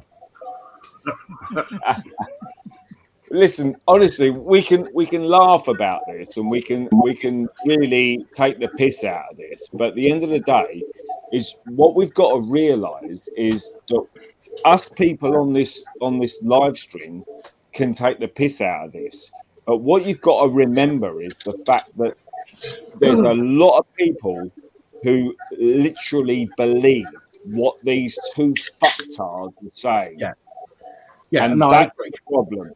Yeah, but we're not British. You remember, we're British, and we laugh at the face of adversity. We've got English humour. The reason we laugh, it's not that we laugh at it. We laugh at it, maybe, but there's a lot of fucking people who are fucking just mind-brained fucking idiots that go along with this shit, and that's the problem. Fluke, we're not laughing because we think the situation's funny. When it comes to things like this, I think the majority of some people might laugh and just go, "Oh, fuck off," But I think the majority of people will be laughing because they're shocked, and that is a reaction that a lot of people have. Right? You laugh because you don't know what else to say, because it's disgusting, because it's so outrageous that it just seems like a fucking joke. I don't find any of it funny. I think taking body parts from anyone, adrenochrome or foreskin. Okay, I know adrenochrome. If I can just respond to you on that one, mate, I'm saying is I've got a ton of people that you know what I'm like, mate. I speak my word, and I'm a good bloke when it comes to research and all the rest of it and all the rest of that shit, right? When it comes to people like this that watch this shit on a daily basis and they believe what they're being told, therein lies the problem. Yeah, I agree. I concur. And again, we're finding this disgusting, but the people that watch Ellen DeGeneres watch her because they like the content and they believe her and they trust her and they want to be told what to do in life. Okay, as well as a lot of people in the world, right? They want to be told what's right and what's wrong. They can't make up their own mind. They haven't got their own morals or integrity. It's let's listen to the mainstream media and let them tell us how we should act. And this is one of those moments where there are going to be tens of thousands, if not hundreds of thousands of people watching this going, "Oh, let's get some foreskin pumped into our face." I mean, she does look young. Don't get me wrong. She looks young for her age. I can't remember how old she is, but she does look good. Like 55, 60, isn't she? Right? But the problem is, right, that has nothing to do with the fact that she's having cock pumped into her face. Excuse my expression. I'm not going to go there. So let's see what else she's got to say. What are we? Over a third of the way through. So let's see what else she's got to say. Wow. Jamie says, "Hell no, I would never have that done." I don't know if it works. I mean, Hollywood, they all look great. Sandra looks great. Yeah, so if it works, you don't have to know what. If I had the choice between having foreskin injected into my face or botulism, right? It's probably very expensive. I'm sure it is. Kate Blanchett and Sandra Bullock got some dollar But the bills. idea of Botox freaks me out as Yes. well. It's You just know, there's a lot of stuff that people do. A facelift requires you to actually take the face off a lot of times and then put it back on. Right. The reason it'll be expensive is because the what are they called? What the Jewish? Well, the flights from Korea. What the Jewish people call rabbis, right? The reason it's expensive is because the rabbi has to take the foreskin off with his teeth or something, doesn't he? Or at least stop the bleeding with his mouth. I mean, that's fucking disgusting. What do you call her? A mole or a Whoa! Dan, did you say he's got to stop the bleeding with his mouth? Was that a joke? That was a joke, wasn't it? No, that's what they do. What? It wasn't a joke. Fuck off. Fuck right off. So there's a special word for it. We used to have a subscriber whose Miss Cat's back. Hello, Miss Cat again. We used to have a subscriber whose username was the word format, and I can't remember what it is now. So I apologize. That can't be true. Surely No, that cannot be true. It is true. Please. I feel sick. You know, listen. Listen. I'm not going to say something to you. Right? I'm not going to outright stand by something. Yeah, I know we have banter and everything, but it's something to do with sucking out the evil, if I remember rightly. On a child's penis. Yeah. Yeah. Fuck Do they have rightly, that's what it says in their religion. They have women rabbis. They're taking the evil out the child. Is there women I mean, rabbis? how is this even a a married debate? man to be a rabbi. How is this even a debate that this is okay to do it? Dan, Sorry, hell. Say again. I've shot. you have to be a married man to be a rabbi. Yeah, but is there any female rabbis? Because No, if you there have is, to be a married man. I might convert. You have to be a married man to teach in a synagogue. Yeah. That's it. Thank you, based Richard Maudsley is just it's called Metzvah or Metzitza, the pair or whatever. Look that word up. Yeah, Look didn't we discuss it on a Fuck me, you don't hear me very speechless, do you? Look how you fucking silenced me. Yeah, look that word up. God bless. Look that word up. Metzitza, whatever, however you pronounce it. Look it up. Yeah, I got it. I'm going to have a look. Go on. And I'm going to wait to hear his reaction before we move on. I don't know. You might get a channel get taken down. Just you might before you read it. It translates as direct oral suctioning. That's not the right thing there. Let's go to another one. How to pronounce. Sounds like somebody doing the call to prayer in the background. Do you know what it sounds like? It sounds like being in a local swimming baths and people are in the swimming pool. All suctioning. Hang on a minute. I'll just read this. Thank you, Caroline. Go on. Thank you, Carol. Is someone saying that Muslims do this? Because this is what Jews do. Jews. It's not. It's not Muslims. Get that straight. Get that straight. Get that straight. Not Muslims. Religions. Nobody said Muslims, I don't think. Jews, not Muslims. Oh, hang on a minute. Whoa. It says sometimes a glass sometimes a glass tube is attached. But there's alternatives. So, oh no. What the fuck? Yeah. Exactly. Exactly, Simon. Can I make a point? Go for it. Right. What people are lacking to see in this perspective is the fact that in Islamic rule, right, is the fact that in Islam, everything is Noahide compliant, right? And if you don't know what Noahide compliance is, then I suggest you look it up, because in Noahide compliance, it's everything that reverts to Jewish law, right? So in Islam, Noahide compliance is they don't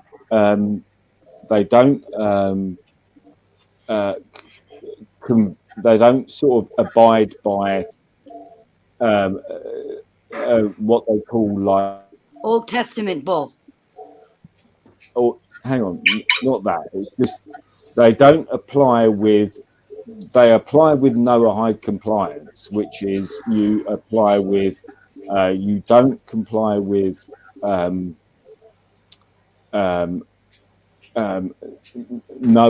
religion. The Noahide religions, which is the fact that you don't have Noahide compliance. you don't apply with what they call kind of religious law. You know, they don't have all of those compliances, and all of those compliances revert to Judaism, if you like, to a Judaic or Judaist religious law. So as long as you comply with Judaic religious law, then you can be whatever religion you want, as long as you comply with the Judaic religious law. And that's where that compliance comes in. And not the putting the mouse on the penis. That's just the Jews do that. I don't know about mouses and penises. I'm not saying that. What I'm saying is the fact that the very concentration of Judaic religious law comes from the fact that you believe in Judeo-Christian law, right? And if you believe in Judeo-Christian law, then you become a part of the Judaic, fabric of their law, not Christian law, not Catholic law, not any other law. It's about you conforming to Judaic Christian law. And that's the problem, because once you become to believe in that type of law, right, then you automatically conform to Judaic law, because that's what they want you to believe. Because the thing with if you look at a Muslim perspective, they conform with the Torah. They study the Torah. Muslims are circumcised, right? Muslims agree with the Bible. Muslims agree with the Judaic law, and that makes them Judeo-Christian. That makes them Judeo. They conform with the Judaic law, and as long as you confirm with the Judaic law, that makes you a Noahide. And I don't know if people know what a Noahide is, but once you once you conform with the Noahide laws, right? What do you think that rainbow flag is?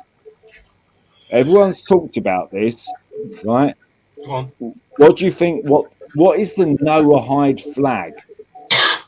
Right, that rainbow flag, that the gay, lesbian, LGBTQI, and everything is thrown into it as well now. Everything's thrown into it, and the reason it is because the actual rainbow flag, if you look it up, I'm sure anybody in this chat can do it. Google search the Noahide flag, right? And you'll find it's the rainbow flag, because it's not got anything to do with LGBT and all that shit. It's about the Judaic Christian flag. And it's about the Noahide flag. So if you Google search, well, don't use Google, please don't use Google, but search online for the Noahide flag and you'll come up with it straight away. And it is the rainbow flag. It's the Noahide flag. A Noahide is somebody who's a slave to the Judaic Christianity type fucking mentality. That's what it is. Fuck me, Flu. I didn't know you were so deep, mate. Noahide spelled Noahide. I've just put it in now. And it is Abrahamic God. Hello, UK lady. You're out driving again. Good evening. She's got to get a McDonald's or get a charge. Not me tonight, baby.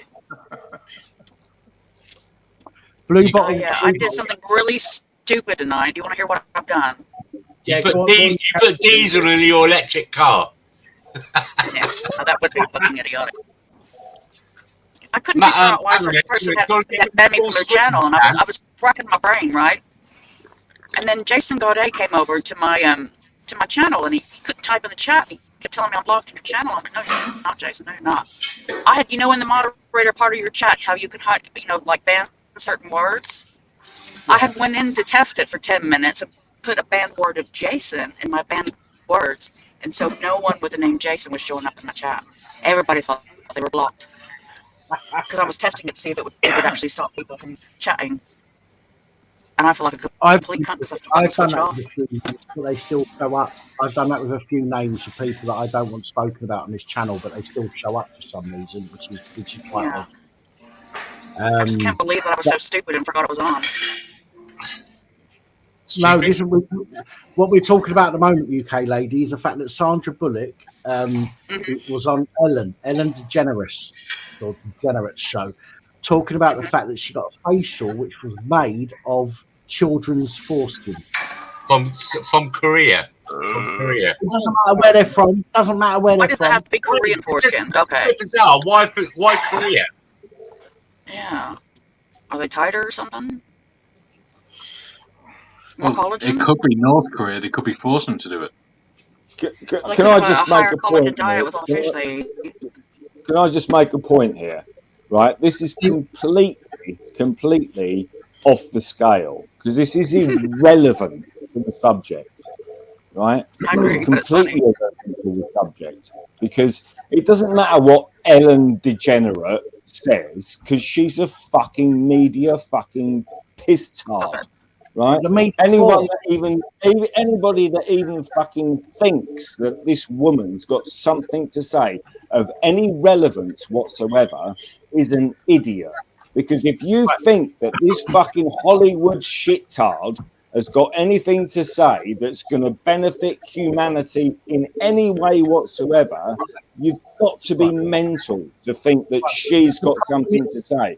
Those two women, and the pair of them, the other woman, the long dark-haired woman, it doesn't matter what they've got to say because they've got shit all to say. Yeah, but right? Luke, They're talking shit. They're talking trash. Yes, and they they're are. trying to direct people down a certain fucking avenue. Yeah, and so therefore, don't Look, even. you are talking to the converted here, mate. It's nothing we don't we know. know that. We know that. Okay, we know that, which is why we're mocking the situation. Okay, we know that. And that's what I'm saying. There was a couple of people in here earlier that were talking about them as if they were like, some sort of relevation type shit. I mean, go fuck yourself. There's no way these people are doing anything. The problem that we have is Ellen DeGeneres is watched by hundreds of thousands of people who worship her. Okay, and that's okay. They don't have their own fucking thought processes. They, as I said earlier, they are told what to thought by the media. Okay, and the media doesn't just mean who controls the media. Media means any form of disseminating information. This is a form of disseminating information. You have somebody who people go, she's a great actress. Yeah, she's wonderful. Okay. And you have somebody else who is looked at by hundreds of thousands of people on a daily basis when she does her show. Okay. Who all go, we love Ellen DeGeneres. And these are the people. Okay. You only need to start a movement only needs to be started by a few people. So all they need to do is persuade the few people that watch out of hundreds of thousands that this is a good idea, okay, and that will start the ball rolling. And that's what's been done with everything in history. My point, personally, from my personal perspective, and I'm not saying everybody's got to believe my personal perspective, but who controls the media entity that allows Ellen DeGeneres to fucking says what she says on that media perspective, and you don't get to know that. You don't get to know that. People. Yeah, somebody who sat in politician's pockets. So somebody owns that channel that allows her to say what she wants and then project it to the average fucking twat on the street. That's the problem. There's about 5 or 6 people who own the world media. They're the ones behind it. They don't pay tax, and they just spread hate and lies. We've got Disney. We've got what are the others? Is it Murdoch? NBC, CBS, fucking PRS. I could sit here and just spout them all day long, right? And they're all owned by the same fucking degenerate people that run the whole fucking system in the first place. What degenerate people are watching it to keep it funded? The degenerate people that watch Ellen DeGeneres. They're the degenerate people that watch it. I can't stop people from watching Ellen DeGenerate because she's a degenerate. And I can't stop people from watching degenerate TV. It's up to people to realise they're watching degenerate TV and stop watching it. That's the point. The television. Yeah. Phil comfortably dumb has just said, on the plus side, most of the viewers will be vaxxed. Okay, so they're not going to be around for that much longer. Or offering with her 3 heads and 6 nipples will be though. Rather than that, Darwinism can be helpful. Frank Rizzo in the chat said BlackRock. Yeah, exactly. Oh, yes. Okay. Who's building Ukraine? Listen, we're going to listen to the rest of this. Okay, we've got a minute and 40 seconds. I didn't realize it was video. I was wondering what was going on. To see what other bollocks is said. I mean, it sounds like the people on ET Canada, these reporters or whatever they are, it sounds like these guys are against this. Okay, so I want to give them a chance to say what they've got to say in response to what Foreskin Face has said. So let's just listen to what they've got to say. You see them on those shows where they have those metal spatulas where they're just digging under. Like, everything is nasty. What she's describing to me actually seems quite tame in that world. But I was thinking too, quite tame. That is a red flag. The fact that he's saying that sounds quite tame is a red flag as far as I'm concerned. It sounds like he's trying to normalize it, in my opinion. Again, I need to speak over this because I don't want to get copyright struck for showing this, so we need to discuss this as we go through. But it sounds to me that even though he's questioning it, he's still trying to make it sound like it's okay. To suggest that it's tame is not fucking on, in my opinion. I mean, yeah, I'm not being funny, but who the fuck is ET Canada in the first place? Never heard of it. We'll ask her in a minute when she's able to jump up. It's what's the name? Is she still here? Oh, was it? Because S underneath the policeman, ex-police. Your copper? What's the name? Blue ball. Stitch. Is she still here? I think so. Okay. Just can't get worded. Yeah. He does get busy on here occasionally. ET Canada. Okay, let's continue while Fluke's looking that up. Let's see what else. News Network. When you see injections like that, how did they come up with this idea? Where did they get the formula? This guy, by the way, on the right is as bent as arseholes. That's what I said. I think he's more into teabagging. Not that there's anything wrong. Listen, I've got nothing against gay people, right? Nothing at all, as long as you don't try and violate me. Yeah, you're saying that now because I've had too much to drink to drive up to Liverpool. Oh, listen, Blair White. If it was Blair White, it'd be a different story. But this guy's got stubble. Anyway, moving on. I don't know. It's almost like oftentimes they know what they need. Yeah. They just don't know how to get it, and then they wind up figuring out that. Like, I don't think it's some magical ingredient in a foreskin. I think that they knew what they needed, and they just had to go find it. And is there anything special about the Korean foreskin? There we go. I don't know. Maybe could it be other ethnicities? I don't know. I think maybe you start getting into law. Listen, we talk about Korean force. Okay, I'll tell you what we'll do. Just quickly, if you want me to just quickly go to I'll come the straight to you in a second, Fluke. Just give us a second. Yeah. Okay. There is a difference between Go on. No, there is a difference. It's saying is there a difference between Korean foreskin and stuff, right? It's like Korean women and Japanese and Chinese women. When they slide down the banister, it goes like that. Blah, blah, blah, blah, blah, blah, right? Get me dirty. Sorry, I couldn't help. I love it. We've got what have we got? We've got less than 60 seconds left, and then I'll come straight to you, Fluke. Okay? Oh my god! I want to finish this so I can get this off the screen. So less than 60 seconds left. Whoa! How's it go again? How's it go again?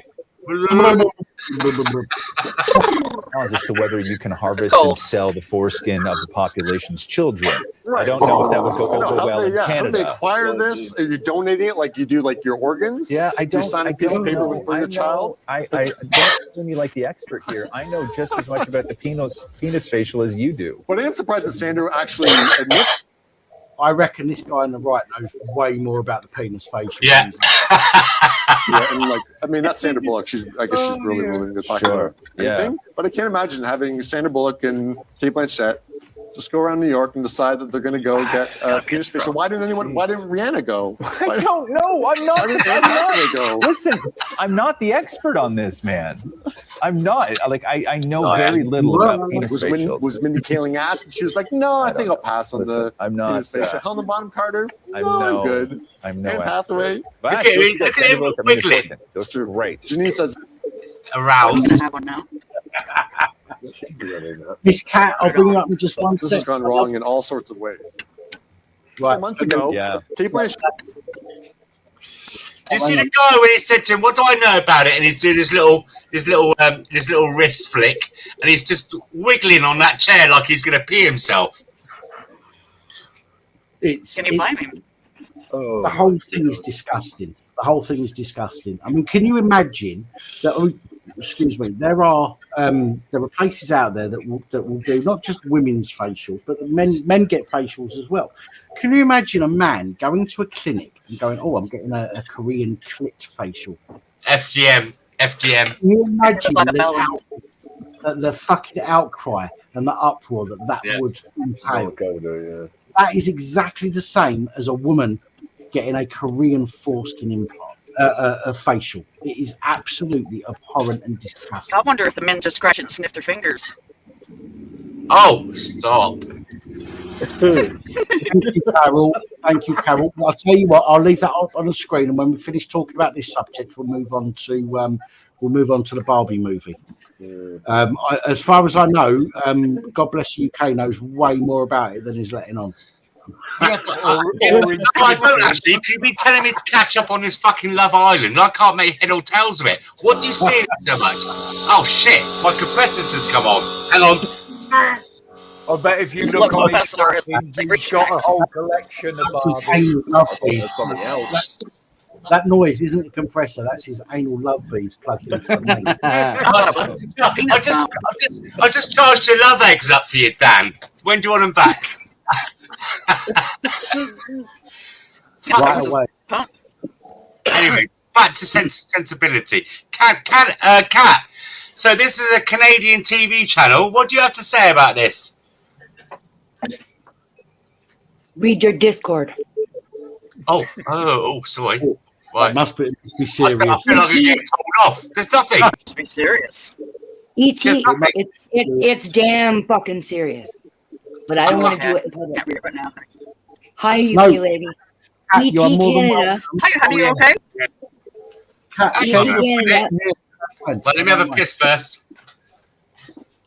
E.T. Canada is the Canadian division of Entertainment Tonight. It's America's Entertainment Tonight. But I don't know what was happening because I've been on, off, and I haven't been able to hear whatever was going on. I just wondered how Muslims got brought into it again. That's all. They didn't. Why? I don't understand why they go to the local synagogue and ask for the ones that they throw out. I'm just wondering how Muslims get involved in this. This is not because there's no way they're going to be hate against Muslims on the UK panels, and it's really making me ill because you guys are being programmed to be so ignorant about Muslims and where they're coming from and what they're doing. And I keep on hearing it about it over and over again. All the hate. Cat, nobody said anything. Who's talking about Muslims when we're talking about fucking some of the most iconic American fucking people on Exactly. UK, Canada, so how did Muslims get brought in? right? No, nobody's talking about Muslims. You brought Muslims into I it. heard it Yeah, quite they a wouldn't bit. even have a Muslim market for that. Right, I know. so I heard you guys talking about Hang on. Fluke. I'll just put it in the private chat. Was talking about Noah. What was it called? Noah something. Noahide laws. Noahide laws. He wasn't saying that Muslims were doing this. Well, I did hear my very good friend Simon say something like, "There's 180 Muslim countries. I'm sure there's a market for it." And that was the first time I heard Muslim. And then after that, I kept on hearing Muslim. Well, nobody said Muslim. You just made that up, right? In the private chat, why would I do that? You see a link to ET Canada's news website, right? Talking about and you guys were talking about. And it's full of. I'll tell you, it's full of, right? Oh, strangely enough, Madonna with her Noahide fucking bullshit fucking religion and all that shit she does. Kabbalah. Right? And that Kabbalah and all that sort of stuff, right? And then it's Seth Rogen, Bonnie James, Kevin Costner, Brad Pitt, Kelly Clarkson, Cardi B. I mean, it's just a litany. You can name all of your Hollywood. It's just a litany of people that just suck giant amounts of fucking Jewish cock and then spread it all over the fucking web. That's what they do. Luke, let me just clear something up here, right? And for Kat as well. From my point of view, from what I've heard, nobody has said that Jewish people, that Muslim people are doing what the Jewish people have been said to have been doing. So why do they keep on getting brought up in the conversation when they have nothing to do with it? They mentioned. Hang on, God bless. I'll come to you in a second. They were mentioned, but it was about the religion, about being Noahide, about And again, I don't understand all of this. I'm not a religious person. I don't understand. I don't look into Christians are too. Christians are too. Lord Bush would be a good person to talk to about this because he knows a lot about the Muslim faith. Right. So what you've got to understand, it's not what you've got to understand. It's something that you need to research. And I've done this research, and I've followed people that do this research. And the point is it's not about what you believe, because belief and knowledge are two very separate things. And you have to understand that, regardless of whether you believe in auditing or Christianity. That's just like faith and facts. Yeah, it's the difference between what you believe and what you have knowledge of. Now, I have what you need to understand is I don't belong to any club. I don't belong to any religion. I'm not saying you do. I'm not saying you do. So right? What I'm saying is, do you think that the Muslim faith is being treated unfairly? And I think of myself as well. What I'm saying to you is, at the end of the day, I can read the Quran and believe in it, right? But necessarily, I don't have any knowledge that the Quran is true, right? I could believe in the Bible, but I have no knowledge that the Bible is true, right? Just like I have no knowledge that that any other book. I mean, it's not that. It's not that. Irrelevant. It's irrelevant because belief is different to knowledge. Knowledge is different. It's not the religion that I'm concerned with.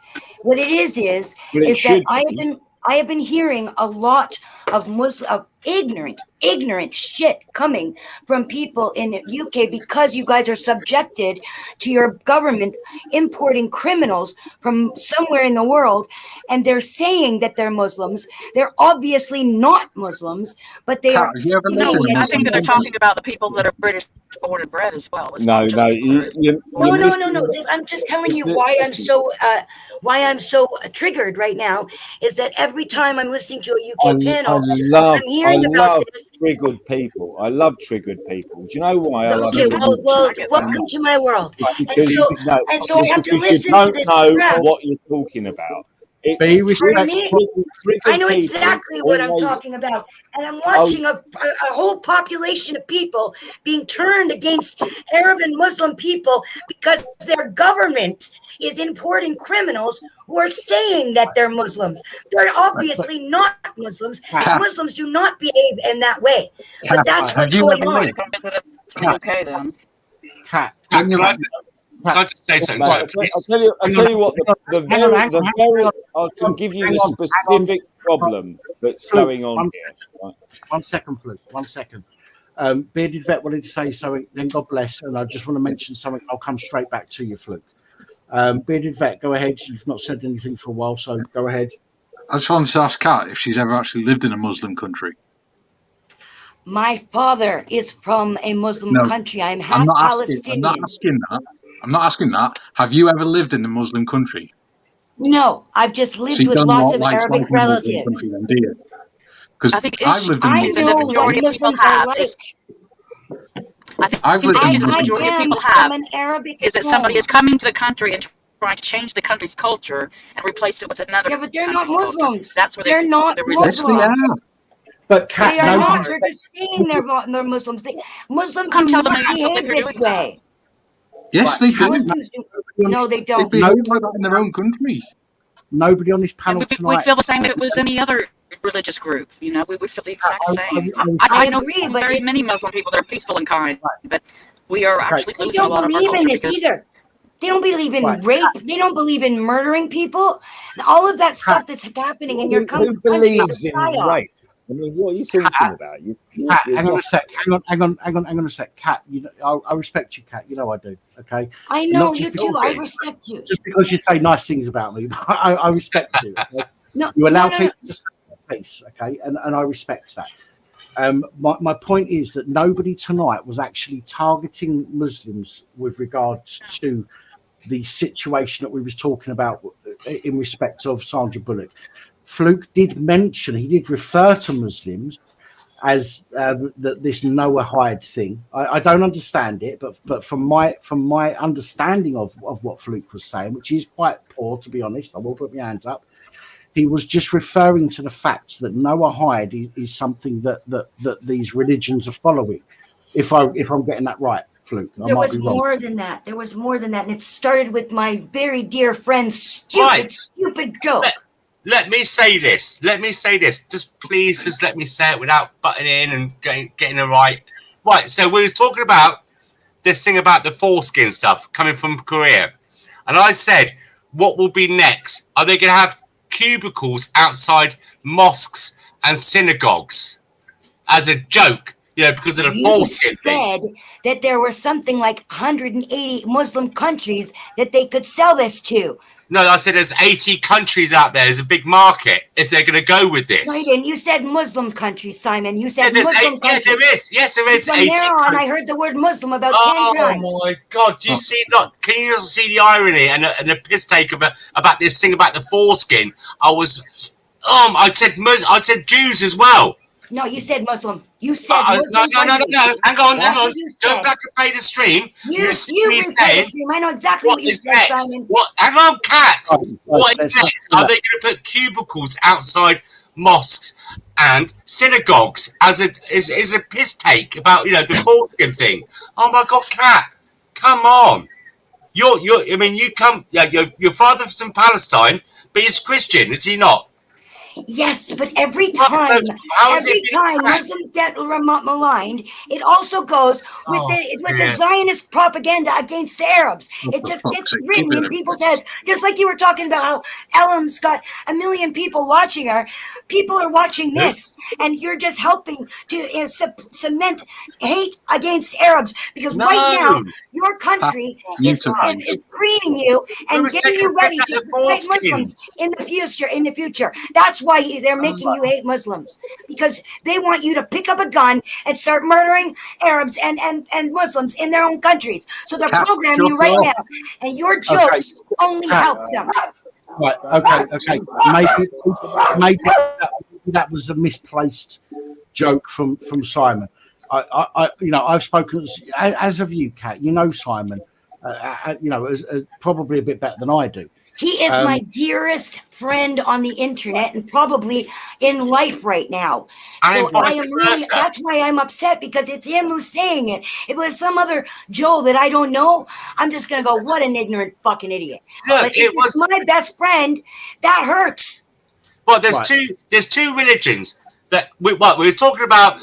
I said, why does it have to come from Korea? Blah blah blah. We moved on, and then I pointed out that they'd be putting kiosks, for the foreskins for this treatment outside mosques and synagogues, because they're the only two religions that cut forces up. I said Jews and Muslims. I told you exactly. It had nothing to do with that comment. It had to do with the one before. It was the first one about the 80 Muslim countries. You've never even been to a Muslim country. Give it over. Yeah, but there's a market. That's what I'm saying. There's a market, because there's 18 Muslim countries. There'll be a market for it. Oh, God, can you not see what I was trying to get at? Really? Come on, Kat.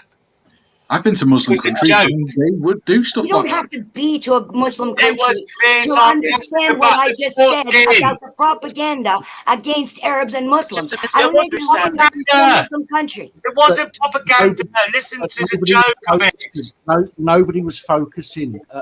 Again, Fluke brought up Muslims in his discussion of the Noahide. Okay. Yeah, I heard that part. Yeah. Nobody was focusing on Muslims. But that was the most intelligent part of the whole conversation when it had to do with Muslims, was that part. But Muslims and Christians when Arafat would speak, he would give in order. It had to be in order. He would give recognition first to the Jews, then to the Christians, then to the Muslims. Even though he was representing a largely Muslim country, they have to do it in that order: Jews, Christians, then Muslims, because that's the order that it came in. Now, I think it's all a bunch of crap, but that's the way that it's done. So I realized Noahide is going through the Old Testament was the first book, supposedly, right? On this. To me, it's just a bunch of wisdom and a bunch of hierarchy bullshit. But it is important to a lot of people, but I'm not worried about the Muslim part. I'm worried about the Arabic part. That's the part that's upsetting me. Not all Arab countries are the same. The UAE is nothing like Palestine, is nothing like Lebanon, is nothing like Iraq, right? There's different kinds of Arabs, but people just don't understand that. And all I hear is ignorance about Arabs and then Muslims. And when you guys are talking about this stuff and the word Muslim comes up 10 to 12 times, then it's so frustrating. Would Muslim be the correct terminology then, and not Arabs? That's not the point. That's not the point. It's my point. You're missing the point. It's my point, so I'm not missing my point. No, you can have your point, and I appreciate that you have a point of view. I don't have a problem with that. What I'm saying to you, if you don't want to, if you want to ignore my position, that's fine. That's your right to do so. I don't have a problem with that. The point I'm trying to make is that Muslims and Islam is in of itself is ideologically compliant with the Jewish religion, right? It conforms with everything the Jewish religion says you should do, right? And the only thing, hang on, the only thing the Jewish religion says you can't do, right, is exactly what is Christianity. Christianity follows a form of ideological worship, i.e., worshipping idols. Yeah, Same so thing. they worship gods and they worship, the Jesus Christ on the cross and all that sort of stuff, and that is completely fundamentally, absolutely opposite to what Judaism says. But that no, is but it's not, because they're all a bit. Even the Sky Daddy God is also an idol. It's not. The Sky Daddy God. Yes, the one What that are you sits in the chair and points Sorry, at please, you're going to hell and you're going to heaven. please send me a link to the Sky Daddy dog. Any Christian, Judeo, Muslim religion, they all have this idea that God is a person, and he sits in a big chair, and he's No, they don't. and he They sits and he don't. points and says, "You're going to heaven and you're going to hell." They don't. They don't, and I'll tell you why they don't. Right? Because in Islam there is no ideology or ideology. Right? The whole thing is ideology. No, it's not. It's. I don't think ideology Muhammad is is the right prophet, word. not an But idol. what I'm saying to you is the point of Islam is they're Noahide compliant in the sense that they don't have. Why do you think there's no visions or drawings or ideology of the Prophet Muhammad? Because otherwise it wouldn't be Noahide compliant, because you can't have. That's why I'm sure.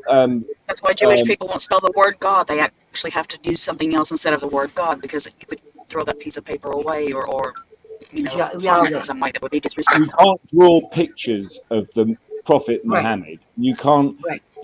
So it's not idol worship. It's not idol worship. So it's Noahide compliant, right? And that's the point, right? But I So said that was the most intelligent point made about Muslims. Islam within itself is Noahide compliant. But right? I said that was the most But intelligent thing that was Christianity- said about Muslims, was what you said about the Noahide laws. So that's why- Christianity that's of itself, and I don't want to get into a religious ding dong about this, but the point is, move on in a minute. Islam within itself is Noahide compliant, and if you don't know what Noahide is, I know what it means. We don't have to go over this over and over again. I'll tell you what. Then you explain to me what Noahide is. It means that they comply with the Jewish law, their way of doing things. You've already said it already, and so I know it. What I'm saying is that we were talking about foreskins, and we were talking about putting a mouth on the penis, and then Muslims were being talked about, and they don't do that. Yeah, they do. They don't put their mouth on the penis. No, Noahides. They do, just not when they're kids. Whole point, right, the whole point of another point of Muslims is Muslims have their foreskins removed. That's what makes them Noahide compliant. Right. Not that they stick there, not the ritual that they do. I don't care whether they stick their Well, that fucking makes a foreskin. big difference. Well, it's the point one thing is- to the point- mutilate a boy. It's another Yeah, thing to okay, sexually the point invade him is- and mutilate him. So what's your point? The point is, My point is they that have Muslims their had foreskins removed. no They have reason their to be in this foreskins conversation. removed, which makes them. I really don't want to Noahide think about mutilating compliant. penises tonight. Right? Yeah, So they have their foreskins removed, which makes them Noahide compliant. I'm on a night off, thanks. Do you even know what a Noahide is? I bet you heard have of it fucking tonight. tenner to a pound. You don't know what a Noahide is. Let's keep things, like friendly, please. I know we've got. I'm sorry, Pappy. I'm sorry. It's my fault, but I was just sitting here I'll tell you what, boiling. if I just Not being able to explain get it, on then the you can panel. Let's debate and educate, and then still remain friends at the end of it, please. Yeah, but once you get educated, don't go elastic back to what you were saying before then. Right, but again, people have their own opinions. It might not be something that we agree with, and I completely understand that you're standing your ground and you're fighting your corner, Cat, and I appreciate that and I respect that. I've been fighting it for decades, Pappy. longer than anybody's been auditing. I get that, but I also have to respect and and stand by the fact that Fluke is defending his position as well. No, I know. Sorry. I personally, throughout this conversation, with regards to and again, this conversation started with Sandra Bullock getting foreskin injections in her face, okay, and we've transgressed from that onto a religious debate, and Are you sure it wasn't a vampire facial? When it comes to religion, unfortunately, because of people's strong beliefs, it can cause arguments. I'm not suggesting I understand that. It's political for me, though. But we have to understand that we can. I mean, my knowledge on religion is very sparse. I don't understand it. I'm ignorant to many religious things. Okay. I don't deal with it because I'm a non-religious person myself. Okay, so I don't think about it. I don't look into it, and I don't understand it. I see when people are having a religious or politically religious debate, for example. I think, to me, it's like, why are we arguing? Why are we falling out? You've got opposing views, just like we have when it comes to left or right or wrong or whatever it might be. Hi guys. Hi girls. Good night. Nice meeting you. You too. Yeah, thank you for jumping up, my man. I'm sorry it's been a mad one since you came. Sorry, mate. Yeah. Catch you again next time. Nice to see you, Bob. Take it easy. Take care, mate. Right. Thanks for coming up. Well, that's another beer being opened. Fucking hell. Happy, I swear, I'm not arguing about religion. It's because because Palestinians are having a genocide committed against them for 75 years, and the media, which is owned by the opposite side, has been spreading propaganda for decades and decades, and it hurts. And so when I hear we're talking about, why couldn't we have just talked about the injections, and that Muslims never even had to come up? If we were just talking about the injections, or if we were just talking about religion, I wouldn't have said anything. Yeah, but Kat, it was just dry humour about the foreskin. Yeah, well, your dry humour is helping to kill people, Simon. Oh, how? Come on, that's a bit because strong. You help to spread the Zionist hate against. I said about the Jews as well. I said about the Jews as well. No, you. Okay, I'm not going to go over this again. You rewind and you'll see. You said Muslim countries. That's what you said.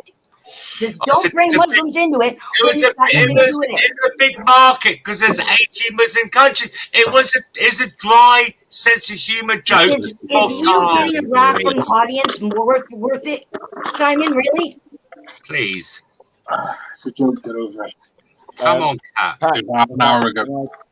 Can I just try and draw a line under last words, and then we're going to move on to aliens. It's good that we talk about FDM. Fuck me. Okay, so well, isn't circumcision just the same kind of mutilation? Yeah.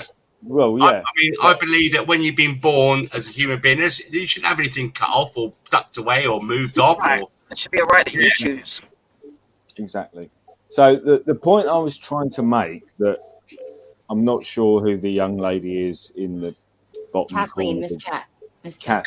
Kathleen, sorry, I didn't mean to be rude.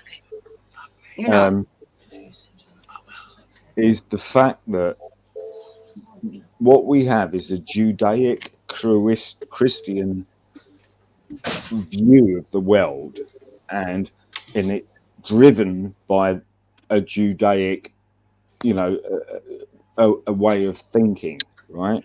Now, the Judaic way of thinking is there should be certain things that you can't do.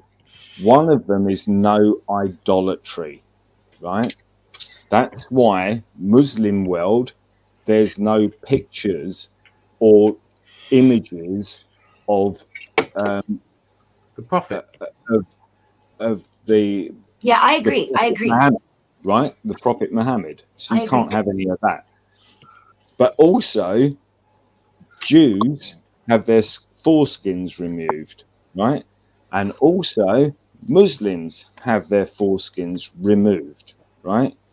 Now, you have kosher food for Jews, and you have halal food for Muslims. It's one and the same thing, right? It's just called a different thing, but they're technically one and the same thing, right? It's just a different press. So, yeah, and then the other thing is there's the Torah, which the Torah is a Jewish Bible, if you like, and then what they do is the Muslims read the Torah and they study the Torah.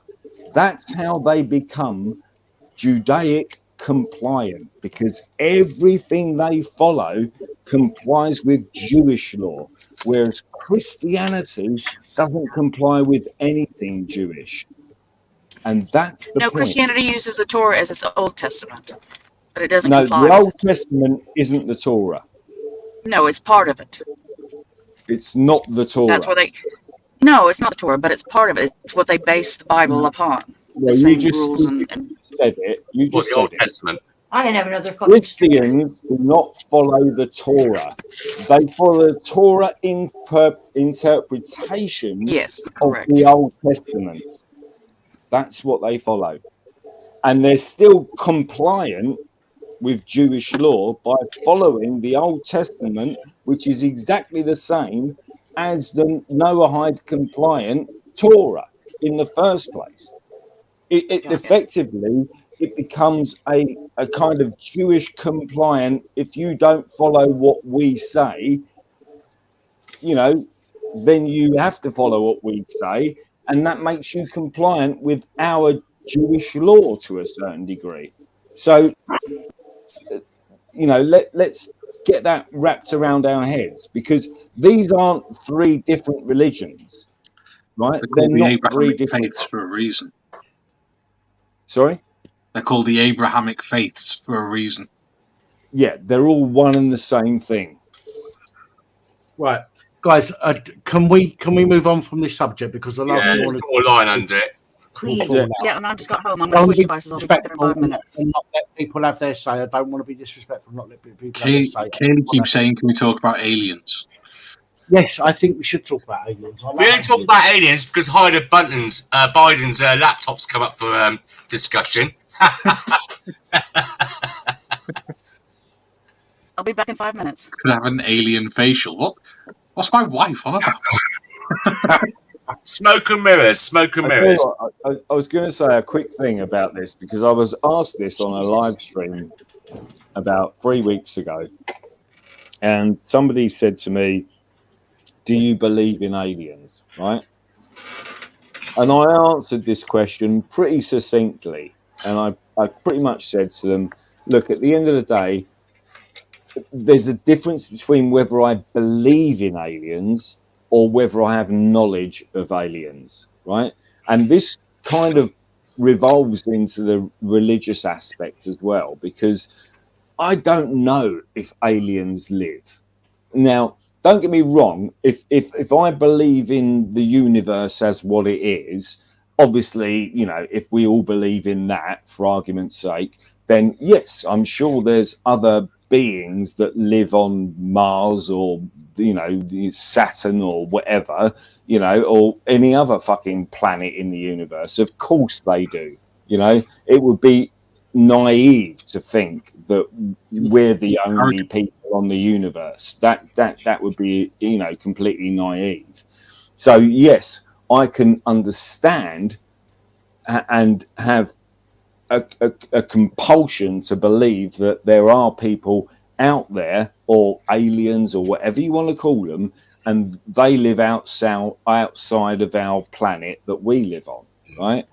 Now, the point I was trying to make when I was asked that question is it's not about belief, it's about knowledge. Now, I believe that a tree grows from the ground and it grows upwards, right? I have knowledge of that, right? Now, nobody's proved to me that a tree grows from the top and comes downwards into the ground, because we all know that. It's in Australia. So that's the point. It's about belief and knowledge. So when somebody asks me the question, do I believe in aliens? I don't, because I have no knowledge of them. Just like I have no knowledge of God. But do you believe? Unless somebody can prove that God exists and can prove it to me, then I'm going to have to go along with the fucking. I'm going to have to go along with the point that I could understand why people believe in that, but I don't have knowledge of it, and that's the point. Knowledge and belief are two different things, Fluke. So, do you believe that aliens could exist? I'm not saying I believe they exist. What I'm saying is infinite.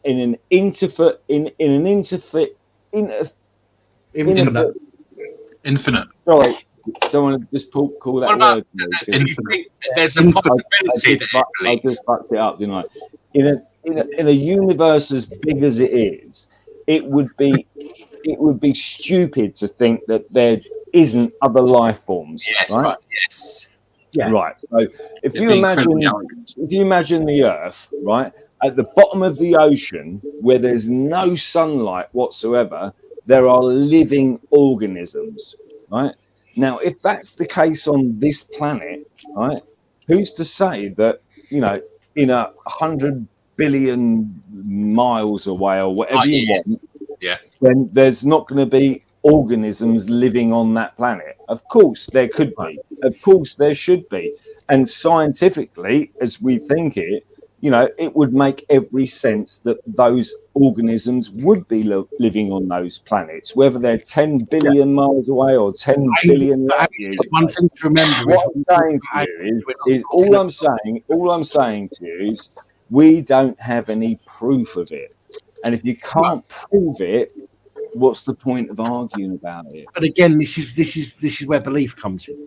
I said I was on between belief and knowledge.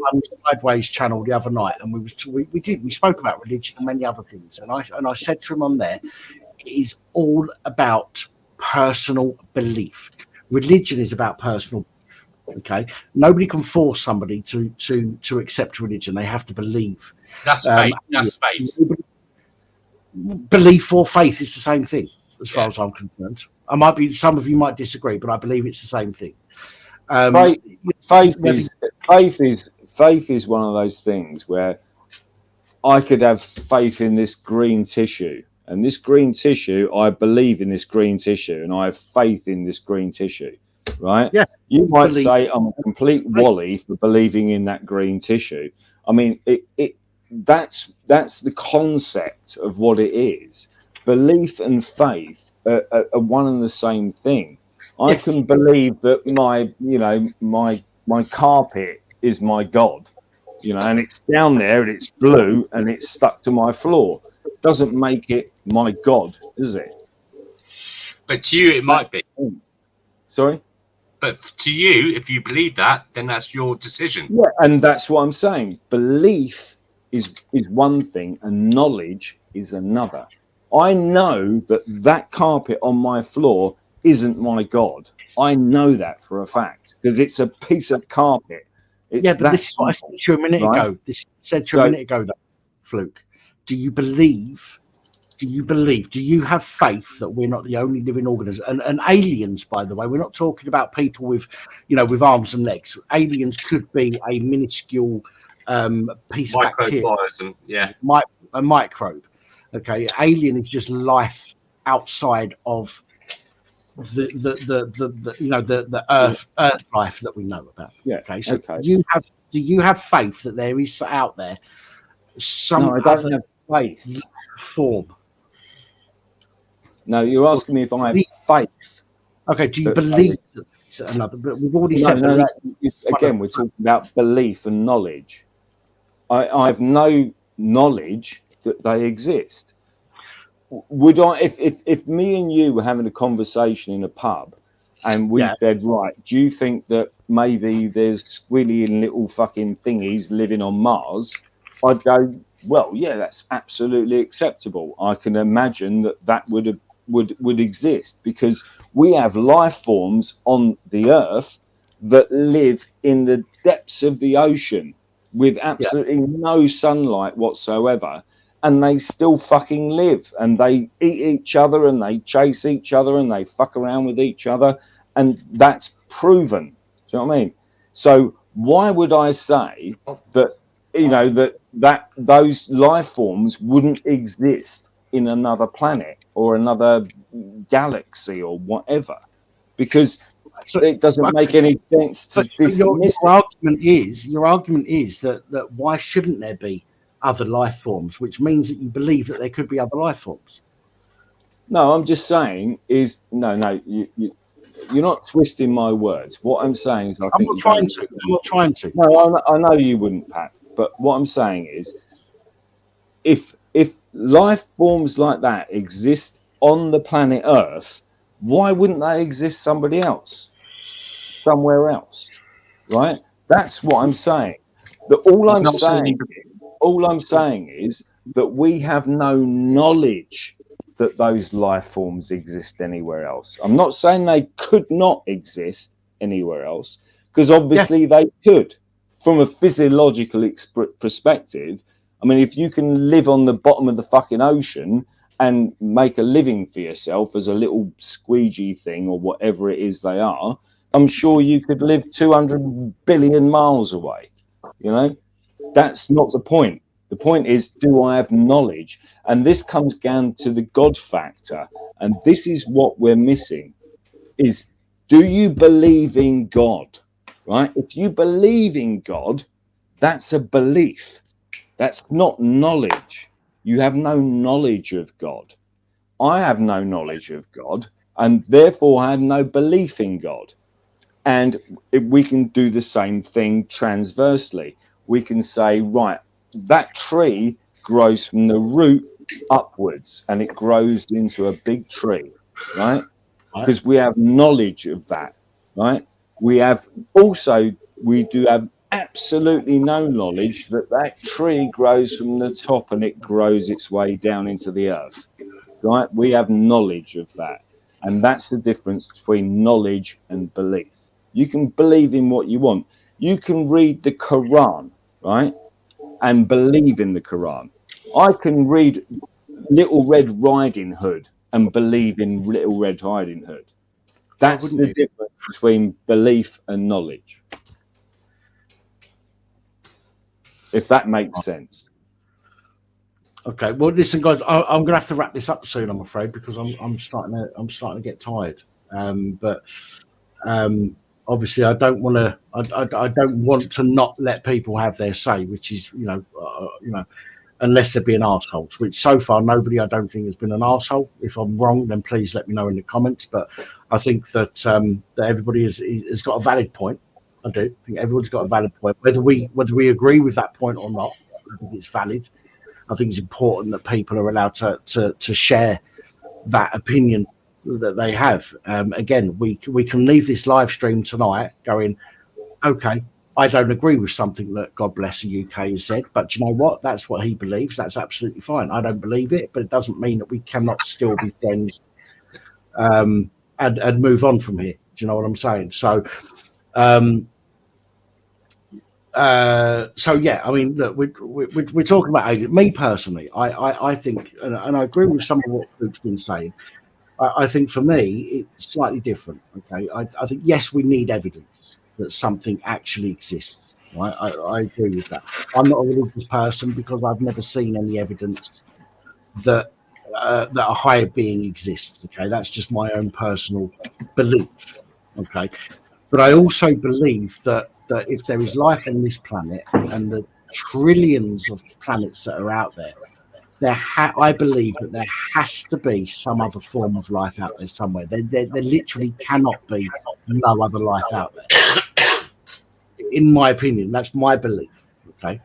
Again, I've got no proof that there is, but I believe very strongly that we, as to use your words, Luke, I think we'd be stupid, or maybe paraphrasing, would be stupid to think that there is not any other life out there in some form or another. I think it would be disingenuous of us to suggest that can't be the case. So I do believe that there are aliens, and I use that word loosely because, again, aliens could mean microbial, or it could mean full civilizations of people similar to us, or, for example.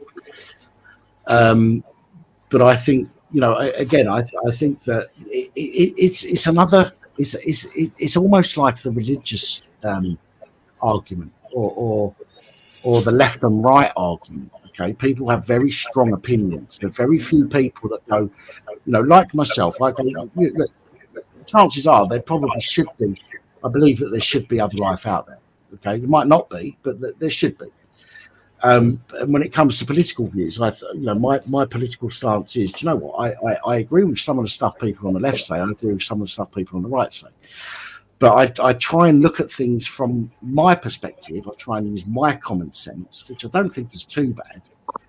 I try not to be influenced by other people and what they say.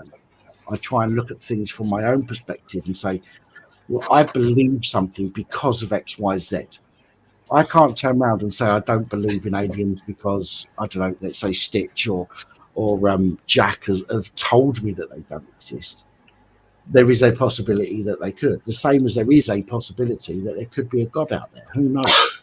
The problem is nobody knows. Like aliens, nobody actually knows for sure. And that's a big problem for these conversations. Yes, Kat. But don't we all that? Hang on, God bless. Sorry, sorry, Kat, I didn't see you jump up like that. I'm on the other stream. Sometimes what happens is, because I don't believe in any organized religion whatsoever, and I don't believe in God the way that God has been portrayed.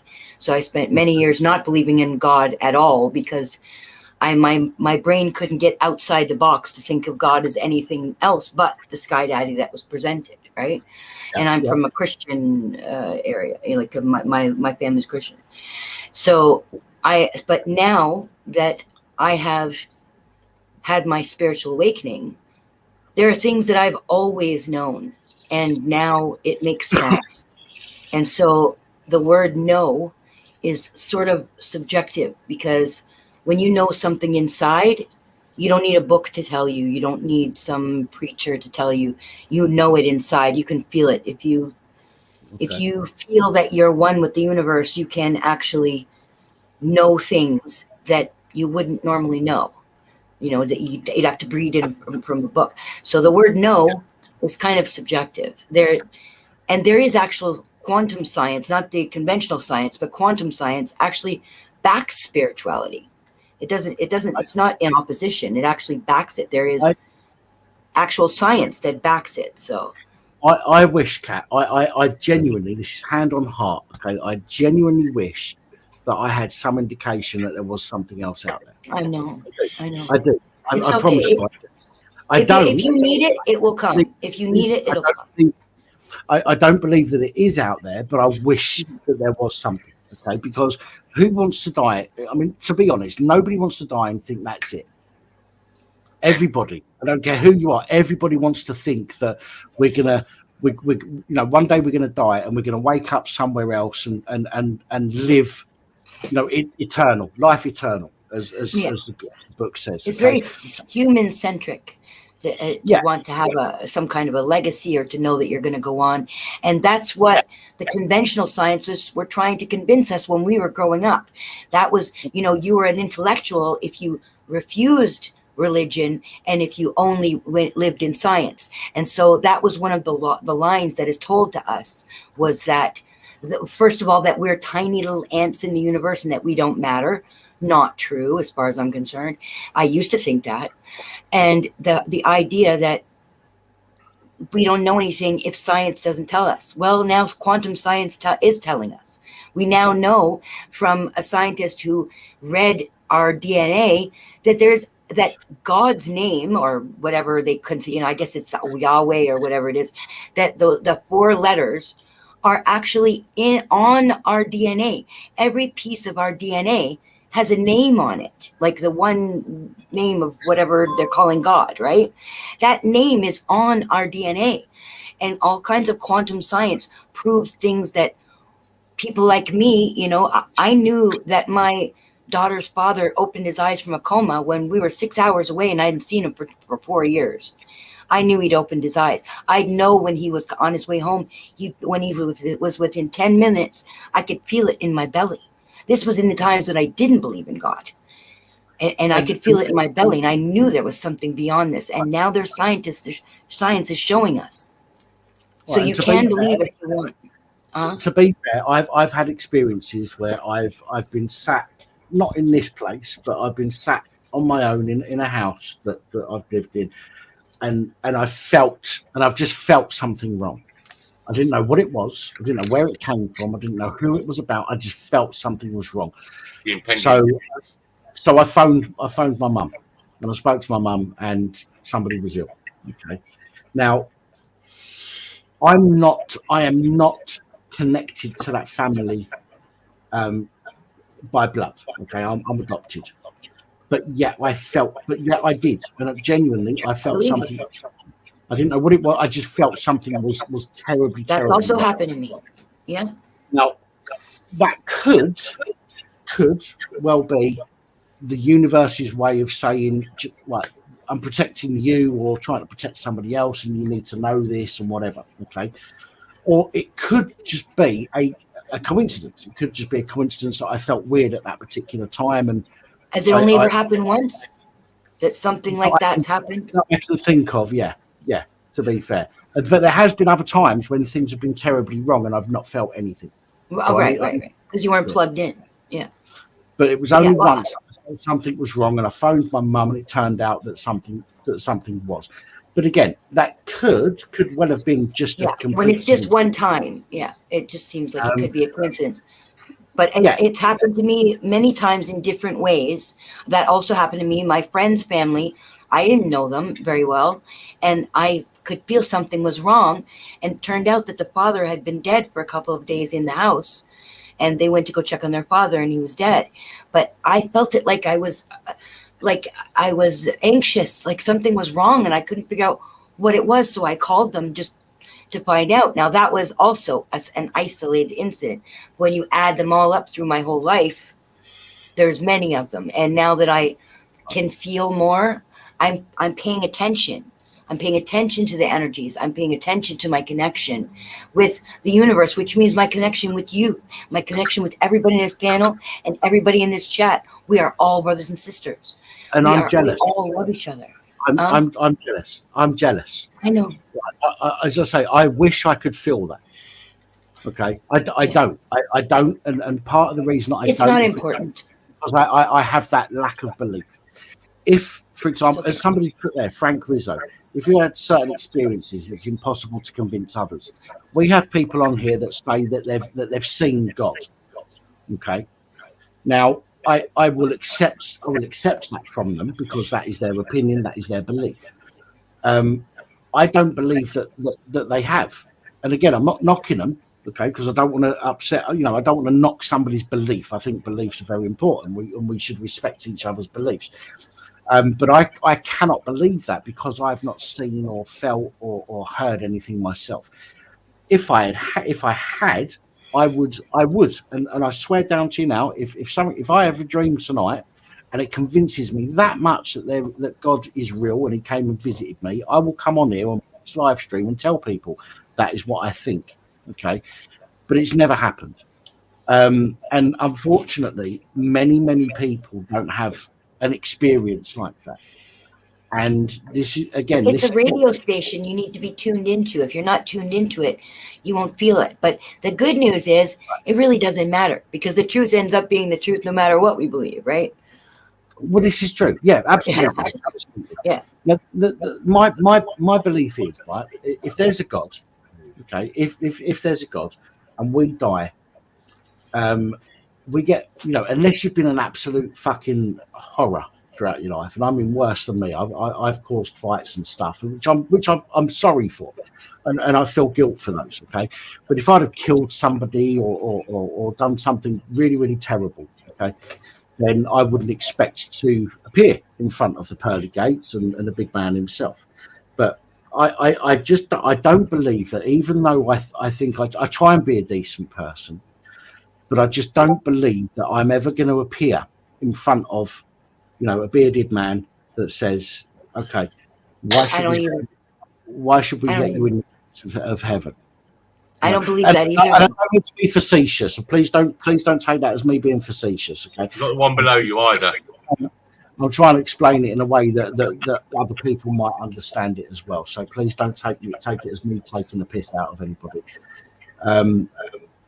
I wish. I nearly said I wish to God.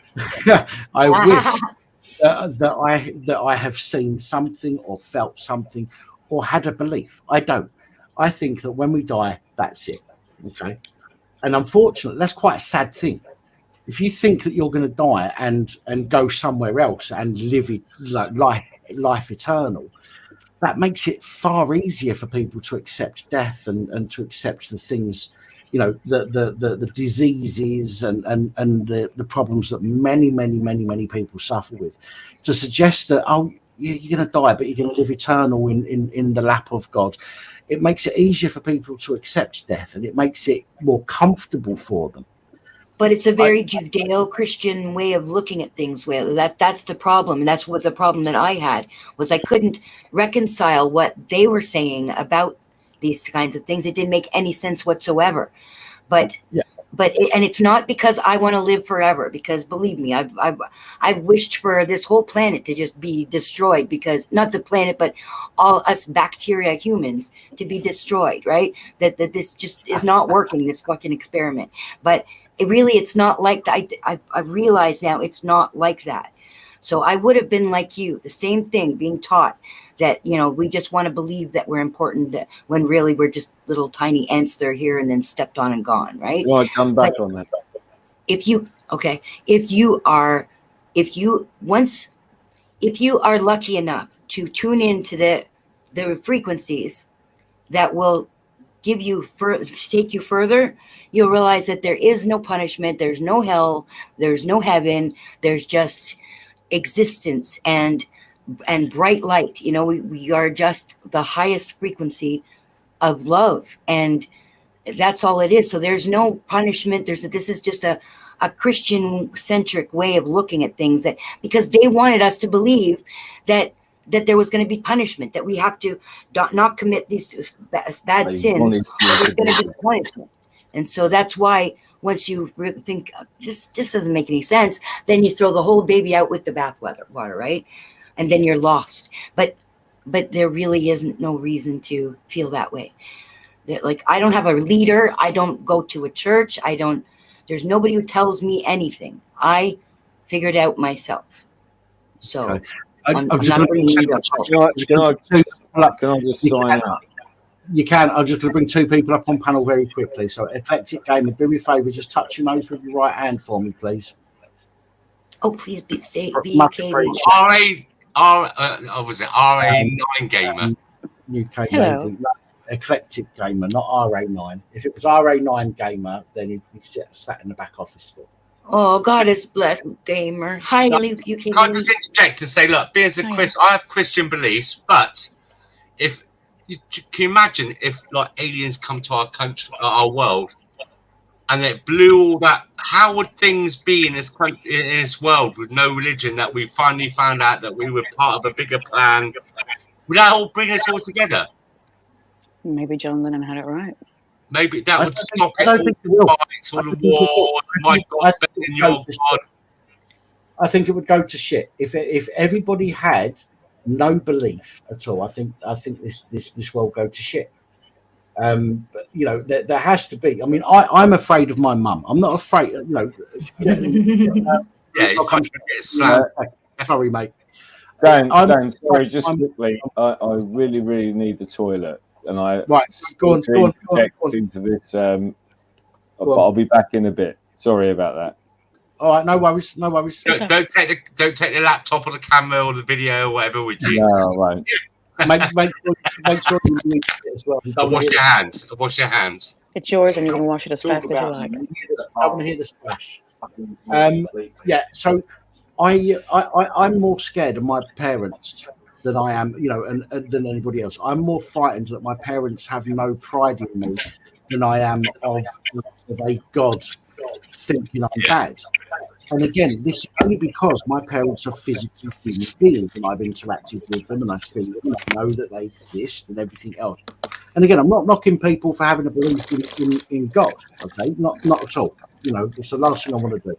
But for me personally, I need to see something. I need to feel it. I need some kind of tangible evidence, you know, especially doing what I do, okay? I can't just make shit up. And I'm not suggesting people are making shit up, by the way, but I can't just make shit up on this channel.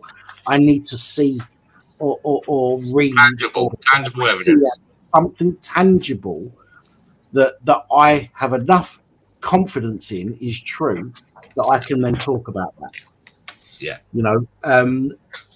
But again, I do genuinely wish that I had some kind of experience that made me think that there was a God or made me feel that there was a God, because although I'm not scared of death, you know, I'm not, right?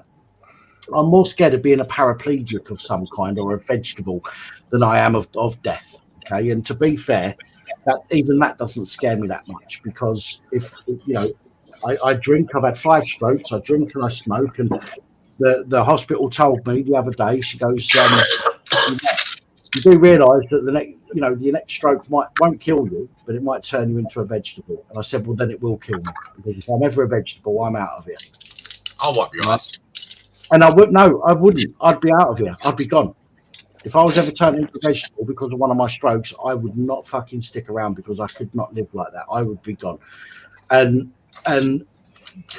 you know, again, there are people out there that will go, but it's God. You know, it's God sending us. It's giving us a task. We have to overcome that task. For example, I couldn't do it. I couldn't. My personal belief is that I couldn't do it. There's nobody out there saying to me, "We're gonna make you a paraplegic. We're gonna make you a cripple. We're gonna make you a vegetable in order for you to, in order to test you." Well, we could have a complete panel about it one night, and I think it would be good. But how do you feel about, medically assisted euthanasia? I think if somebody wants to go, they should go. To be quite honest, I think it's cruel to keep somebody here if they're in pain. As long as they're in their right mind, because we don't let animals suffer, do we? That's right. Yeah, absolutely. I think if somebody doesn't want to be here anymore, I don't believe that they should be here. I think that they should have the choice. Pack it in and come back in the next life. Well, yeah, let's do it all over again. If that happens, look, for me, it's either we die and that's it. We no consciousness ever again. We don't even know that we've died in many cases, and that's it. Okay, we're not going to feed anything. We're not going to know anything. End of, right? Or we're going to die and we're going to come back and we're going to start again. And you know what? If I come back and start again, I hope that I do things differently in my life. But chances are, in my opinion, that's not going to happen. I'm going to die. I'm sorry, this is getting a bit dark, by the way. Just trying to be honest here. You know what I mean? We all wind up as mushroom feed. These conversations can go in various directions. I just don't think that there's anything else after this. I hope there is, and I wish that there is, but I don't believe that there is. I don't think as humans we have the ability to understand what's out there. I think it would be ignorant and egotistical for us to think that we could. Yeah. The Christians would say it's okay if you don't believe in God. God believes in you. Yes. Okay. I wish he'd start believing and putting a lot of money in my bank account. I know. Yeah, but this is one of the things we was discussing the other day on Reverend Simon Sizeways' channel. Sorry, I'm probably starting to slur a little bit now, so forgive me. But Reverend Sideways' channel the other day, we was talking about God and things like that, and I forgot what I was fucking saying now. It's all right, I'm on my 11th pint. You're all right.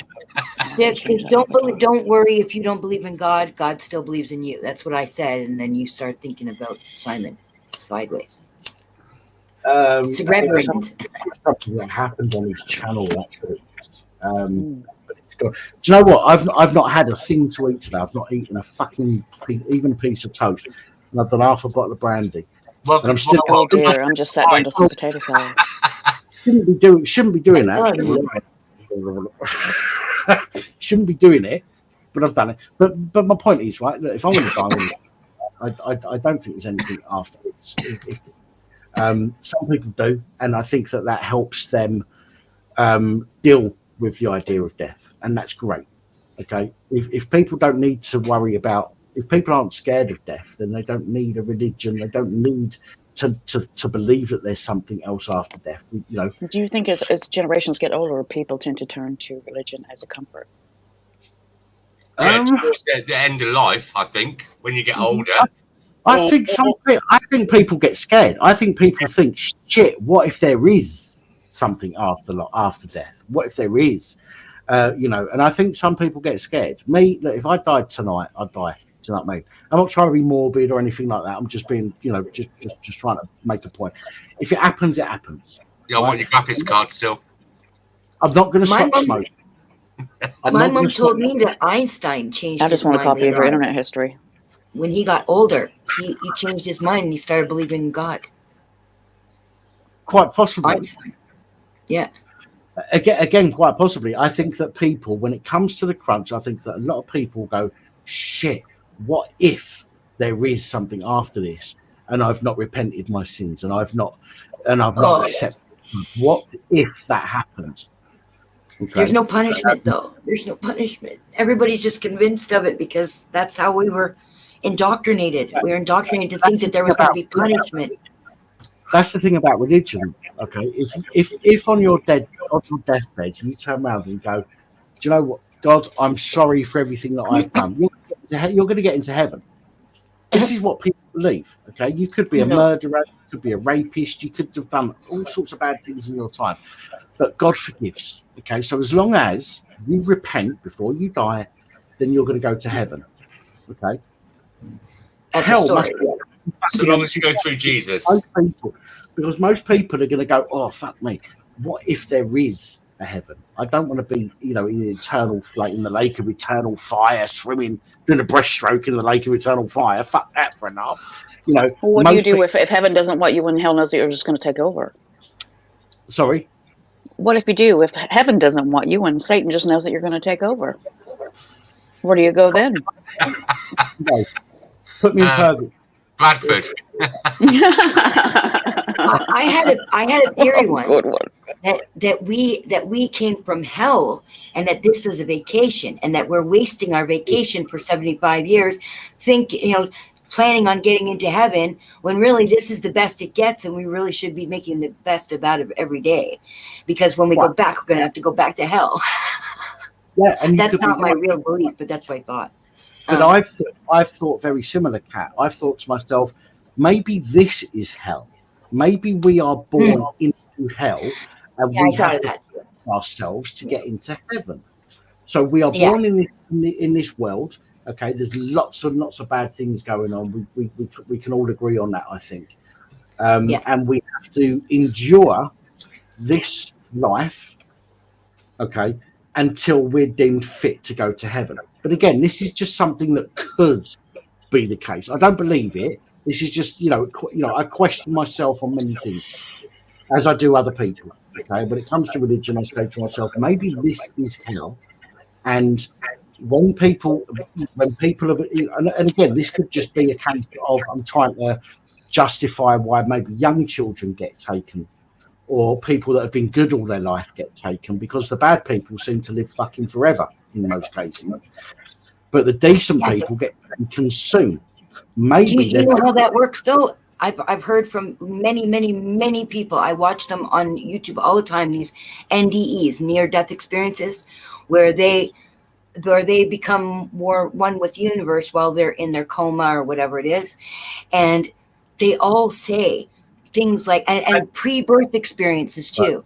They say that we plan to be here, and I've heard experiences where people have come here and they died, right when they were babies, when they're first born or whatever, and then they went back because it's very hard to be in this density. Is that Steve? This density. Hey. This density is very hard to be in. So some people just go, fuck it, and they leave. And that's why the babies die. But this is how people are explaining it. Obviously, I don't have any firsthand knowledge. Although I did die when I was 4 weeks old, but I can't remember it. But But when babies die, then the parents, we come here to learn things, to say, for instance, overcome fear. So we come and we need these obstacles. A baby dying in our lives is so huge that it will affect the parents and anybody else who was tied to that baby. It will affect their lives in a way that needed to be affected so that they could achieve whatever it is they're trying to achieve for their soul while they're here. So really, that's why I don't feel so bad when babies die anymore, because I accept that. I accept what you're saying. Totally, I accept what you're saying, and I've said this myself before. But the problem is, right, when a child dies, okay, it is far easier to say to us to justify why they've died than it is just to say died. Okay, right, so I know. a loved one dies, we justify it. We say, and I think this is where religion may have came from. Okay, I might be wrong, but this is my opinion. We try and justify why a child may have died at weeks old or days old, or even a few years old, and we say to ourselves, well, rather than saying they're just going to rot in the ground, okay, which is quite a horrific thing to say, but it's that's the reality in my opinion. Reality, yeah. Rather than say that and think to yourself, oh shit, they're going to they're going to get eaten by worms and all that kind of stuff. Rather than that, I think it is much easier for people to comprehend if they turn around and say they've gone to somewhere else, they've gone somewhere better, they've gone somewhere where they're going to live for eternity. There was a purpose. Yeah. But again, and this is the thing about religion. Everybody said, I'm sorry if I'm interrupting people, I'm not letting people speak. I do apologise. I've had a drink. I do natter on a bit. I think it's when people turn around and they go, oh, that somebody's died. Oh, there's a reason. Especially religious people. They go, oh, there's a reason why they've died. Really? Yeah, they hit the bus. Okay. Again, oh, it's to make you stronger. Well, how about me kicking you in the nuts? How's that going to make you stronger, mate? I want my fucking child back. I don't want to be stronger. I want my child back. I want to go to their first school play. I want to, I want to play with them on the mat. I want to change their mat. I want to do all that kind of stuff, right? And you've taken that from me. How can that just be we're going to teach you a lesson in life? I mean, again, my opinion. I'm not suggesting that anybody else's opinion is wrong. I don't know, because I've never seen or felt or heard or had any kind of evidence that anything else exists. So I'm not going to knock anybody. I've got a theory for you. Really, before you do that theory, I've just got to say good night, guys. Got to eat 11 pints. Good night. I've not eaten since yesterday. I've got some lovely food in there. Fuck, I knew you'd do that to me. Every time you do that to I'm also going off as well. And we're not going for a bum, by the way. No, I said I'm going first. Like that. No, I'm going. Right. One of you is the giver and one of you is the taker. Put your hands up. Well, Jack is the youngest. And does your facial hair get stuck together like Velcro? Jack, move over, darling. Do you prefer PG chips or Yorkshire tea? No, he prefers the spoon. Just take some deep breaths and relax. Yeah, don't gag that. I bet he's all after the Lady Grey. Well, good night, everyone. Good night, everyone in the chat. I prefer neither. Good night, Vicky, and everyone else in the panel. Maybe some Sam. Right, 3, 2, 1. Go on, give me the finger then, Dan. Yeah. 3, 2, 1. Bye. Bye. In unison. We've been joined by Max Brannan. So, yes. What if when we die, we have to re-experience like the butterfly effect? So say that when you're born and your mother decides to breastfeed you or bottle feed you, and at that decision, you are reincarnated with every decision being different each time. Just for that experience. Hopefully. Sounds reasonable. Cool. Like Groundhog Day, but on another level. Like a sequential alternative universe. Yeah, like Inception or something. So we keep on going through the lessons and get them right. I think Fluke's got something to add to Fluke, and then we'll come straight to Simon. Sorry, Simon. I do apologise, mate. We'll come straight to you after Fluke. Simon's gone. That's Steve. Simon. Not Simon. Steve. Fucking Steve. Half a bottle of brandy. Mate. I'll answer to anything. Not fucking good. Steve, I'll come to you straight after Fluke. Fluke, go ahead, my friend. I don't know. Are we Steve or are we? Oh no, he's Steve. He's definitely Steve. No, you're Niggle. Right. Okay. I just wanted to. I'm going to end now, and I'm going to leave the live stream. But I don't want to leave the live stream on a bad, sort of sense. Do you know what I mean? That's not Don't how. mention the Muslims. Why not? Why not? Go on, fucking let's have it. Go, Fluky. No, I don't want to leave it on a bad sense. What I would like to do is just reiterate the fact that at the end of the day, we're still talking about belief and knowledge, and there's a massive difference between those two things.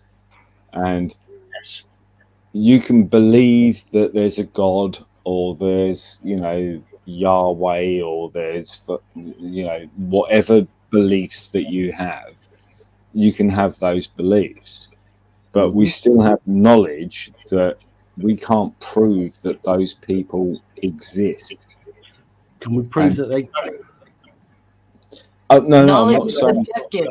Just putting it out there. Not trying to be a cunt. We're just putting it out there. That's all. Go on. No, so we can't prove they do or do not exist, because we can't prove it one way or the other. Yeah, you can't Right? prove a negative. So exactly. So the point being is we have to believe in ourselves, and that's the most important thing. Is regardless of if you believe in God, or you believe in the Jewish religion, or the Islam religion, or whatever it is, or Buddhism, or whatever it is you believe in, you can believe in that every day of the week, but we still have knowledge that we have no knowledge that any of those things exist, and that's what we have to take away from this, and Knowledge is subjective. yeah, and knowledge is You've only got cricket to know that. yeah, there's a difference between knowledge and there's a difference between knowledge and belief, and they're two very subjective and different things, and that's what all of us as human beings have to take away from this, regardless of your beliefs and your belief systems and whatever else it is. We still have that basic fundamental knowledge. At the end of the day, do we believe or do we have knowledge? And that's the difference. And I don't want to take away this thing from, my family are fundamentally Roman Catholic, and I don't want to take that away from them. And I don't want to take away from the fact that there might be Christians, there might be Muslims, there might be Jewish people in the chat, or whatever it is, whatever your, kind of socio kind of religious perspective is on the world. It doesn't limit the type of belief that you have. All I'm saying is that we don't have knowledge of it, and that's the fundamental point. And I'm not taking away from that. I don't want anybody to stop believing in whatever religion it is that you have. I'm just saying, step back from it and look at it again and think to yourself, hang on a minute, what do we have that's knowledgeable? What knowledge do we have? Yeah, and what can we share to expand that knowledge? And and the knowledge is, at the end of the day, whether you like it or not, is the fact that we have no knowledge of any of these religions. I have knowledge, but I don't need to make you believe. No, but then we don't have we don't have knowledge, and we don't have belief. So we can't. I have knowledge and belief. Well, we can't do the same thing. We can't believe in something that we have no knowledge of, and we can't. Well, I'm not the only one. With no knowledge of. I'm not the only one. I'm not the, like it's what I think the most important thing you said, in my view, is when you said we all need to believe in ourselves. That is very important. Really, very important. It's what prevents us from looking for heroes. We're always looking for heroes outside ourselves when we need to be the hero. We don't need another hero. We got Pap. And I think that's what we've got. Way home. Sorry, I couldn't resist. I know. From a fundamentally sort of theological question is the fact that it's irrespective of whether I believe in this or you believe in that, or you believe in this or you believe in that religion, or I believe in this religion, or Go with this. you know, I believe in you, or Pap believes in me. Do you know what I mean? That's not the point. The point is we've got to fundamentally realise that belief is within ourselves, and what we believe. Well, knowledge is a different perspective, because you can have knowledge that God exists, but prove me that you've got that knowledge. That's the thing, though. Not, just because I have the knowledge doesn't mean that I have to make you believe too. I only need to. What I'm saying is, make you know. Sorry, make you know. There's no. I don't have a need to make you know what I know. The reason why I shared it with Pappy actually is not because I was trying to say I have the right perspective. It was because, please excuse me for saying this, Pappy, it comes from love. Pappy's been very depressed, and I feel like if Pappy could go towards raising his vibrations somehow, that maybe he might plug into that frequency and know what he should know himself. Not should, but could know himself, right? And that's really and anybody else in the audience, if you're a depressed person that you feel like there's no hope, that's the problem with depression, is that there's no hope. Whereas when you know what I know, you have endless hope. And that's the same as anybody who believes in a religion. They have this hope, and that keeps them alive. And so really I was telling him, as a brother whose vibrations are low. Okay, so what I'm saying to you is hope is like belief. It's like it's like saying it's the same thing as saying, oh, I know if I take this drug, I'll be, you know, free of my problems for the next 24 hours. Do you know what I mean? That is literally. But knowing is also. Hang on. That is hopium. Do you know what I mean? You're believing in something that is not provable. You can't prove it, right? I can't prove it either. Do you know what I mean? I can't say to you, believe in God, or believe in Yahweh, or believe in, you know, Islam, or believe in this, or believe in that, because I've got no proof of it, and nobody else on this planet. You can develop develop proof for yourself. You can mentally develop something that makes you believe in something. Your heart. But it doesn't mean it exists. And that's no, you don't understand, because it hasn't happened to you. You don't understand. But once you feel those vibrations, once you get in touch with it, you'll know. It won't be belief. You'll know. Right. So when I believe in whatever religion you want me to believe in, how will I know that that's happened to me? I wish you'll get an erection. Yeah, because it doesn't. There's nothing there. There's nothing there. It's literally nothing there. It's in your head. In your head. That's. Do you know anything about quantum science? If you believe in something so much, and you wish to believe in that, then obviously you're welcome to do that, and you can. Do you believe in quantum science? What? Do you understand quantum science? Don't talk to me about quantum science because you know niche about it, right?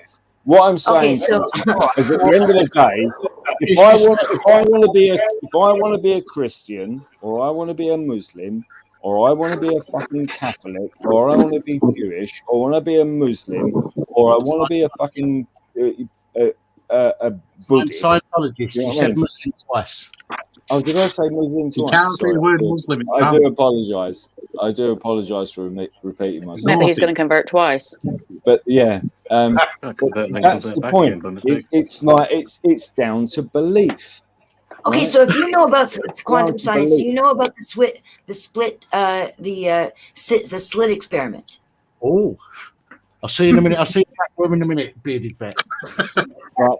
That's got nothing to do with belief and religion. No. You just keep on talking about belief. I'm talking about knowledge. You're just talking about belief. I'm talking about knowledge. Well, so, do you know anything about the slit experiment? So, talk to me about the slit experiment. Was that a video here somewhere? The slit experiment, or the Higgs boson theory. Hang on a minute. You know anything about that? Well, that knowledge. Do you have knowledge of that? Experiment. This is quantum science, quantum physics. So quote the knowledge that you have. Okay, the Higgs boson demonstrated she heard that it on the Big when Bang you Theory, okay? when you split a particle and then you take one part of that particle to a location, I think it was 7 miles or 17 miles away or something, they took it. Whatever they affected upon that one half of a particle happened to the other particle. Okay, they're like 17 miles away. The same thing happened. There's also the slit experiment, which, amongst other knowledge that was discovered, there was that when it was about a particle being both a particle and a wave. And that when you observe that particle, that it took observing that particle for it to behave the way they thought it was going to behave. They thought it was going to behave one way, and it behaved another way. And every time but you run an experiment, how did you observe that particle? How did I? Are you saying I shouldn't believe in what? No. Again, we're going back to belief. You can believe in what you want. But how did you observe that particle? Obviously, I didn't. Obviously, I read about it. So, are you saying that I shouldn't? Oh, you read about it, so I shouldn't feel like I know it because I didn't observe it? Is that what you mean? No, but you said you observed. If you observe that particle, I didn't say I did. They did. Said. No, they. Oh, who's they then? Well, if I said that, I was wrong. Obviously, I didn't. I have no access to that. I'm not trying to bully you. What I'm trying to say is, if you have knowledge of something, you have knowledge of it. You can't just sit there and say, "Oh, this particle went over there, and I know about it," and you can't prove it. Then don't talk about it. That's all I'm saying. All I'm saying is I have no knowledge. So what you're saying, in effect, is that despite the fact that I read these in science reports, that I shouldn't necessarily feel that I know it because I didn't observe it myself, correct? No. What you're saying is you read a scientific report that told you that was that, and then you believe it. Yeah, what I just said is exactly what you're saying, but you want to be combative, so you don't accept what I say. But what I said was exactly what you're saying. You're saying that just because I read it but didn't observe it myself, that I can't say that I know it because I didn't observe it myself. Correct? And that's the difference between belief and knowledge. You can believe. I can't argue with you on that because I didn't observe You can it. believe in anything you want, but if you can't prove it, then it's just belief. Well, then, what believe. are you breathing? What are you breathing? Oh, sausages! I'm breathing sausages. You're breathing sausages. Like a crinkle argument. Yeah, really. So obviously, you have to take some things on faith, because we can't do every experiment ourselves. Most of us don't even have access to that equipment or the knowledge to understand it ourselves. It's irrelevant. So we need to pool knowledge. So when we pool knowledge, there is some kind of faith involved. Same as you. Well, you believe you're breathing air, right? But somebody told you that. Why don't know you that. do the experiments and come back and prove to me that you're correct? What are you breathing? Because until then, you can't prove anything. Do you believe you're breathing air? Do you believe you're breathing air? Well, otherwise I'd probably suffocate if I wasn't breathing air. But is it air that you're breathing in, or is it silicone or something else that hasn't been identified? It might be anything. You're believing. You don't know. You're believing that you're breathing air. But I'll tell you what I believe in. I believe in the fact that I'm still alive because I'm still breathing every day. Yeah. Unless you're in my dream. I'm still alive. I think what Kat's trying to say is that we've been told that we're breathing oxygen. It could be that we're breathing something else, but we're told that it's oxygen. We don't know. We just accept that as a fact. Because we're taught it from a very early age. The same as the Earth. And we need to pool our knowledge. We haven't got time. Do we believe the Earth is round or flat? Again, this is all about belief in what we've been told, rather than we can carry out ourselves. This is the inherent problem with belief and knowledge, right? I know for a fact that when you plant a tree, it grows from the ground and it grows upwards, right? Now you can believe that a tree grows from the top and it grows downwards, right? Now your belief is your belief, right? But the knowledge is that we know that a tree grows from the ground upwards. It's as simple as that. What Kat's trying to say, I think, and I might be wrong. If I am, Kat, please correct me. Yes, you were right before. We know that trees grow from the ground upwards because we've seen it with our own eyes. Yeah, is that what you're trying to say? We know because we know that knowledge. Okay, and again, I'm not trying to disrespect anybody. I'm just trying to be, I'm just trying to, create this conversation. However, we are told many things that we just accept as truth. Many things. Okay, we're told that we breathe oxygen rather than nitrogen, for example. We believe that we're made of carbon because we're told we're made of carbon. We believe that we live, on a round Earth because we're told that we live on a round Earth. But unless we individually, as individuals, experiment for ourselves, we don't know. We have belief. Exactly what I was saying. It's exactly what I was saying. And I was trying to get him to that point where he realizes that some of these things we just have to take on faith because we don't have enough time to learn every profession so that we know every in and out of everything. Yeah. We have to pool our knowledge and there is some kind of trust or faith involved. We can't all be. And that means him too. That means Luke too. Hang on. We can't all be Henry. I'm not being rude, but what I'm saying is you just said it yourself. We have to take it as face. Yeah, you too, not just us. I have to take things at face value. No, but we can't all be Henry Crinkle and have have expertise in every fucking subject on the face of the planet. But you can't take everything at face value. That's ridiculous. Absolutely ridiculous. I like that word. Did I say ridiculous? What is ridiculous? Yeah. What's redonkulous? What's ridiculous? Yeah, man. Redonkulous. What is ridiculous?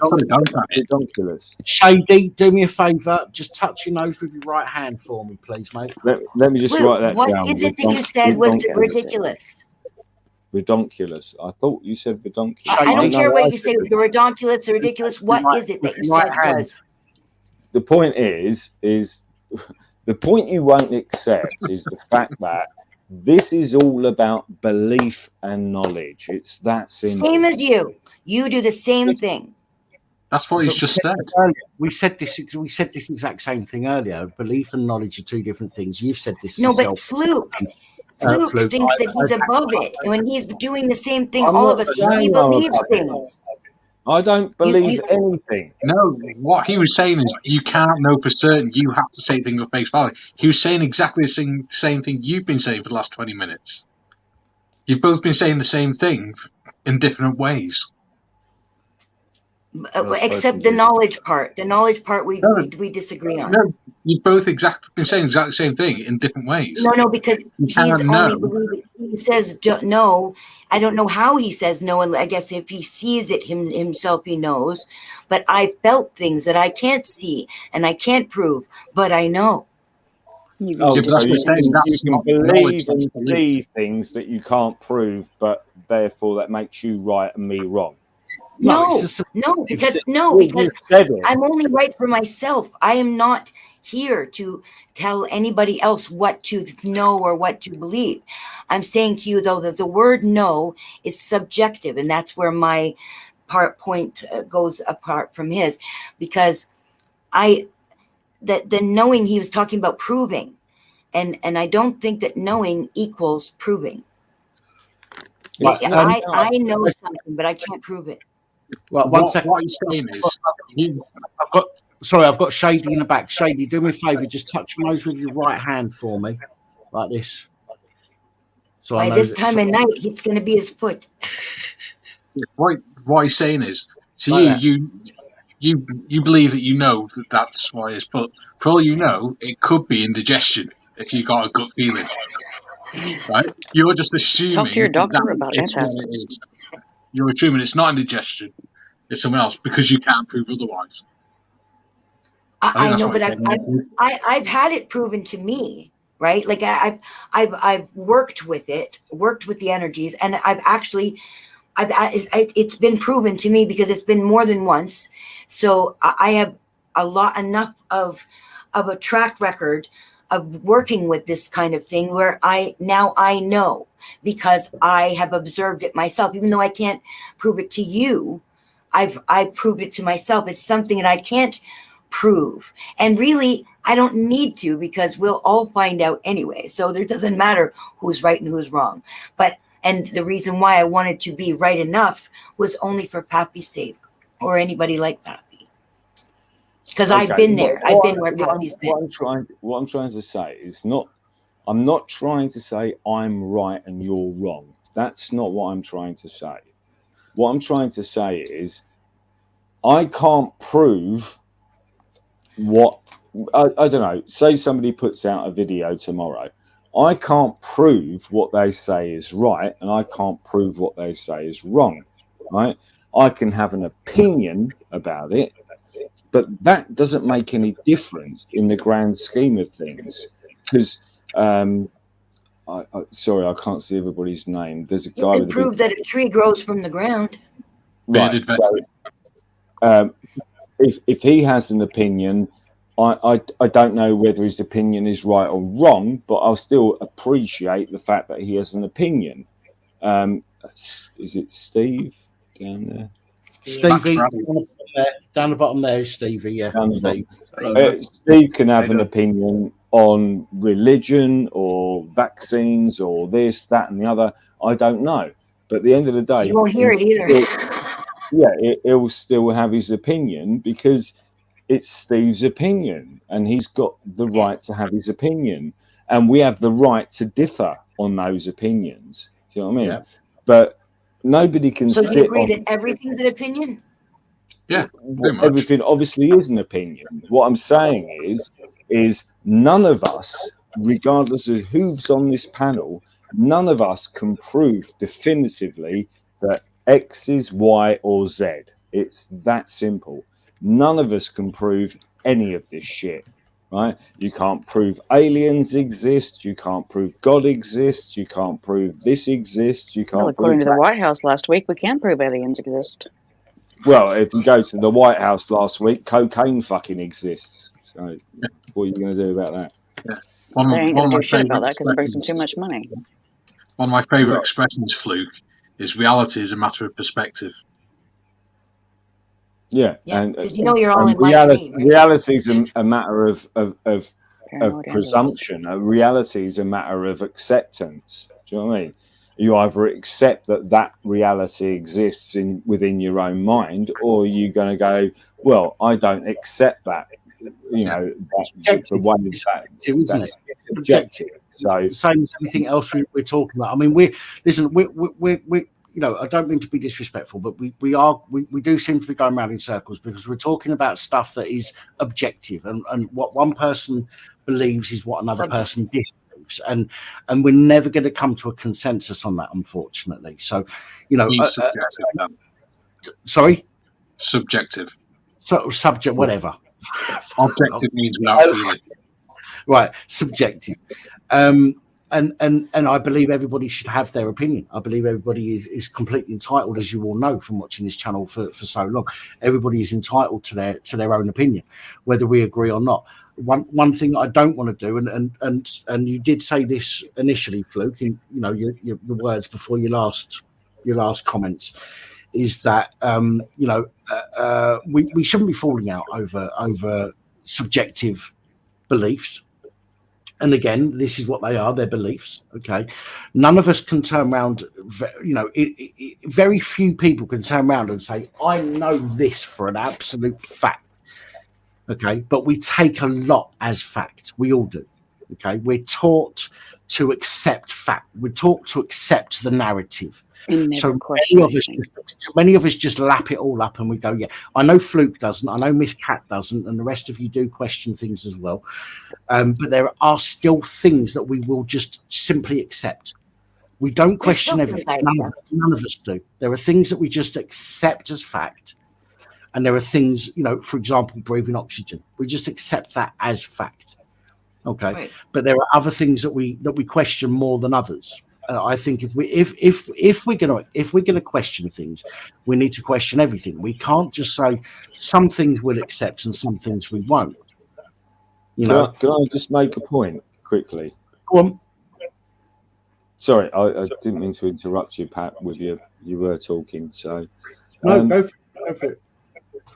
I can give you as a fucking stark fact that every government on every country on the whole planet for the last 3 fucking years has lied and bullshitted and taken the right royal fucking piss out of every person on this fucking planet for the last 3 fucking years. And I will swear by that till the fucking day I die. Because they are full of shit, and you know it, and I know it, and everybody else knows it, and everybody in the fucking chat knows it. We've been talking about this shit for the last fucking 3 fucking years. Why do we question that? But there are many things that we're taught at school that we don't question. Because the thing is, it's what you're taught and what you know. What you're taught in your government controlled, what you're taught in your government controlled schools is what you're taught. What you learn outside of that, what I've learned in the last 3.5 years, 4 years, with regards to this constant bullshit with COVID and all that nonsense and everything else and all that crap, right, is knowledge. Because I've fucking researched it, and you know I have, Pat. You know I'm not a bullshitter. I know you do. I do. I know you do. But again, my question or my point goes back to there are certain things that we just accept, and there are other things that we question. Why do we do that? If we're awake and we question everything, why do we accept that we breathe oxygen, not nitrogen, for example? Why do we believe that carbon dioxide is destroying the atmosphere, for example? Again, this is just examples. I'm just trying to put it out there for the debate. Okay, we accept some things as absolute fact, and we repeat that. But yet there are other things where we will go, well, I've got a question. It's why is this? And again, I'm one of those people. I do accept some things as fact, even though I've never gone out and tested it myself. You know, I'm guilty of that. We all are. But we have to remember that we do that. We do say some things we'll just accept as fact and repeat them verbatim. Other things we will question. And again, Right, just for the debate, okay. So go on. Right. So in from my perspective, is the fact that people will accept what they're told by their governments. Yeah. There's a mad virus traveling around the world, and you got to do this, and you got to do that, and you got to do the other, and fucking all the rest of it, and all the other nonsense that they fucking said. Anybody with half a fucking brain and an internet connection would realise they're fucking lying to you, and it's as simple as that. Anyone with a fucking brain would realise that every fucking government on this planet is being directed by the World Economic Forum, the UN and the fucking World Bank to go in a certain direction to the point where everybody just falls into line and goes, yes, government, yes, daddy government, yes, I'll bend over, and yes, you can stick your UN fucking cock up my arse. And that's where they want you to go, right? But again, and until then, right, you're going to end up in a fucking people who there's a lot of people that are turning around and saying, fuck you, we ain't doing it. And that's on the side of humanity that you need to be. But again, Fluke, sorry to sorry if you wanted to cut in there. No, I was just going to bring to your point. Again, Fluke, and I'm not trying to argue with you. Okay, I'm just putting it out there.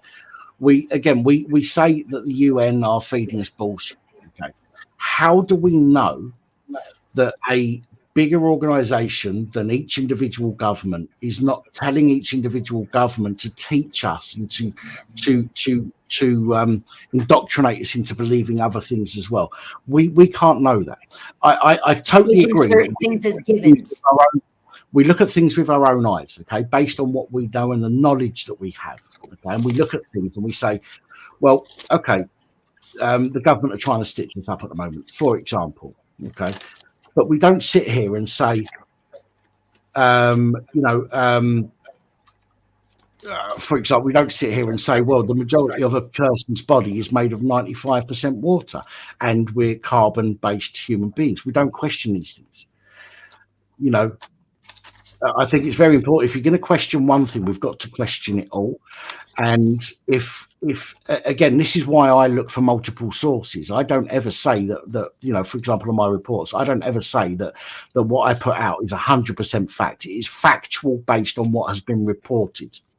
Okay, the reported facts. But I can't say for sure that anything I've ever said or ever believed, unless I've done the experiment myself. But again, an experiment is we're taught how to do those experiments. Those experiments could be rigged. Those experiments could be rigged to make us believe something when it's something else. You say, and again, I'm not trying. Good point. Pull out with anybody. I'm just trying to, again, I'm just trying to keep the conversation going and be, as kind of objective, I suppose, as I can, to question people. I'll come back to that on a second because I'm going to find a piece of paper that you'll be really interested in. So carry on the conversation, but don't get me wrong. I don't disagree with you. But if you're looking for a piece of paper, then you're probably looking for what somebody else has said. And again, right. Hang on a sec. I'll come back and verify that as well.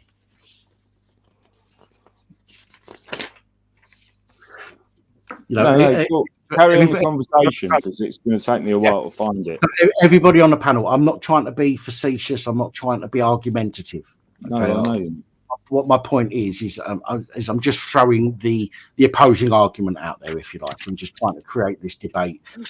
You're making a good point, Pappy. That's a good point. Is because even the experiments that we would conduct ourselves have been taught to us And so now that would be on the most part because there's always somebody who can think outside the box, but most of us would still be thinking within the box and be using experiments that we were taught to use. And how do we know if those weren't rigged so that it would come out in a certain way? I mean, not saying that it does, just that we need to question everything. What you're saying is an excellent point and really can't really be argued with, really, I don't think. But we are here to, discuss things, so that means there's got to be some opposing points of view, right? Of course, right. Eclectic. You've been, we've kind of overlooked you. I do apologise. We've been on a bit of a mad one. Just stay quiet, mate, and just watch the fireworks. But if you want to join in, mate, just speak up because just sit and wait until he's going to get you sitting there for ages. So just speak up, my friend. Yeah, can you hear me? Yeah. Yes. Good. When I say I just want to say to Kat that basically what she's talking about with the particles is quantum entanglement. Yes, and the slip experiment to do with light. Yeah. It's how light travels. So when you observe it, it turns into a wave. But when you're not observing it, it's like a So that's what that is. It's quantum entanglement. It's basically two particles are spinning in the same direction. When you quantum entangle them, they're spinning in the same direction, right? And when you move them apart, they with differences, isn't it? If I remember right. This is quantum mechanics, right? They affected the one half of the particle after it was split. So you have two particles, right? And you quantum entangle them. So they're both spinning the same way. They're like twins, essentially, right? And you take the two particles apart, you any distance, and when the particles spin in a different direction, if you spin the particle in a different direction, the other particle will spin in that direction. So that's quantum entanglement. I believe I did say that. Sorry, I was trying to give you a visual. I just want to say that. That's all. That's what I know about it. That's all. Yeah. So. That's pretty cool. That's a good way of defining it. But again, my point is, this is what we've been taught. This is what we've been told. Yeah, it's like you don't know. How do you know if the Earth's round? You don't know, do you? You don't know that. You've not been in space to see the Earth, have you? So you don't know. No, exactly.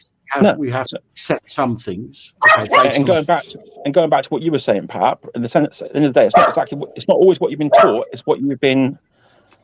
It's what's in your environment as well. There's like a globe in every classroom, isn't there? So obviously that's in your brain. That's like subconscious saying the Earth is a globe. It's not and saying, each classroom will have its own tribes as well. But then when so you don't know.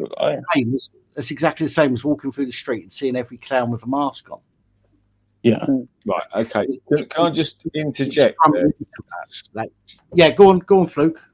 Right. I'm sorry to interject because sometimes, and I've been on a lot of live streams over the last 3 years, and sometimes these conversations go down a route like we've just gone down about is it the air we breathe? Is it this? Is it that? Do you know what I mean? And it's not. It's about control. These people want to control every aspect of your life. Whether you like it or not, whether you want to disagree with it, when you want to run away from it, or whatever you want to do. Without your consent. Without your consent, and you've got no consent now because they've just ruled it illegal for you to have consent over your own life. Okay? So that's where we need to get a grip on our fucking heads. Because we can sit here and row and argue about is oxygen this and is that and are there spaceships and are there aliens and all this other shit. Is it round? Is it a elongated sphere? There's a fucking bunch of fucking evil fucking people in this fucking world that want to strip you of every fundamental human right that you have. Right. So that you can't stand up against them. You've just fallen, and I'll prove it. I'll prove it with this document. Yeah, if you want me to. You've just fallen into the trap yourself, though, Fluke. This is the thing, right? Yours, and again, I'm not being disrespectful. You should know me by now. So I know I keep saying that, but that's because I want people to know I'm not being disrespectful. Come at you with an argument, okay? You've just said, right, that we are talking about things that basically are irrelevant. I'm paraphrasing, obviously, right? We're talking about things that are irrelevant when there are other things that are going on that are far more important. However, the small things, okay, that we argue about are the things, and I'm not trying to argue, by the way. You know, I'm just putting the argument out there to have a discussion. I'm not arguing with you. I'm guilty of believing some things and questioning others. I think we all are. You know, would be stupid to say that we're not, and it would be disingenuous to say that we don't agree with some things, but we agree with others. My entire point is, if we are questioning some things, then we need to question everything.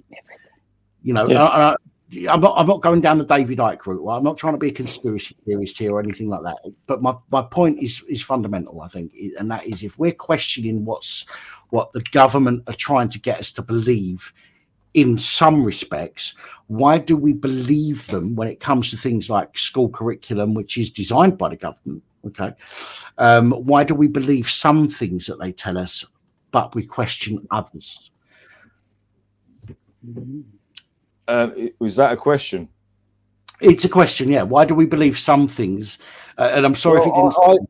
First of all, I wouldn't question. I wouldn't even think of questioning anything the government tells me, because if the government tells me I shouldn't question them, then I know off the top of my head that I should be questioning them.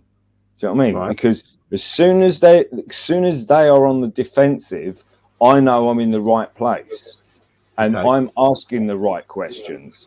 Because but we're getting a government education. So why are we believing? Why do we? I think I know the answer, but why is it that we choose to believe some things as givens when they're not actually givens? We just believe that them. No. Yeah, I know you want to make the point about the government, but Pappy's saying something else. Right, I'm not believing what they're saying, but what they're doing is they're trying to transverse the question onto me, to ask me to prove why I should not believe the government. And that's not the point. The point is, I'm asking the question of the government, and I fucking hate government with a passion, right? So I don't care how they transfer that question onto me. It's irrelevant, right? All they're trying to do is transfer the question onto me to make me. No, Pappy is not the government, though. Hang on. Pappy's not the government. He's posing a different question, not the government. No, he was saying about how the government was trying to propose that question to us, and that we have to reply to it. Right, and that's not the case. And I appreciate what Pap said there, because he's absolutely right. But then I'm not in a position as a civilian to sort of argue against the government and try and prove that the government's wrong, because they're going to turn around and say, oh, he's a conspiracy theorist. That's what they're going to do. And you've seen it a million times on the internet if you followed any fucking YouTube, any channels you want. Anybody that's been kicked off of YouTube especially has been called a conspiracy theorist over the last 3 fucking years, over the very same fact that the government comes back and says to you, oh, well, you know, you prove us wrong. No, I'm proving you wrong. You're a bunch of fucking lying, cheating, fucking scumbags. You always have been, and you always will be. And they have been for the last fucking 50 years, right? It's as simple as that. And if you can't get your head around it, sorry about your life, right? Here's something you want to read, right? Now, this might take a little bit of time to read, but it's only about a 1 A4 page, right? This is going back to the whole COVID narrative, right? And this is the whole bullshit that came in. The whole point of the COVID narrative was to strip everybody of all your fundamental human rights. Your right to freedom of speech, your right to freedom of expression, your right to freedom to demonstrate, your right to hold your governments accountable, all of those things. They wanted to wipe all of those things away from you because they didn't want you to have them. It was nothing to do with the virus, right? It was everything to do with you holding them accountable. It was as simple as that. Because without you holding them accountable, they can get away with anything they want to get away with. We got that through our skulls to a certain degree. Because any government that's got all the power don't have to worry about the citizens. But when the government's worried about the citizens, the government's shitting their pants. Yeah? Do we get that? They piss in your pocket and tell you it's raining. Yeah, exactly. So here we go. China's government was not only the one that took extreme measures to protect its citizens from risk and exposure. During the pandemic, right? Remember that, the pandemic, national leaders around the world flexed their authority and imposed airtight rules and restrictions, from mandatory wearing of face masks and body temperature checks at entries to communal spaces like train stations and supermarkets. Even after the pandemic faded, this is more authoritarian control and oversight of citizens was their activities stuck and even intensified in order to protect themselves from the spread of the increasingly global problems from pandemics and the intrusion of terrorism. Oh, they even chuck in the word terrorism. To environmental crises and rising poverty, leaders around the world took a tighter grip on power. At first, this notion was more than controlled world gained, again, acceptance and approval. Citizens willingly gave up some of their sovereignty and their privacy to more paternalistic states in exchange for greater and safety and stability. Citizens were more tolerant, and do you want me to go on, or do we get the gist? We get this the gist. My God, Pappy, I never met anybody nicer on the internet than me, and it's you, Pappy. Right, you get. But does anyone else want to answer Pappy's question that he's posed No, to I'll tell us? you what. Let's answer. What questions are you asking? Let somebody else answer that has nothing to do with the government, because he was asking us something that's bigger than the government. Oh, this is nothing. It's bigger than this question has nothing to do with the government. It's bigger than the government. Oh, it's bigger. It's about us. Okay, well, let's and our cognitive dissonance. Your question now. This is bigger than your government. Here we go again. Across the developing world, however, there were stories of different and much more civilian, top-down authoritarian took control of forums of different countries, hanging largely on capacity, caliber, and the intentions of world leaders. In countries with strong and thoughtful leaders, citizens of overall economic status and equality of life increased. In India, for example, air quality drastically improved after 2016. Remember that date. We'll come back to that in a second, when the government outlawed high-emitting vehicles. In Ghana, in the introduction of the ambitions of governments and programs to improve basic infrastructure and ensure the availability of clean water for all their people, led by a sharp decline in waterborne diseases, but more authoritarian leadership worked less well, and in some cases, tragically, in countries run by irresponsible elites who used their increased power to pursue their own interests in expense of their citizens, right? I'm going to help what I'm thinking. Now, come on then. Here's the problem. Don't walk away from the camera, Lovey.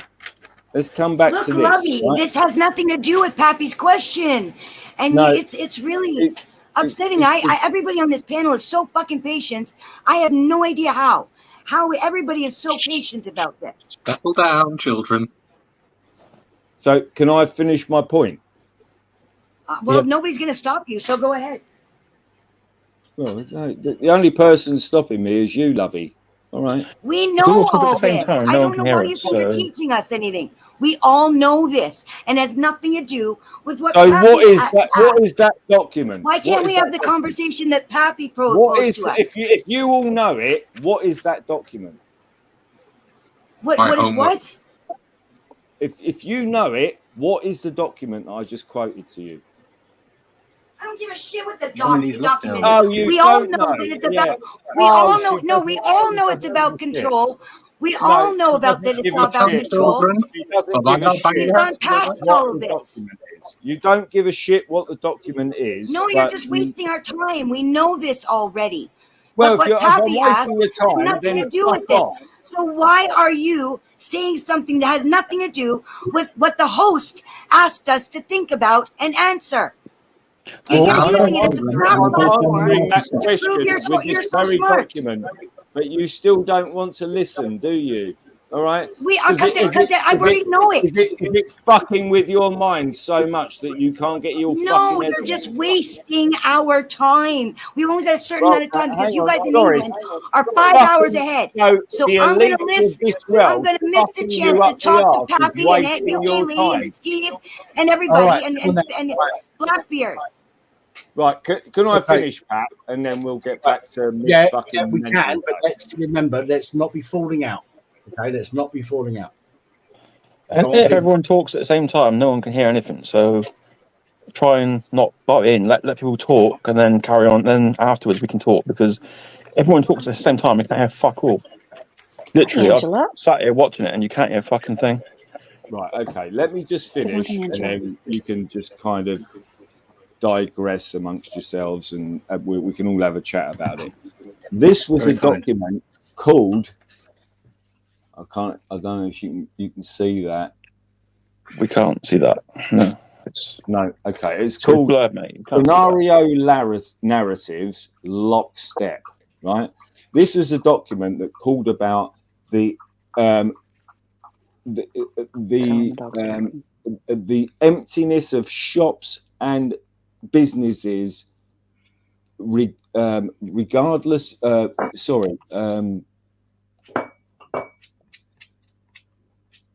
Not regardless. That's not the right word. Where's the right word? Hello, Angela. Hi. How long have we been on here for? Oh, hello, Angela. Nearly 7 hours.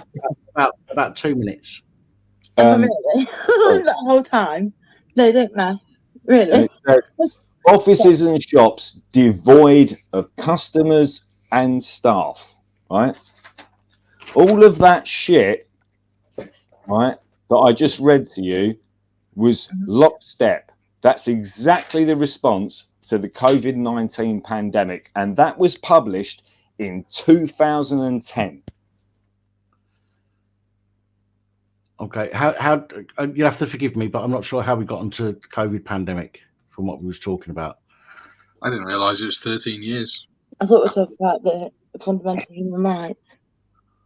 Look, Is it 2010 when the right? Do you want me to answer the question? then?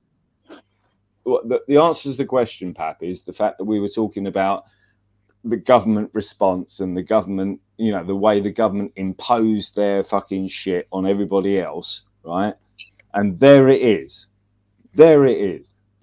There's the fucking paperwork by the Rockefeller Foundation telling you exactly what they were going to do to you. Yeah. And that's it there. That's it there. And it was published in 2010 talking about fucking bird flu and this, that, and the other, and all sorts of other fucking shit, right? And they just changed it until they made it fucking, you know, a viable thing to sell to fucking stupid fucking people in this country and every other country around the world, that they would just follow it. I see that. I see that. One question then. What about in 2002 when it was the SARS COVID-02? Quick question, quick comment. Ultra. Fuck off. Sorry. Yeah, just wondering then. Check one of your friends, Pat. Private comments if you want to know why I've just said that. 24 chat comments. Yeah, it was in the backroom chat. Is that really ultra? Oh, yeah, okay. Was it definitely? Yeah. Born bombing. MK Ultra. Fucking idiot. Born bombing across the internet. I might check those videos out later, but I'm not doing it on live stream. Not on stream, eh? Yeah, that's it, Dan. What? Why didn't it something like that come around in 2002 when the first COVID came about? What are you talking about? They've been fucking us up the arse since 2000. That's rude thing to do. That really pisses me off when you say stuff like that. Because saying like fucking up the arse is like meaning like a really intimate relationship. And I don't never. You might have that much of a relationship with the government, but I don't get that close to you. I'm sorry, but Right, okay. They've been trying to fuck you up the arse since 1999. With I don't know if you remember, Cap.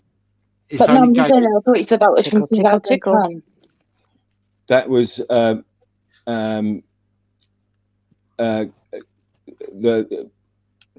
what was it? Hang on a sec. Let me just get my shit together. The Equality and Human Rights Act didn't come in 2010. No, the mad cow disease.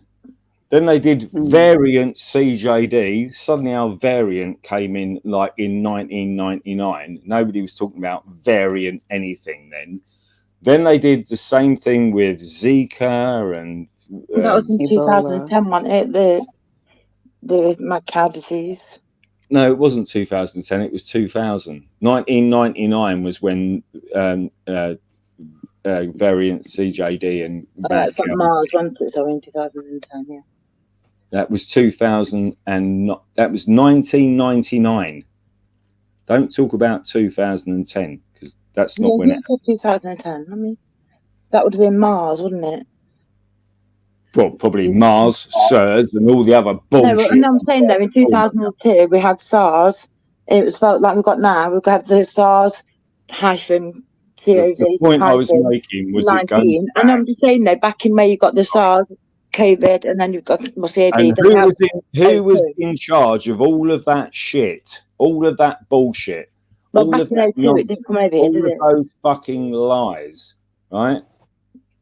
What was it like? Same fucking professor of epidemiology, or whatever he wants to call himself, working for the fucking, the same fucking government organisation, lying his bullshit off for the last 20 fucking 2 years, and people still believe this shit. It's horrendous. It's horrendous. I'll tell you what's horrendous.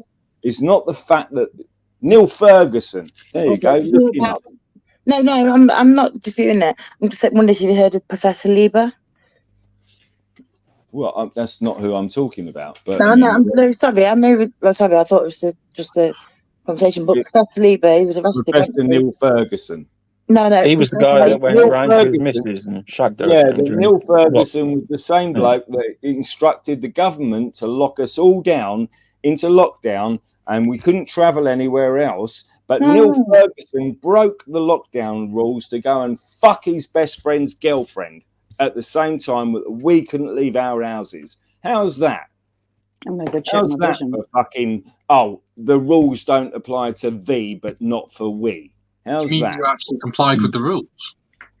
I didn't. I've never complied with anything. It's not like you, Fluke. Tell you what, I've never complied with anything. No social distancing, never wore a face mask, never took a vaccine, never social distance, never done anything the government told me for the last 3 fucking years. I've told them to fuck it up their arsehole. Let me guess, Fluke, you never had COVID neither. No, because I never tested. Funny that, isn't it? I haven't, to be honest, Eclectic. I've not had COVID.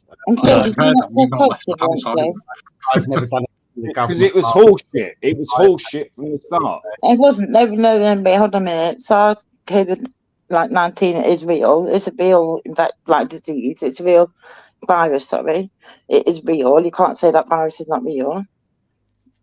Yeah, really? Yeah, really. Go on, carry on, darling, and walk yourself into a whole Dad, load can I of mention shit. something that might be quite interesting, just as a little aside? Pardon? Go on. Yeah, well, Thanks. SARS, or doesn't that mean like them days like sudden acute respiratory syndrome? Yeah, which is just like obviously to do with your lungs and stuff, yeah. And COVID, all that means, or corona, just means crown shaped, and that's the way it attacks gets into your system by attaching in using the crown shape of the virus, and it was in the year 19. Pardon? But again, it was a variant of the flu. I know, it was a variant of the flu. However, they stopped reporting on normal flu and focused on COVID, coronavirus, which I find interesting. The fact that they stopped completely on the normal flu, which has killed many people, generally people or people with autoimmune diseases. And with COVID, it was doing the same thing. It was generally, yes, it was people that did have autoimmune diseases or were old. Yes, lots of people have suffered from this variant of the flu quite badly, and I get that, and I believe that I believe that COVID is a variant of the flu. Again, regardless to what other people might say and think, I do believe that COVID was a virus. But it certainly wasn't as bad as it was being portrayed. It was being used as a test, in my opinion, to see how far the government can push us into compliance. Exactly. And they've done a fucking great job of it. I think obviously I think the other thing you've got to respect is, let's just take a rational way of thinking about this. This is a disease, right? That's a respiratory virus flown around the world in the space of weeks and days, if not days, right? And the government in this country said that you'll be safe from this virus that's just flown from China to Europe, right? But you'll be safe if you stand 2 meters away from each other and you stay at home and keep your windows open. This is the majority of people on here. Sounds like horseshit. The reason it sounds like horseshit is because it's fucking horseshit. Right. It didn't take that long. It took a lot longer than that, didn't it? Because it was in 2019. Well, yeah, 3 weeks for it to spread from China to Italy. I don't agree. COVID, again, no disrespect, but COVID was identified way before it was said to have been escaped from its little fucking laboratory. Okay, way before. And when it was first identified in China, it was lately identified within 3 weeks in Italy. I know that because my family's from Italy. So don't tell me I'm talking arseholes. No, nobody's saying it's talking arseholes. What I'm saying is COVID had been a thing in the population for way before they say that it escaped. Okay, way before. Because number one, and it was patented. It's irrelevant. The point is, right? The point is, they've tried this time and time and time and time again. They've done it with Zika. They've done it with bird flu. They've done it with, all these other flus and avian flu and they were researching it and barning it. And they've tried this time. They've tried to scare the population time and time again. And the bloke behind it was Bill fucking Gates, and it was Neil fucking Ferguson, right? And they both tried time and time and time again, right? And they failed time and time and time again, right? And then what happened? What happened? Suddenly, all the jigsaws fell into place, and it all fucking worked out. And they came out with this lockdown bullshit and and all the rest of it. They succeeded with their bullshit, is what they did. They succeeded with their bullshit. I think, and loads of people in this country fell for it, hook, line, and sinker. There's never been so much opposition to the government as there's been since stupid 19. because there's so many people woke up. Not only that, so many people were able to stay home and connect with their spiritual awakening. So actually, we might one day want to thank the oligarchy for doing this to us, because I think that people have not been so actually awake. I don't mean woke. I mean actually awake for decades. This has been being done to us for decades.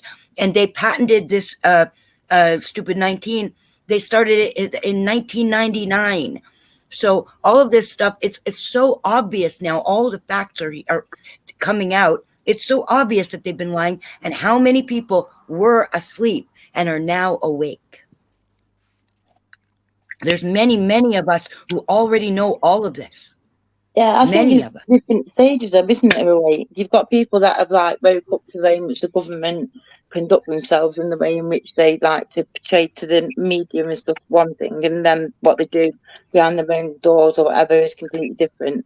But then you've got other people that go on the next level, down the next rabbit hole, who are just like, it's some massive agenda that the whole world's involved in, that bankrupts the world, that what purpose does that make? I don't get it. I don't understand why any country would want itself to go into such dire shape where it's We don't know what things they've been promised in the background. That's all well and good, but the point is, why is it that every country around the world adopted the same policies and the same rituals and the same mask wearing and 2 meter social distance and everything else and all the other policies that went together? Why did they all adopt? Every country around the world adopted the same policy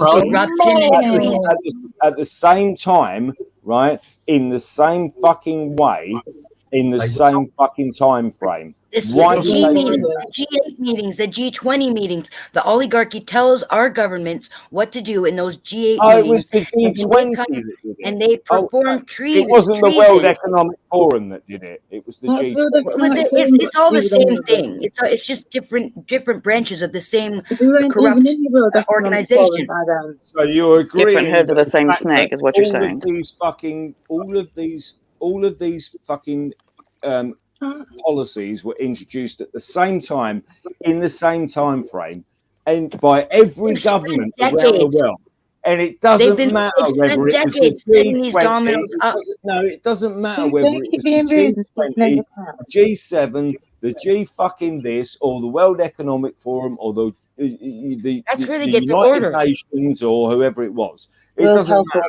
The fact is, the question you have to ask yourself is, why is it that all of those policies were implemented at exactly the same time by every government around the world? That's the question. They all believed that there was a serious virus, therefore they wanted to protect Well, their just like in people. Discord groups, people thought they wanted to control they wanted everything. to protect their people. Oh, They had private little conversations. Yeah. Oh, they wanted to protect their people by locking them down and closing their businesses and releasing, taking away their freedoms and their right to Yeah, because demonstrate. you know what, though, Luke, what you're forgetting is the Their people right that to stayed at freedom home. of speech and Hang on their a right to minute, freedom of you're the expression. only one. That's how they were going to You're the only one. Luke, wait one second. Luke. You're the only one here, yeah, that you're saying you didn't even abide by it. Yeah, you're saying you didn't go by these lockdowns. So why are you moaning about it? Because the people that did abide by it are happy by their decisions. They're happy they did that. Their choice. Every person I know, every person I know that took the fucking vaccine has been sick every day since they took it. Yeah, my friend died from it, but what? Taking Wait. that fucking vaccine. Yeah, my They're all friend been died sick from it. since they fucking did it. Right. Okay. Wait. Look, I don't want to mute people to talk over you because I think that's wrong. Okay. I think it's rude. So I don't want to mute people. Right. And I'm having to put my hand up on my own fucking channel so I can speak. I think what Fluke is saying, right, is yes, I get what you're saying, Princess Angela. Right. Look, everybody wanted to protect, apparently protect their citizens. Okay. But it was the same thing implemented all over. Okay. The reason it was the same thing implemented all over is because they was told what to implement. Okay. Right. They were told X, Y, and Z. Okay, they didn't look into it themselves. They were told by the WEF or the whatever, the WHO or whoever it was. The health organisation. We weren't part of the World Economic Forum at that point. This is what you need to do. But look at was it Scandinavia? Somewhere in Scandinavia, I can't remember where it was now. And they turned around and they said, "No, fuck it. Well, people can get on with their lives and do what they need to do." And there was no more excessive deaths than there was anywhere else. And I think what Phil's trying to say is it wasn't. But I think again, and I might be wrong, but I think what Fluke's trying to say is that everywhere took the same action, okay, and the action that they took was based on what they were told about the virus, or not everywhere. Most places took exactly the same action, okay. And again, this all boils down to they knew it was a lie. They knew it was a lie. They knew what they were doing was a lie. They were told to do it because they were paid to do it by the oligarchy, because all of our leaders have been strategically put in over the last decades. They have strategically changed the leadership of every country in the way that they needed to do it, so they'd have corrupt leaders who have no problem committing treason in their own countries. So I don't believe that they were just believing like we believe the media. I believe that they knew exactly that it was a lie. Everything they were saying made no sense. They couldn't figure that out. They knew it was a lie. I just say on behalf of the stone of us that haven't been able to get a word in edgeways, love the beard, Steve. Sorry about Who, me? Yeah. Love the beard. Yeah, I used to have one. It's just laziness. Because it's one colour. What you trying? Are you being disrespectful? Are you disrespectful? I'm just not into older men, mate. Sorry. Yeah, you don't mention mine. Kidding. We shouldn't fall that. You're being embarrassed. Listen, I think that the conversation we've had has gone on. We tried to escape from this conversation. We've ended up full circle and going back onto this conversation. It's morning. I'm getting tired, and I'm currently on an ECG monitoring machine, which is probably going to show very interesting readings from tonight. I think the nursing will call you in once we've received your readings and we've looked into them. We'll call you in to discuss them. If when I have to go in and explain what I was doing on Sunday night, she's going to be what the fuck? So Okay, so that's backstage party then. By all means, if you want to hang around in backstage, that's absolutely fine. I'm going to wrap myself and I'll have to disappear and get my lap down because I'm a lazy fat bastard. So with that said, I want to thank everybody that has joined us, who has been on panel and left the panel. Thank you to all of those. Thank you to everybody that has stuck around in the chat for the last 7 hours and 12 minutes. I obviously appreciate every single one of you. For those of you who have supported the channel financially with super chats and whatnot, thank you from the bottom of my heart. I appreciate that. I hope to get back to doing things normally. The main issue that I have at the moment is, hence why I had to have a sleep this afternoon and I nearly slept through my live stream, is the fatigue is absolutely hitting me recently, and I'm finding it very difficult to go a full 24 hours without having to sleep through the day. So I am sorry for everybody that supports the channel in respect of the reports, but I appreciate the fact that you still, support the channel even at the moment for these live streams. Genuinely appreciate that. So thank you to everyone. So I will say good night to everybody in the chat. Thank you again. And I hope to see you. Next week is a members live stream. The week after we're back to public live streams. But I hope at some point, maybe this week, I do have a couple of appointments, but I hope maybe this week I can start getting some reports out again. We're going to have to see how I manage to get through the day. But thank you to everybody. and good night. Thank you, Pat, for having us. Good night, everybody in the Good chat. night. Good night, everybody. Sweet dreams.